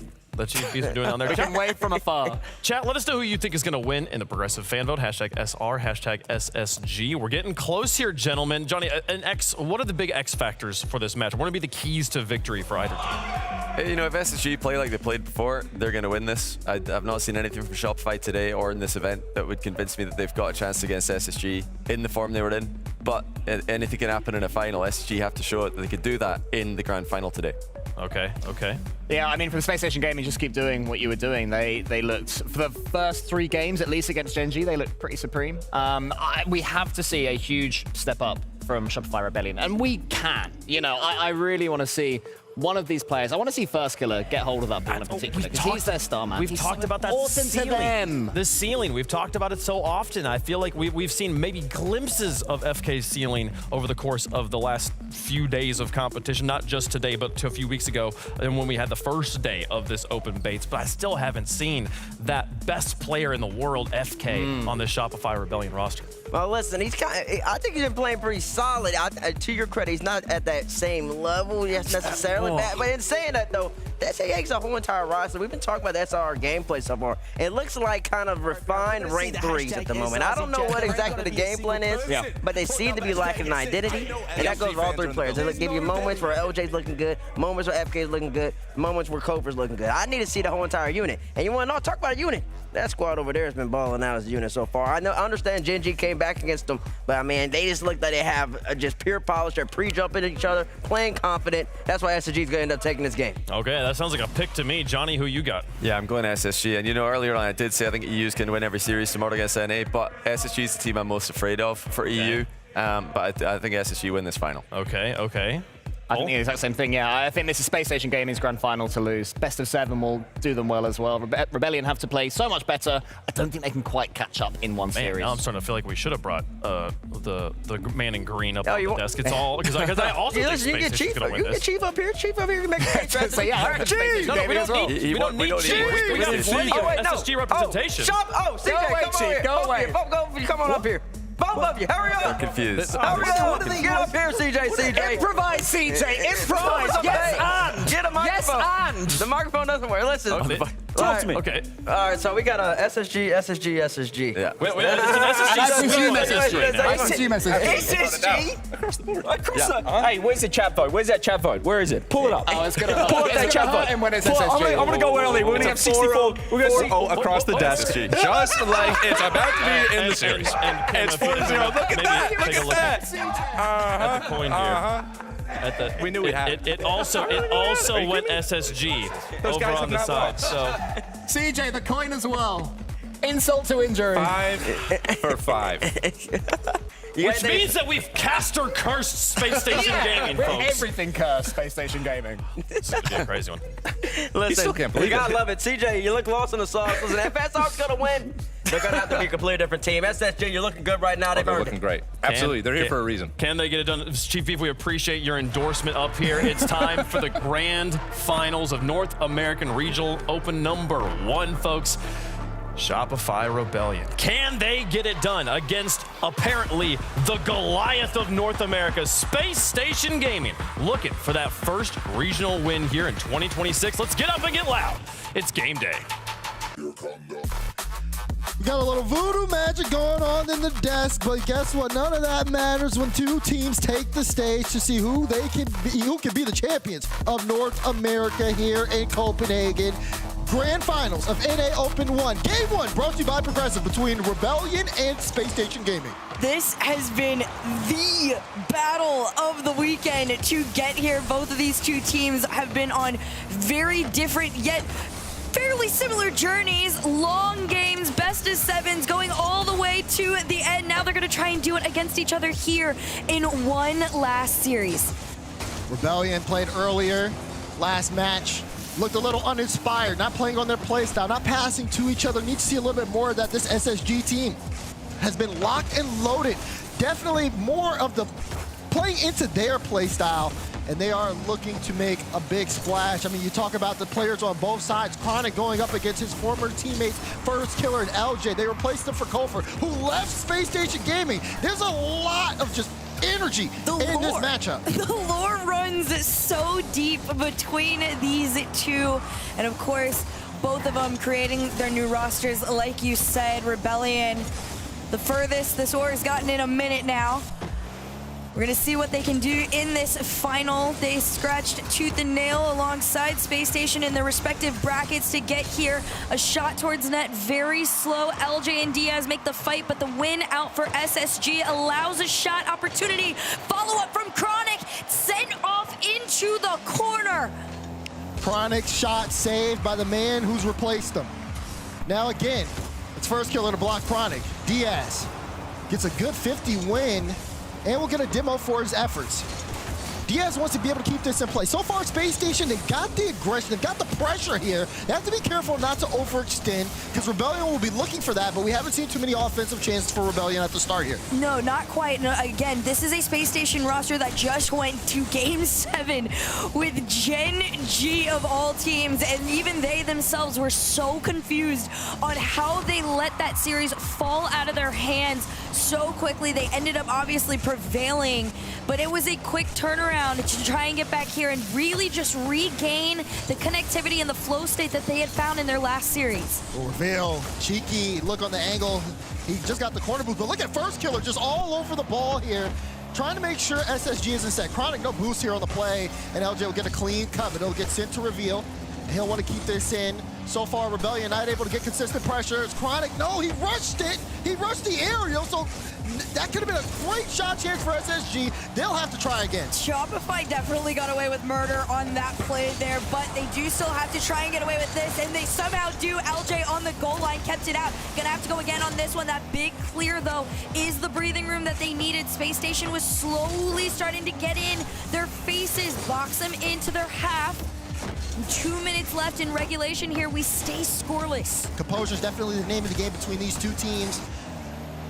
Again, we talk about the implications, just that kind of mental battle, knowing you're going up against former teammates and just really wanted to get that win to start off your journey here in the 2026 season.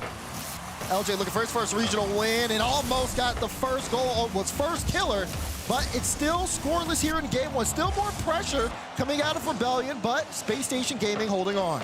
Kofer's gonna try and pass it all the way from the ceiling to the other end. Rebellion plays an incredible aerial game, but so does Space Station. They definitely could go toe for toe right here. He goes for the back flick on this one, completely sent off. You saw the patience.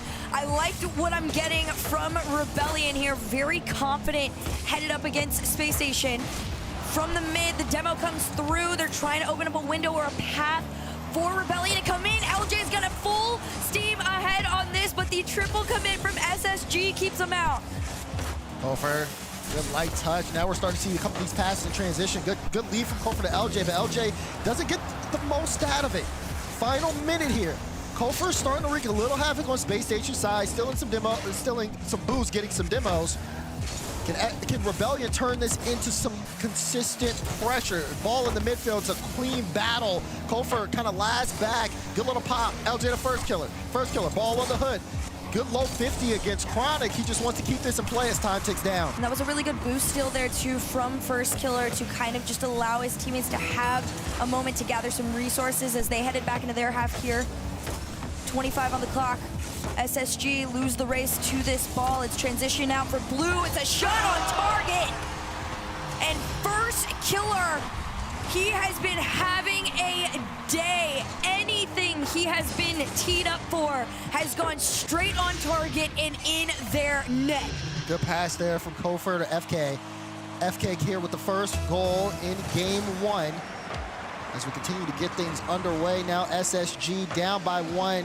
We'll have to see if they can make a play happen here late. Time ticking down in regulation. Final 10 seconds before Rebellion can take game 1. Reset takes his time. Double reset, too much power. 5 on the clock in a demo.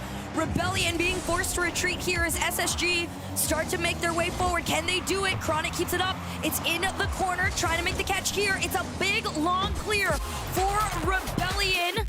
But they end up surviving those final few moments and take that game 1. And this game kind of came in a flash here. Both teams really showing some good offensive prowess here early on. Lots of passes in between each other, but again, not able to really connect on things to make some real threatening opportunities, get the goal line, goal scoring up higher. But now we get to see some adjustments being made between game 1 and game 2 here. Rebellion, though, off to a nice little start. They got a couple transition plays. First Killer gets 1 in. It's 1-goal game where the final goal is scored very late here. That's going to show you how tight this final is going to be. Oh, yes. If that was not an indicator of what this series is about to look like, I don't know what else is. Like we said, we just saw Space Station get taken all the way to that game 7. They almost got reverse swept. So their mental state is going to be very strong right now. But the real question is, how much mental game do you got left after all that? I mean, listen. Well, it's not as late as it was yesterday, okay? We got to keep that. It is earlier. We will say. It is pretty early here, but that being said, I mean, you look at these teams and, you know what a Championship Sunday looks like. It's Saturday, but, at least in the online Champ era. Sunday for NA. You know the type of bracket you have to go through. These players are all used to this, so I think the mentality is really more focused on the composure in the matchup, not making sure you guys still play your game, play your play style, don't get too flustered. Especially with how tight this series is, the mental game is going to have such a big impact. For sure. Space Station, if you weren't aware, finally dropped more than 1 game in a series in their last. Rebellion, on the flip side of things, just been going through the ringer to get all the way to this final. But they've looked great. Everybody is afraid of them. They've been ranked very high across the board. Now we see a little bit of early offense here from Space Station, but even more to be desired. Diaz complete whiff there, but he has Chronic behind him. Kofer demos Diaz, so Diaz will be back in time, no worries, as Kofer uses all of his boost to play that ball, just bouncing back and forth with these strong clears. And now Chronic wants to carry it. First Killer looking to apply some pressure. We haven't seen that Rebellion consistent offensive pressure yet, and SSG able to control the midfield a little bit here is revealed. Nice high touch, gets the follow-up. Diaz, chance here, looking for the shot, gets a double straight down. Little bit of chaos in front, but First Killer clears it away. You gotta be so careful to Space Station. You almost got scored on. You might hear, you managed to get away with it. Chronic had committed just a little bit too far earlier, and it's little things like that that are gonna be the difference maker between these two teams. You can't have that third man racing back on no boost. Shot on target, set on. Follow-up is wide. Here comes the third, and the dunk is in. Nice here from LJ, but Rebellion as a team with the pressure. Look at the follow from First Killer. Kofer kind of gets the defense jumping, and then LJ just strong follow-up to force. It plays the 50 well in front of the goal line. Secures the first one here for Rebellion early as they pick up where they left off, and almost a kickoff goal there. Diaz back in time. Right now, Rebellion playing the same game you've seen throughout this weekend and even in their qualifying stages. Just a very confident and connected style. Chronic, it's been a little bit louder on the end of Space Station throughout this weekend. He is a player that you do want to see step up here. Diaz over to reveal. Interception from Kofor, the player to come in and really see if he can help this Rebellion team find the success they deserve. Need to see a little bit more control on the ball on the side of SSG. It's been tough. Even for Chronic, he's been trying to control the ball, but he just gets challenged so early from Rebellion that sometimes the best play for him is to throw it away, but that doesn't help SSG's offense. Here he is right now. Gets up quick. Nice first touch. Good control with the flip reset. Pass one. First killer has to play it off his own back wall, and Kofor will boom it away. I like this catch here, too, from Reveal. Space Station, again, you got to play a very interceptive and premeditated version of Rocket League when you're going up against Rebellion. They are very fast to find each other, and it's very difficult to be able to cut them off at times, too. 2 minutes left here in regulation of this game number 2. Lead still holds to Rebellion. Kofor wants to extend on it. The quick follow from LJ. You see first killer lurking in the back, and for good reasoning. Space Station not going to be granted the space that they want. Oh, decent 50, but we're seeing the same thing over and over and over again. SSG not really playing with each other to get this ball past the midfield line. It's usually an individual pops it up, and just like this, what we're seeing there, LJ, he'll pick up the ball, and they'll try to turn it into a solo play. Rebellion has kept pressure like this for the last minute. Maybe a chance for a transition, but no, again, Rebellion, that deep third man has just been so quick to get to that midfield line and shuts down anything SSG are doing. They have to, like, race to just get it into the corner like we're seeing now.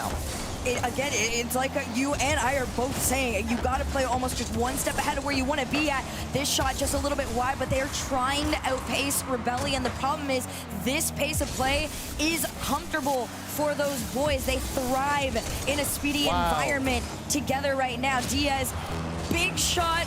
All on 0, 1 minute left to go. Space Station are going to try and ramp it up here. And LJ off ball was just so spectacular. He was getting chased by Reveal. He took the mid, he took the back corner boost, and now he's getting a bump in the back end to get Rebellion more room to work with. LJ, so big, but again, like I said, not on the ball there, just being able to get Reveal out of the play and put SSG in a tough spot. SSG still trying to make something happen here. May have a chance here in the final 30 seconds if they can keep this ball in the blue half. They got to hold on to possession, though. You can have it in the blue half all you want, but unless you're actually making plays with it there, it means nothing.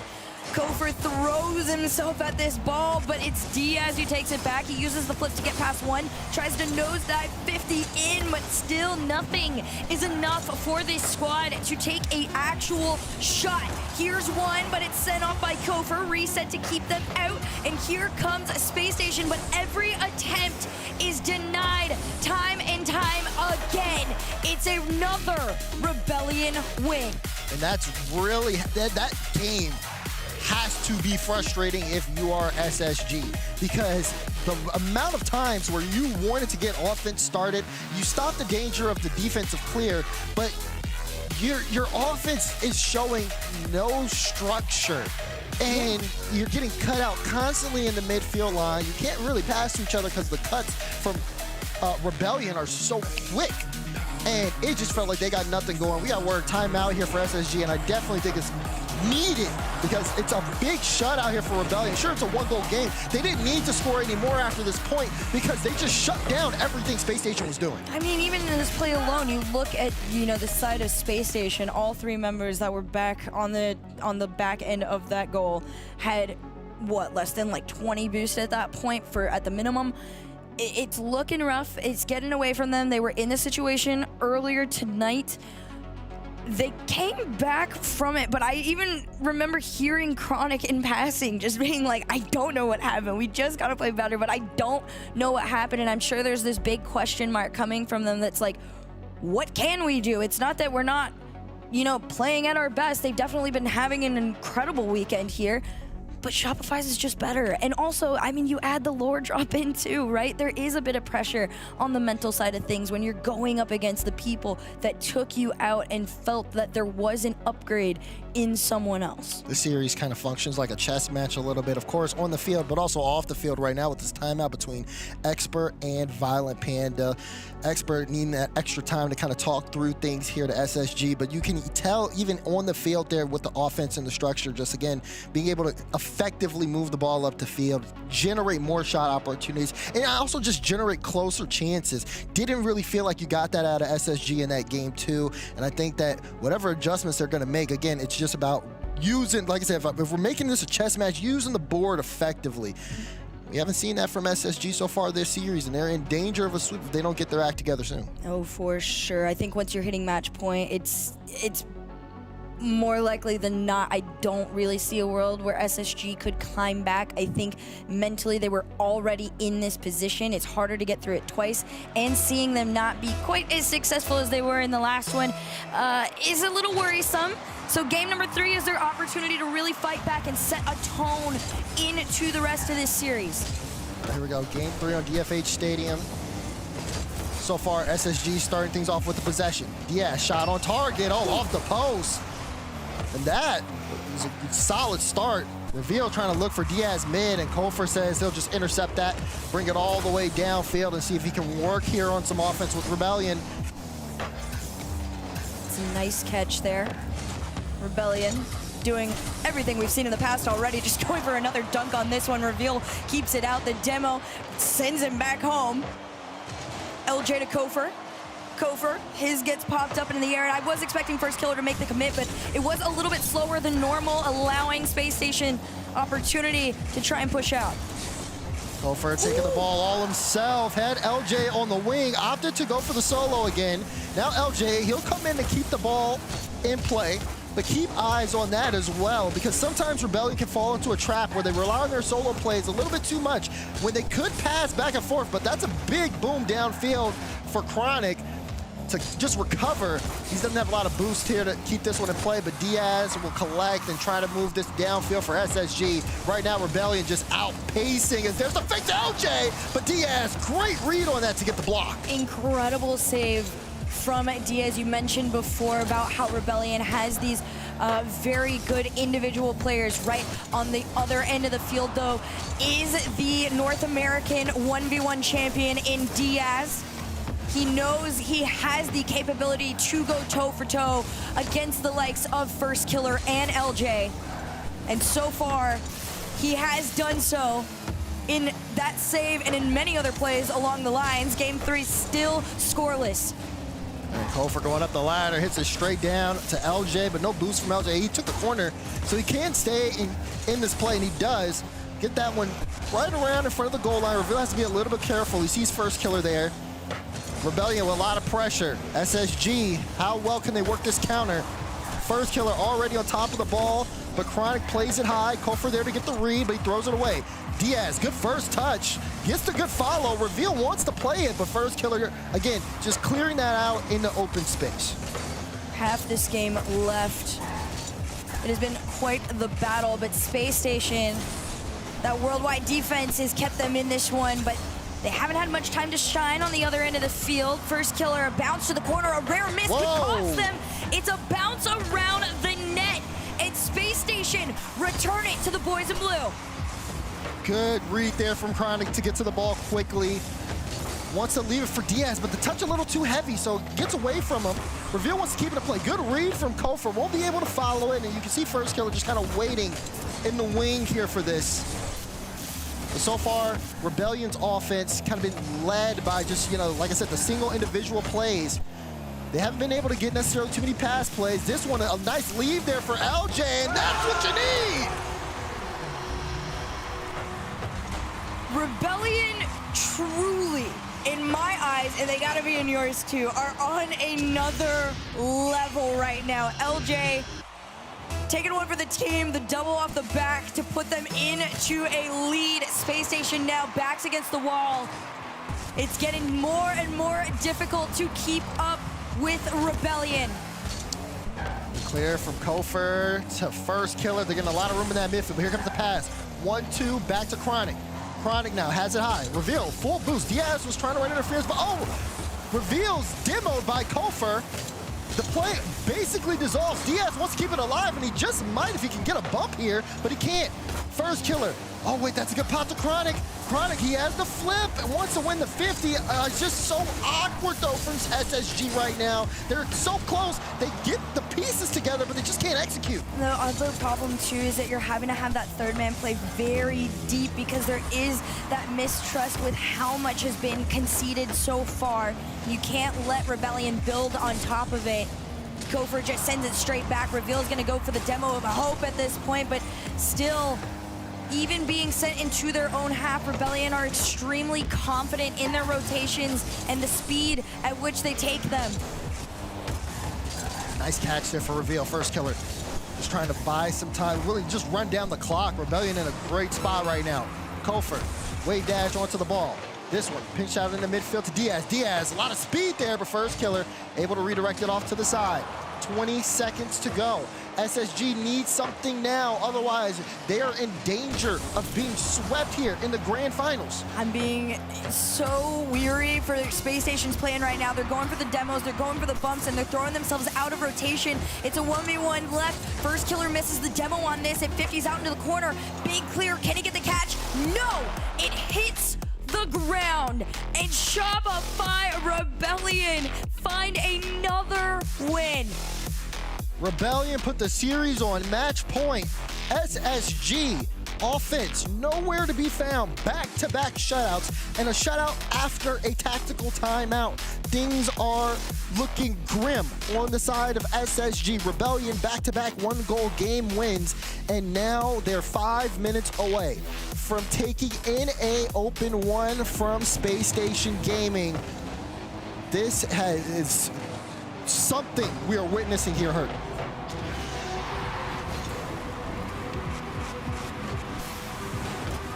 Listen, for me, after everything I have seen, Rebellion, oh, I don't want to get flamed on Twitter. Rebellion are looking like the new #1. All right, everybody, once NRG got taken out, you heard Panda say it, the doors have opened for a new #1. Rebellion very clearly are looking to take that spot in a dominating fashion. It would take, I don't want to say a miracle, but it would take some of the strongest mental fortitude for SSG to get back into this. Don't worry about Twitter. Listen, I came out to this pre-show and I said SSG was winning the Open. Okay. I might have lied. We don't know yet. We'll see. Game 4, Rebellion looking to sweep the series. SSG would have to reverse sweep here in Copenhagen if they want to take NA Open 1. And it's where they're not showing signs of life as LJ bore down and in. Hey, you want to say there's no signs of life? I'm going to agree with you on that front here. A little bump in the back end. Chronic had already committed full send. Rebellion throw themselves into that net. One away from sweeping a North American Grand Final, but the game just started. Space Station just got to get one foot in front of the other. We've seen the last 2 games in one goal, and I think it was game 2 where that one goal was scored very early. SSG need to break the mold. Chronic goes up. Not the best touch. That one goes way off. And you're starting to see a little bit of almost panic, even offensively. Oh, good little fakes there from Diaz. Good little 50 to keep this one in play. Buys the rest of his team some time. Can SSG work with this? Reveal's already lurking there too, but nobody was up for it. Rebellion are going to play the slower, more patient game. You are in an advantage with that one goal under your belt so early on. They've already proved multiple times that they can play, you know, the defensive game against Space Station for as long as they need. And they're looking to do it again here. Kofer denied the roll 1. First killer takes it up off the sidewall, has the flip, but the ball is taken away. It's just a demo for the road on back. Took Reveal out the play. Now Chronic is taking out the play. Now the pass down, first killer! Oh my! LJ to FK, the connect. No, that's Gopher there. Oh my goodness, what a play! That's just an insane spot in the speed to throw it in front of the both of them there. This Rebellion wants that win more than anything, and they are proving why they deserve it. Yeah, I was talking about LJ. He was the one that got the demo It's full to team help effort kind of set on that up, yeah. literally every single play that they have put out onto the field this season. But this one in particular, they are more connected than ever. I've talked about First Killer and LJ for a while now, but First Killer in particular is that player that he's always kind of been in his own bubble. He's a very strong individual, but his team play was what was always kind of hindering him. And getting this squad together on this level has made them invincible. First Killer kind of heating up here a little bit, and that could be very scary, especially in a position if you're like SSG. Down in the series, you do not want him to heat up anymore. But can they get something here? I mean, it just looks so bleak. We're almost halfway through game 4. And SSG, nothing on the board. It's been 10+ minutes. They've been scoreless. There's only one way to change that. Chronic's gonna try and do it here on his own. You saw it just building in the air, the patience, the catch here over First Killer, but to 50 on down in on his own nose. Puts Space Station back in fighting contention. And good credit to Reveal. He was making LJ real awkward on that back wall, made him take a 50 that he wasn't necessarily prepared for, and then again, makes this a 1-goal game here for Space Station Gaming. Now, time left here, unless LJ, oh, he almost got it, Reveal. What a read there to watch that play. Oh, net's still open though, but Reveal will get back in time and at least force the 50. Again, 1-goal game, but Rebellion's trying to make it 2 here as quickly as possible. Rebellion continues to also try and get those demos on the rotations out and really force Space Station into something awkward on the back end.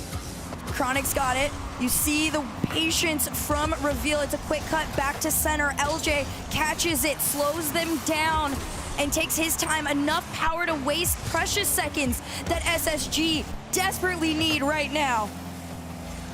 Have SSG finally activated? Is it too late? Minute 30. Diaz tries to play it off the corner. Reveal was looking for a bump on LJ again. First Killer LJ kind of awkward here, but no threat. This one though, the sidewalk. Chronic trying to get it mid. Diaz was looking for the bump on Colfer. If he got it, Reveal would have had a free shot. Now it'll get sent away. SSG having pressure, but again, execution lacking a little bit. Reveal, can he follow this up? Does follow it. Good 50. LJ doesn't have boost. Diaz needs to get a good cut here. 50's 2. So now Space Station can keep this ball in. It's really just about if they can continue to hold on to this possession while they have Rebellion low on boost. There have been so many times where this SSG roster has been able to push forward. The problem is they full commit on low boost. They gotta go for the bump. There's nothing there. Chronic's trying to force it in off the post. Follow from Diaz, sent off to the side. The Rebellion defense is keeping everyone back. At this moment in time, SSG almost have nothing left in the tank to give. Diaz trying to pop it up. He's just working through this while watching out for the threat of the defense. Chronic gets that center. LJ awkward, and no, it's blocked away. LJ still got the save there.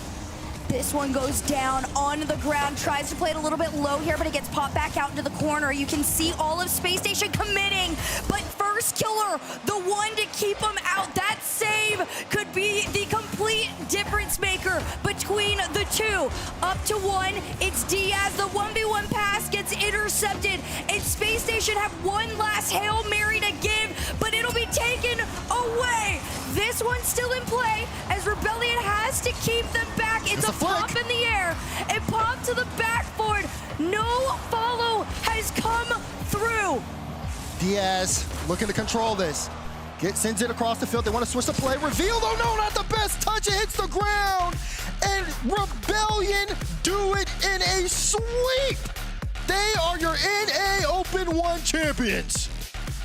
One of the most dominant runs we have seen in such a long time. These 3 players have had some of the most talked about potential for so long, and they bring in Kofer alongside Violent Panda, and it is the recipe for success. Space Station, before they had met them, had only dropped 5 games throughout the entirety of the NA Open 1, and they completely got shut down.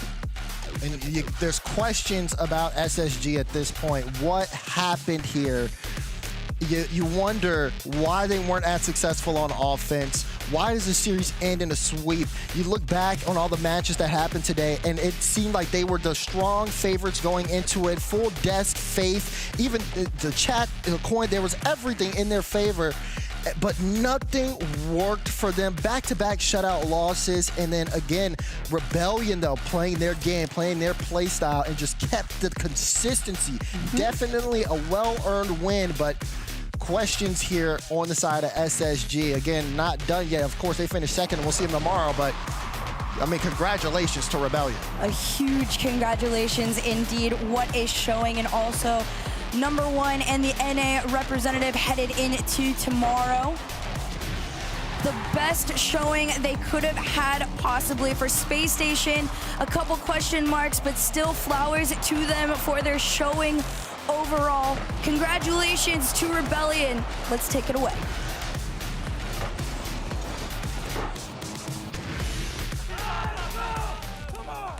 They came in as favorites for a reason. Shopify Rebellion getting at that North American Open #1 win, and a great look going into the gauntlet tomorrow. But first off, LJ, first regional win, and you did it in this style too. That's got to feel amazing. Yeah, it does. I mean, it had to be a LAN, right? Like, yeah. Not online. Honestly, like, we all just played great. That was the best we've ever played, I think. I don't know what else to say. Like, we just played great. Yeah. Yeah. Did it live up to your expectations? Any dreams you had of winning a regional? Yeah, I think so. I mean, I don't know, a LAN regional, I did not really dream about that, but yeah. Okay, sure. Yeah. Hey, let's hear from Kofi here. You know, the teammates getting slotted into this roster here, this has to feel good. Talk to me about how great it has been to work around this team and with this squad. I mean, it's great to work with them. They have like insane experience, obviously insane like skill level. Like, I don't know, I couldn't ask for a better team. And I guess, has it been super natural for you? Because it looked natural. Yeah, it's been pretty natural. That's great to hear. Let's get from here, now that you guys got the win. First Killer, you had SSG, you pinned them for the grand finals. There's no way you thought it would have been that quick. Does this fast win give you a lot of confidence going into the gauntlet against Europe? Yeah, it honestly does. I think we honestly played super great. We were on the same page the whole entire time. And I think if we can keep that up, then we'll put up a great fight tomorrow. VP, I want to get a word from you here at the end. I heard CJ was giving you some tips. Did you take any of that into this, or? Maybe. Oh, No, okay. CJ can talk whatever he wants. Yeah. Cool. Yeah, you got to be super happy about this win. Like, there's no way you would have expected a win like this. No, this is amazing. These guys are great. I know they are this talented. Like, they're insanely skilled individually. We just have to put it together and make it together as a team. And yeah, they pulled through, and it was amazing. All right, pass it down here one last time. LJ, because this was your first one, we always give this stage to the winner of a regional to talk out to their friends, family, whoever they want to. So, of course, you got to be the guy. I just want to say thank you for my team. Thanks for Shopify and my parents. You know, I love them. They support me like crazy, and yeah, thank you. Thank you for everyone supporting. There it is. Keep the spam going on in chat. Your winners here of the North American Open #1, Shopify Rebellion.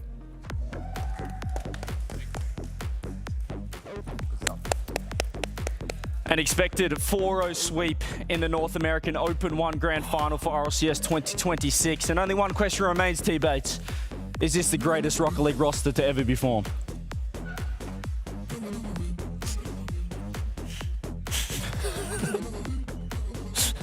He's T-Bates. I don't know, why they put the camera on me? It's you. I don't know why the camera's on you. That was crazy. They didn't win a game. That was almost a perfect sweep. We almost got the binary sweep. A perfect sweep's never happened in North America, by the way. That's actually crazy. No, fair play to Rebellion. I don't think anybody but CJ saw that coming, and even in a CJ. There's 25% of you at home.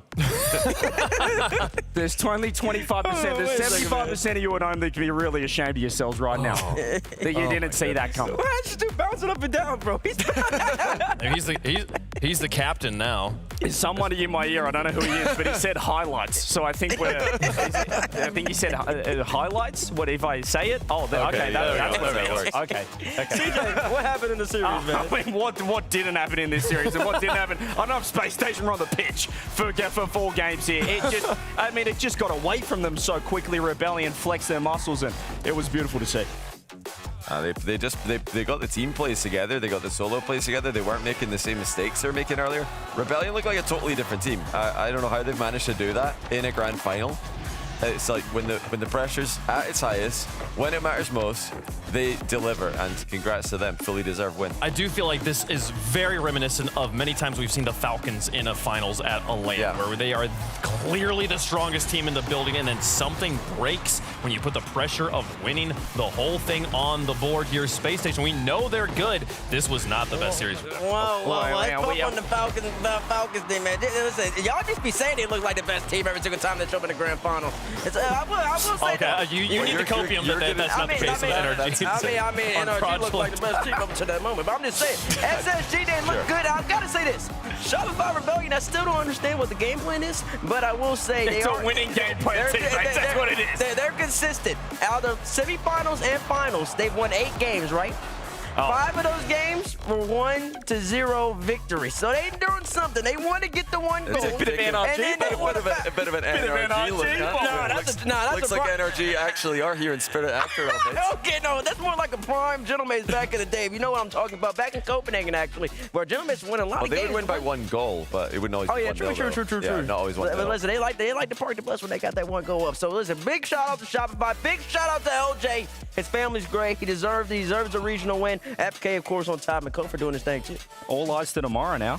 Gauntlet versus Europe. I mean, we've got to contend for North America. I don't know if you could beat Europe going 1-0 every game. I don't think you can go 1-0 every game, I guess. Oh, but wait, what side of the bracket? They're on the good side. They are on their own side. NIP side. Yeah, NIP side. That's a great match. We might get the Chartreuse war between NIP and Shopify Rebellion. Which team wears the color better?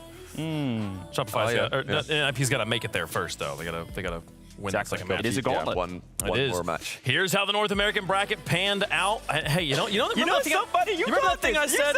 You said that. You said it off stage. Tell the fans. I told the people. I said, well, we went to Game 7 in both semifinals, which means it's going to be a sweep in the grands. And I've watched a few. Sounds like you've been doing this. How long? A decade almost? It's been about a decade. Yeah. Congratulations to Shopify. A very symmetrical lower bracket there, actually. It looks fantastic, doesn't it? We've got the 4-0s, the 4-1s, the 4-3s. The only thing we're missing is the 4-2, though. But also, like, the teams on the outside had the same scores as the teams on the inside, which just happens to work out with the colors. That's a lot of fun. But congratulations to Shopify Rebellion on their victory, especially to LJ. Man, it was a long time coming. Yeah, I mean, and we're critical of gameplay. We have to remember this is the first event of RLCS 2026, so none of the teams are really in top form. And as we can see with Shopify, they're only getting better and better. LJ, what a time to win your first regional, to do it in an event that it feels a little bit different. We're here at live on LAN. It feels a little bit more special than just an online open qualifier. All right, Johnny, I want you to walk us through this gauntlet bracket. Explain to me this searing hot take that North America's not winning a single match tomorrow. I mean, it's fairly straightforward. See, that Nova are going to win, then Vitality are going to win, and then NIP are going to win. Vitality's going to win again, and then NIP is going to win again.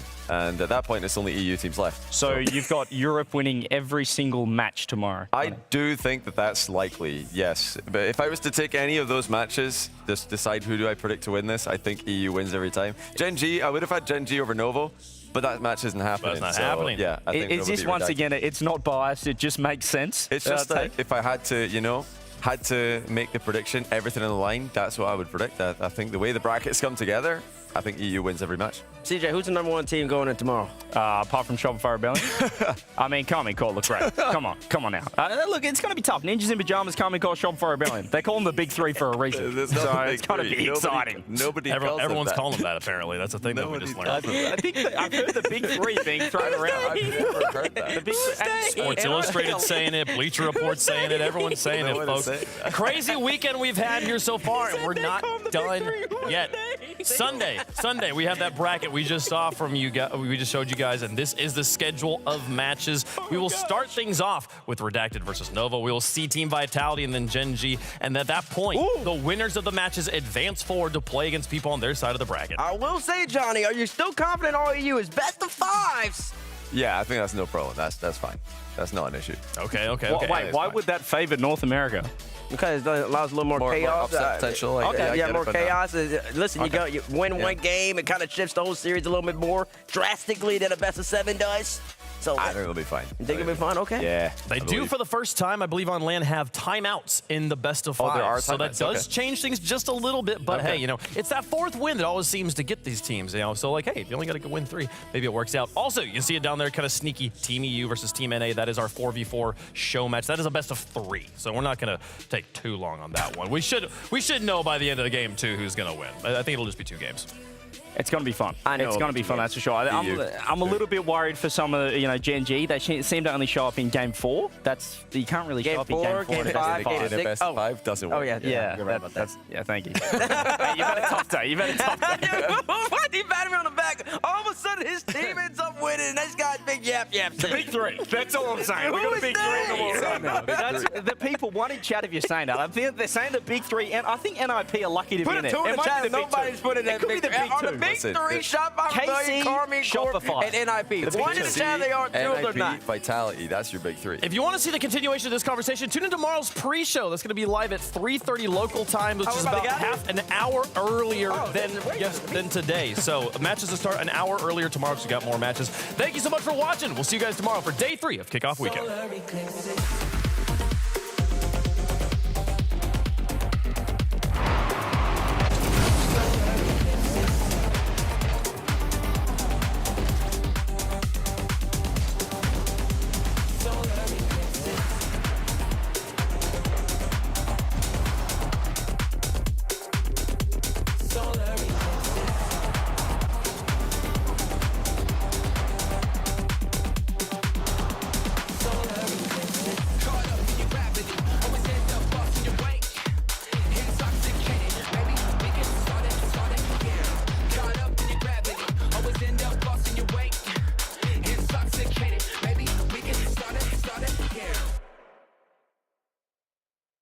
Oh, looks like you're backing up a bit here. Okay, Luann?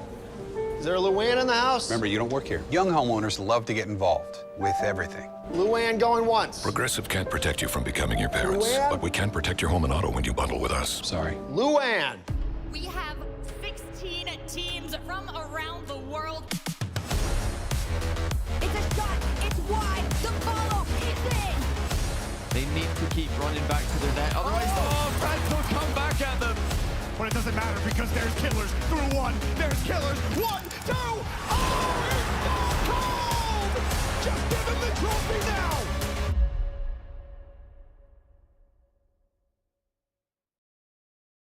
T-Bates here, and today I have a special unboxing from Blacklight. It's gonna be something you've never seen before. ASMR. Let's get into it.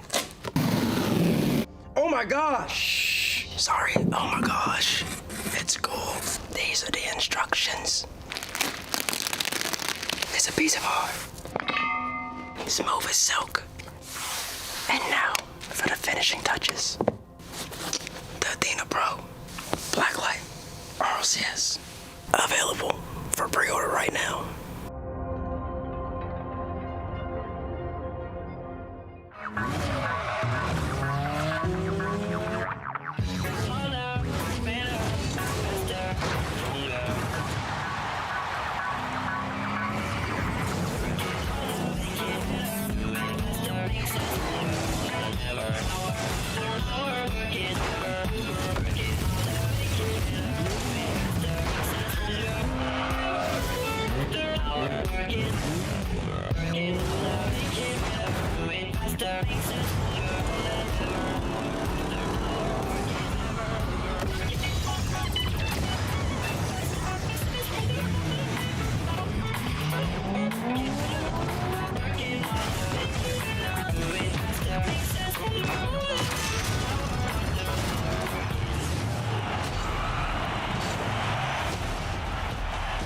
The RLCS kicks off.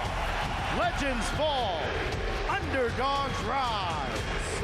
Get ready for RLCS 2026.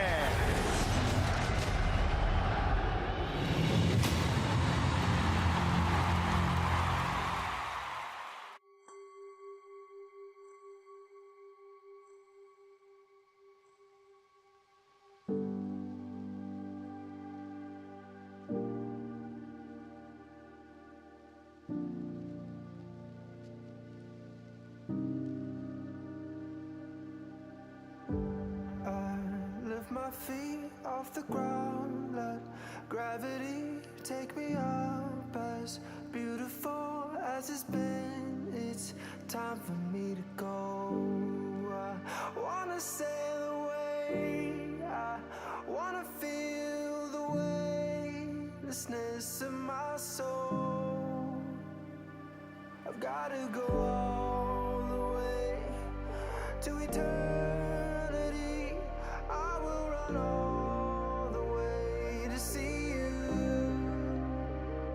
I've gotta go all the way through time and space to find my voice, to see you.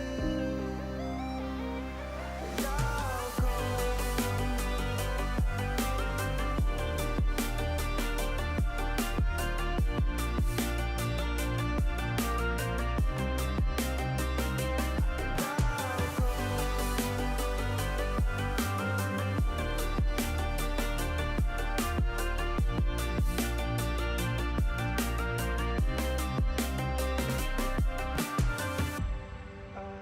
Lift my feet off the ground, let gravity take me up. As beautiful as it's been, it's time for me to go.